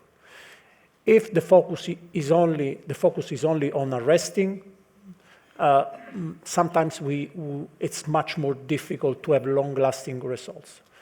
Why? First of all, since if you follow the money, you reach the ring lord. If you don't follow the money, you maybe sometimes stop at some mid-level of the criminal organization. So the ring lord are able to restart the business, and so we are not as efficient as we would like to be. But also, since at the end, it's a profit-oriented crime. So the idea is for them to make money. So if we are efficient in asset recovery, and we have a lot of authorities that will help us, and also in the framework of the revision on the anti-money laundering package that was adopted last year, there is also a kind of regulation for VASP and CASP, which also helps us to receive more information to feed the investigation of the authority. So this is also something important to bear in mind, since, as I said, sometimes the criminals are operating from another country of the victim. So really follow the money is the only way to really scale up the organization and to really have a whole picture of the criminal structure and to have long-lasting effect, which is what we all want to achieve. That's Thanks a lot. Let's maybe now focus even more into payments. We've been touching about it on it already since the beginning of this panel, but we could now be looking a bit more even at the forthcoming changes in PSD 3 and PSR. And I'd like to ask you what's your view about those changes on the verification of payee, on SCAs, on transaction risk analysis. How are you looking at that? You've hinted at that already a little bit, but we might to get more specific there if we can. Sebastian, what's your view about what the new generation of PSD is bringing? We know that the banking industry has been a big fan of the first generations, but we'd like to hear your views about those latest developments. Well, we're in the middle, as you know, of hot debate still on some of those issues between the institutions are very much on trialogue. I think what we aim at is really to find a proper balance in terms of prevention and liabilities between the various actors. Of course, the banks have, a big role to play there. But we also believe, I mentioned it already, and I will just repeat it once more, that it's a missed opportunity for us that we didn't succeed to really encompass further, also in the context of the liability part, not only the prevention, the other part of the industry, like well, the social media and the telecom. So hopefully this will come next, perhaps a next iteration. I encourage all of you to read this this new law in Australia, which is the scam prevention framework, which is really the well, holistic approach that we were looking for. Now, within the scope of the current discussion, where by the way, I want to mention also one thing which is important, and I hope also this is. We also believe, by the way, and we're also in a consumer protection conference today, that, I mean, this means also a number of responsibilities for consumers, by the way. And that's why you're right, of course, the concept of gross negligence is important, because there were some jurisdictions where you had a quasi-automatic reimbursement of consumers, you know, in case of fraud, whatever their behaviors.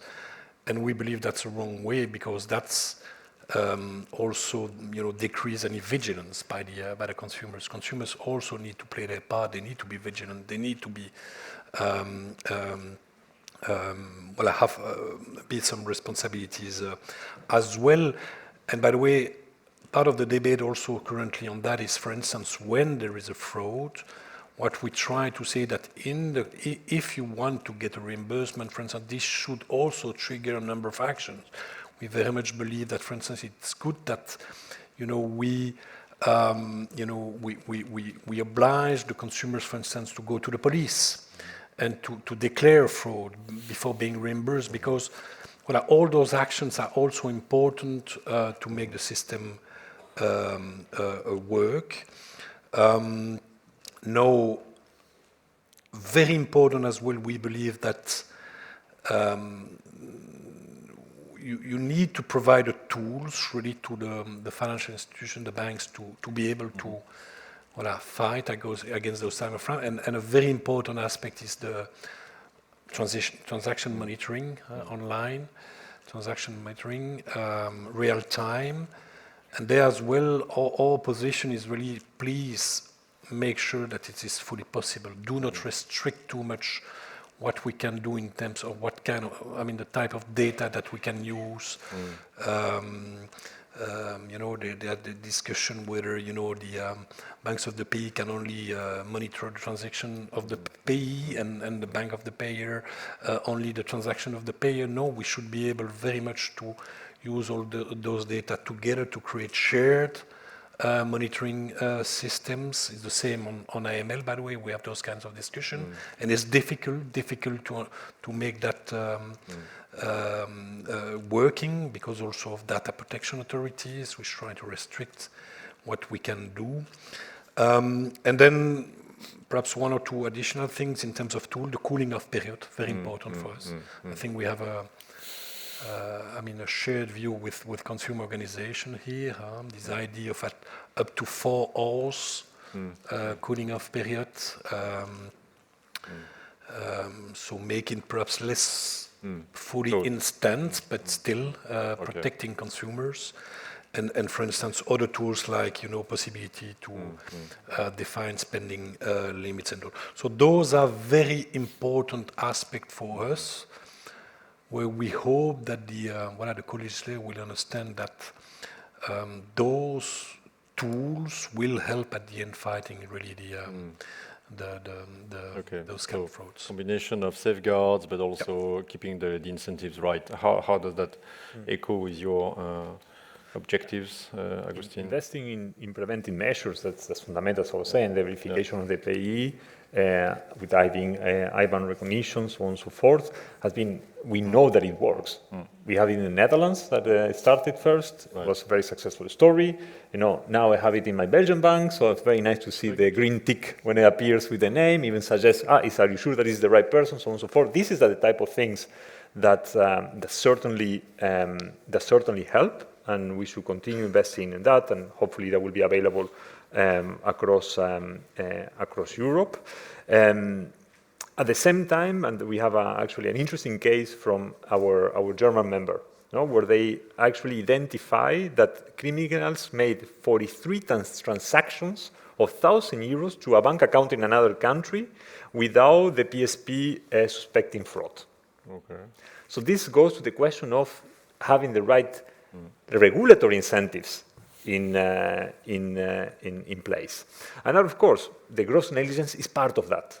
It's part of the bigger jigsaw. At the moment, the situation is not so balanced in favor or even near close to be in favor to the consumer. So that is makes sense to put some order in that regard. Also, when it comes to impersonation, so the proposal of the Commission at the time, to be honest, it doesn't make a lot of sense. Because whether it is your bank or whether it is your tax office, the fraud is the fraud. The experience of the consumer is the same. So in that regard, we think that the approach taken by the Parliament is more balanced. That doesn't mean that people should be less vigilant. And I totally agree with you, Sebastian, that it's true. People have to be vigilant, involved, and need to be involved and engaged, and all type of awareness raising is important. But we cannot forget that the regulatory framework plays an extremely important role to create the right incentives to have preventive measures in the first place. Any incentives in particular?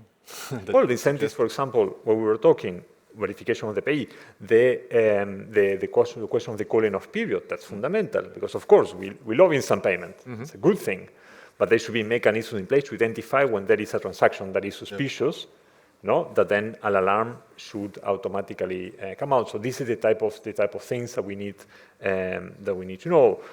All the communication that the bank does vis-a-vis its own clients, that's also fundamental. If they identify that, look, there is a new trend in fraud, hey, if you receive a call from this or that number, or if for whatever reason you get contacted, this is not us.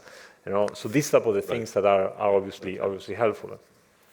So I hear a lot of convergence between the two ends of the preventive measures, I think. The preventive measures, which is good. Speak to each other. I'd like to move to the public sector to now complete this part of the discussion. Simonos and Davide, maybe so successively. I mean, what would be how basically can we help? Again, we'll be developing mandates for PSD3, PSR. Where do you see the need for us to focus in a way that would support your objectives in this phase? So in general, I think the new regulatory package, the PSD3 PSR, is a big step to the right direction. I think it touches very important areas like this reimbursement, better balance on that, monitoring of transactions, awareness building, individual awareness building for the customers, and last but not least, data sharing, which is crucial. I agree what was said. I also see quite a lot of links with the EML prevention, because when we talk about transaction monitoring on EML world, it's happening for years and years. And now it will be another focus on fraud prevention, and I see that both areas could collaborate. But also on the public sector, I think it's also an area for simplification to join forces and to collaborate, because basically financial institutions use more or less same tools for both of will be using for both of these processes. And also data sharing. We also have a mandate, as it was mentioned, Article 75, to have partnerships and basically to share data between public and private sector on EML world. And obviously that we also can see in many countries that this tool is working when we talk about fraud prevention. So how to align these two fields using similar or even same tools, and also how to make it simple for the industry to use. It's a lot of potential for future collaboration. Yeah, I mean, this point that you just made about synergies between the different segments or sectors regulated is really important indeed in this context of simplification or inefficiency, again, that we we should indeed work, leverage as much as possible on each other to achieve the common goals and facilitate the reporting for the industry and so on. Davide, you'll have the last word, and then we'll take a few questions from the audience. Any also aspects that you see in those legislative amendments under PSD3 and PSR that you believe will help Europol achieving its missions? Yeah, I totally support what was said before, specifically on the links with other legislation. I reply based on my experience in the European Commission. So, when you are in Brussels, there are a lot of preparatory activities when it comes to a new proposal. One key factor that is important and should be even more important, I think was mentioned also by President von der Leyen when she presented the political guidelines. In general, we have to see the legislation as kind of piece of the structure that has to integrate with what is going on and what has been approved, the money laundering package, for instance.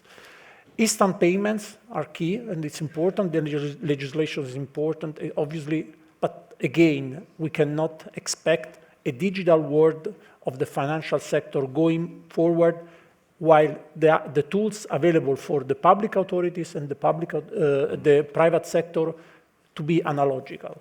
So instant payments, and what is the reaction we have to in case of frauds? What is how we keeping the pace of what is happening in the financial transaction world environment with the reaction that we can put in place to protect the citizens.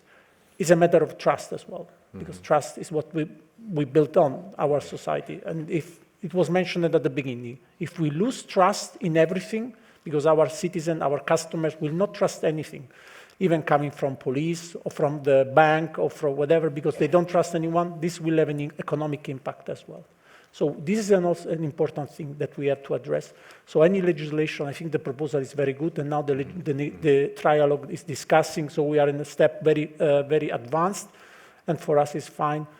Obviously, Europol will support everything. Law enforcement are told to accept everything, because everything in the short term, everything is given, we cannot change anything, and everything can be implemented in the best way. But the reality is that if we have instant transactions, we should have tools that will allow all the authorities to react and to protect in the best way the citizen and the customers. Okay, thanks a lot. Important message. I'll just pick a few questions from the audience. Thank you so much for those questions. There's one which is a little bit thought-provoking, which is that hard data protection rules make it very difficult to use efficient anti-fraud tools.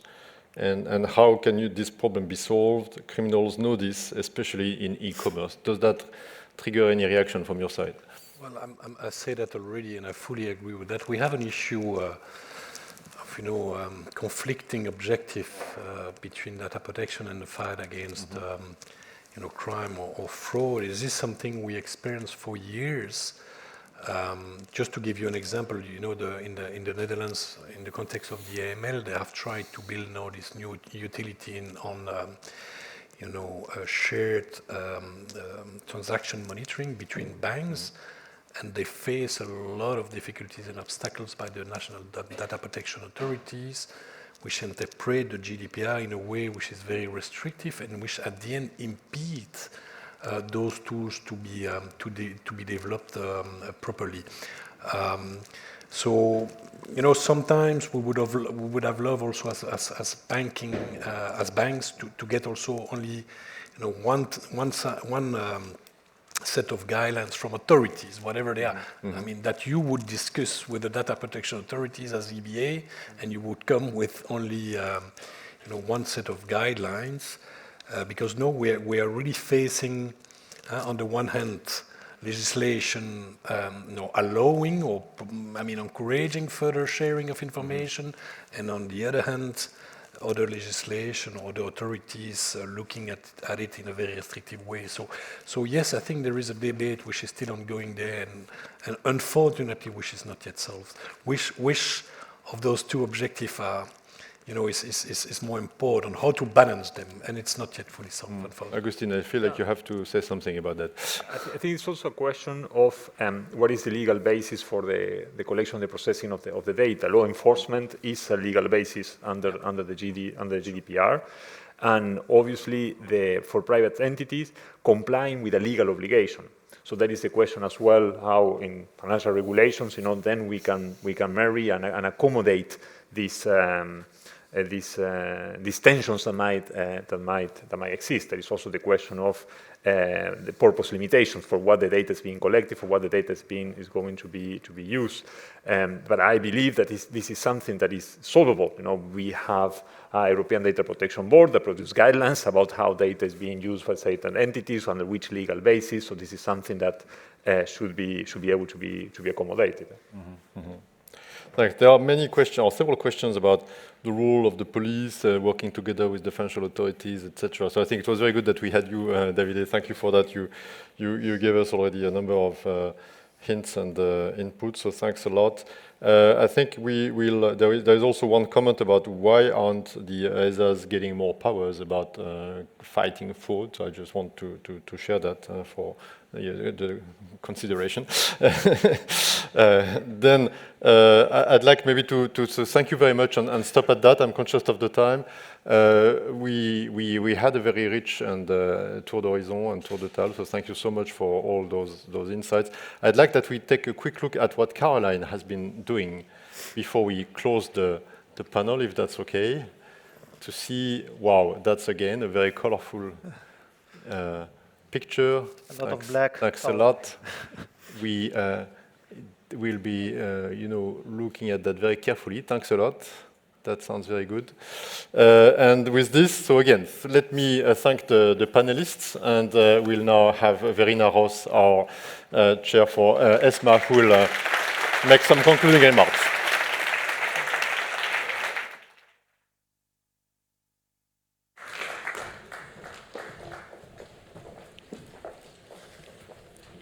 Thank you very much, and good afternoon, ladies and gentlemen. Great honor to be here to now close this Joint ESAs Consumer Protection Day. And first of all, I want to thank all of you who are here today, because it's really fantastic to see this high rate of participation year after year at these Joint Consumer Protection Days. And it really allows us, I think, to take out a lot.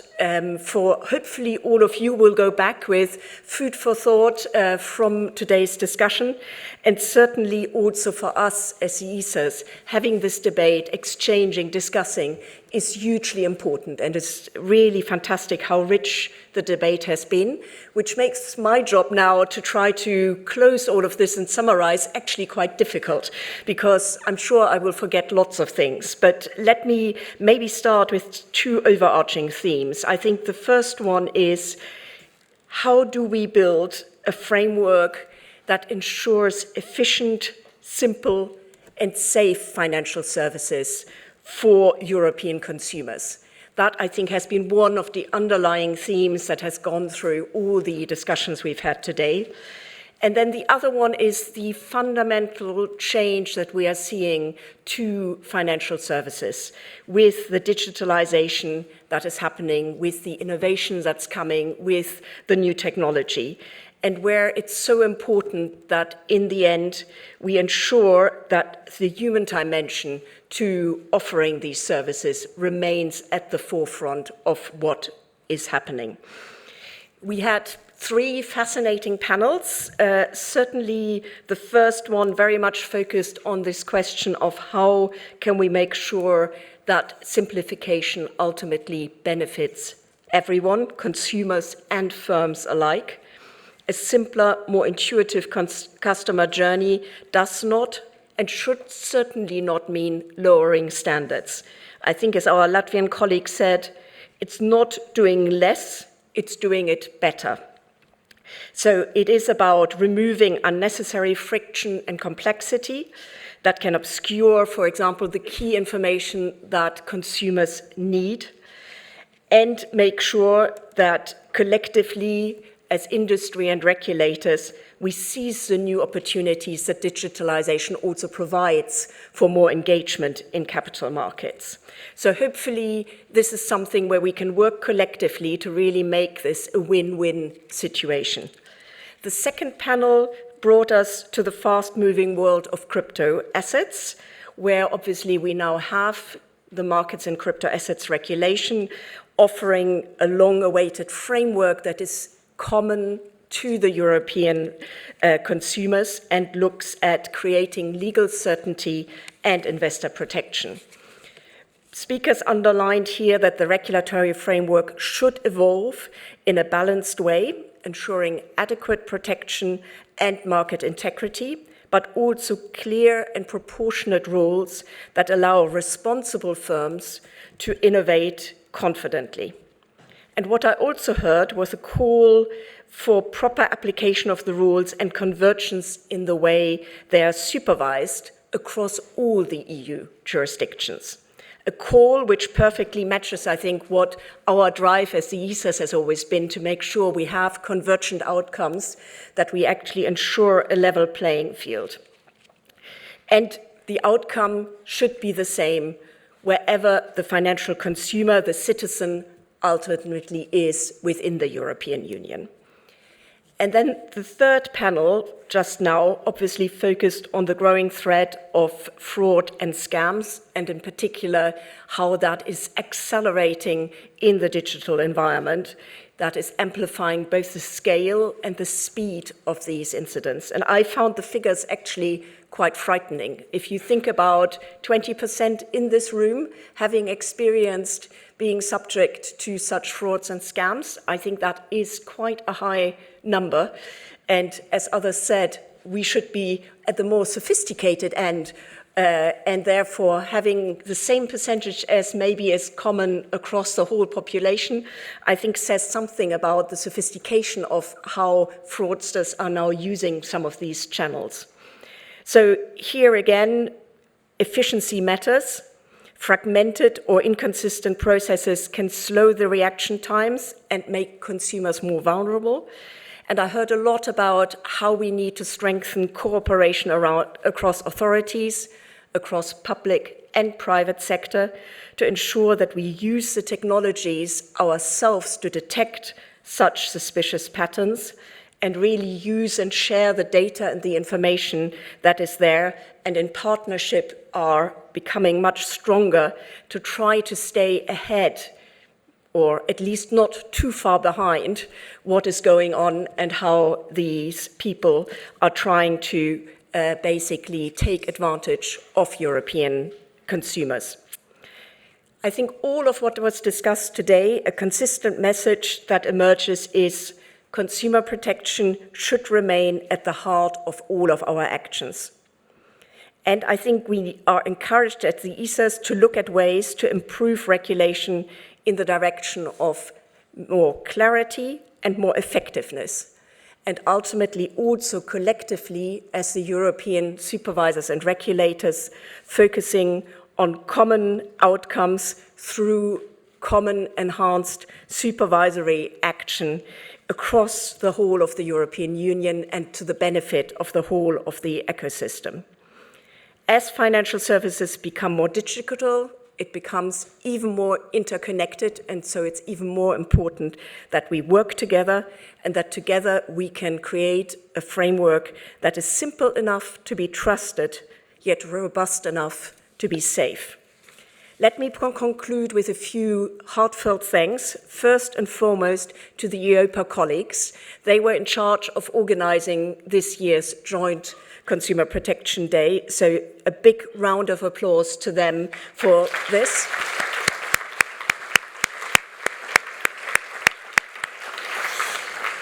Also, a big thank you to all the panelists who've spoken, who had such passionate debates and really brought us to debate interesting topics.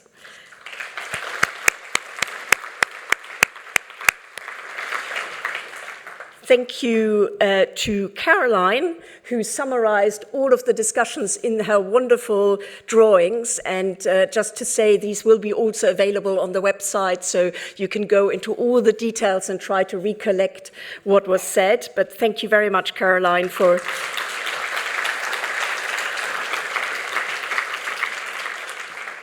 It's always a picture says more than 1,000 words, so I think it's really valuable to have that. And thank you again to all of you as participants for your questions, for your engagement, for your discussion over coffee and lunch. And a big thank you to our Latvian colleagues for welcoming us to the beautiful city of Riga.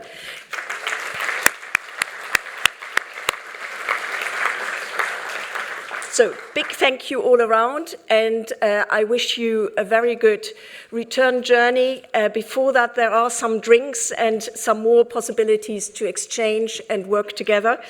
And we very much, on behalf of the 3 ESAs, would like to hope that we see all of you again in 2026 for the next edition of the Joint ESAs Consumer Protection Day. Thank you very much.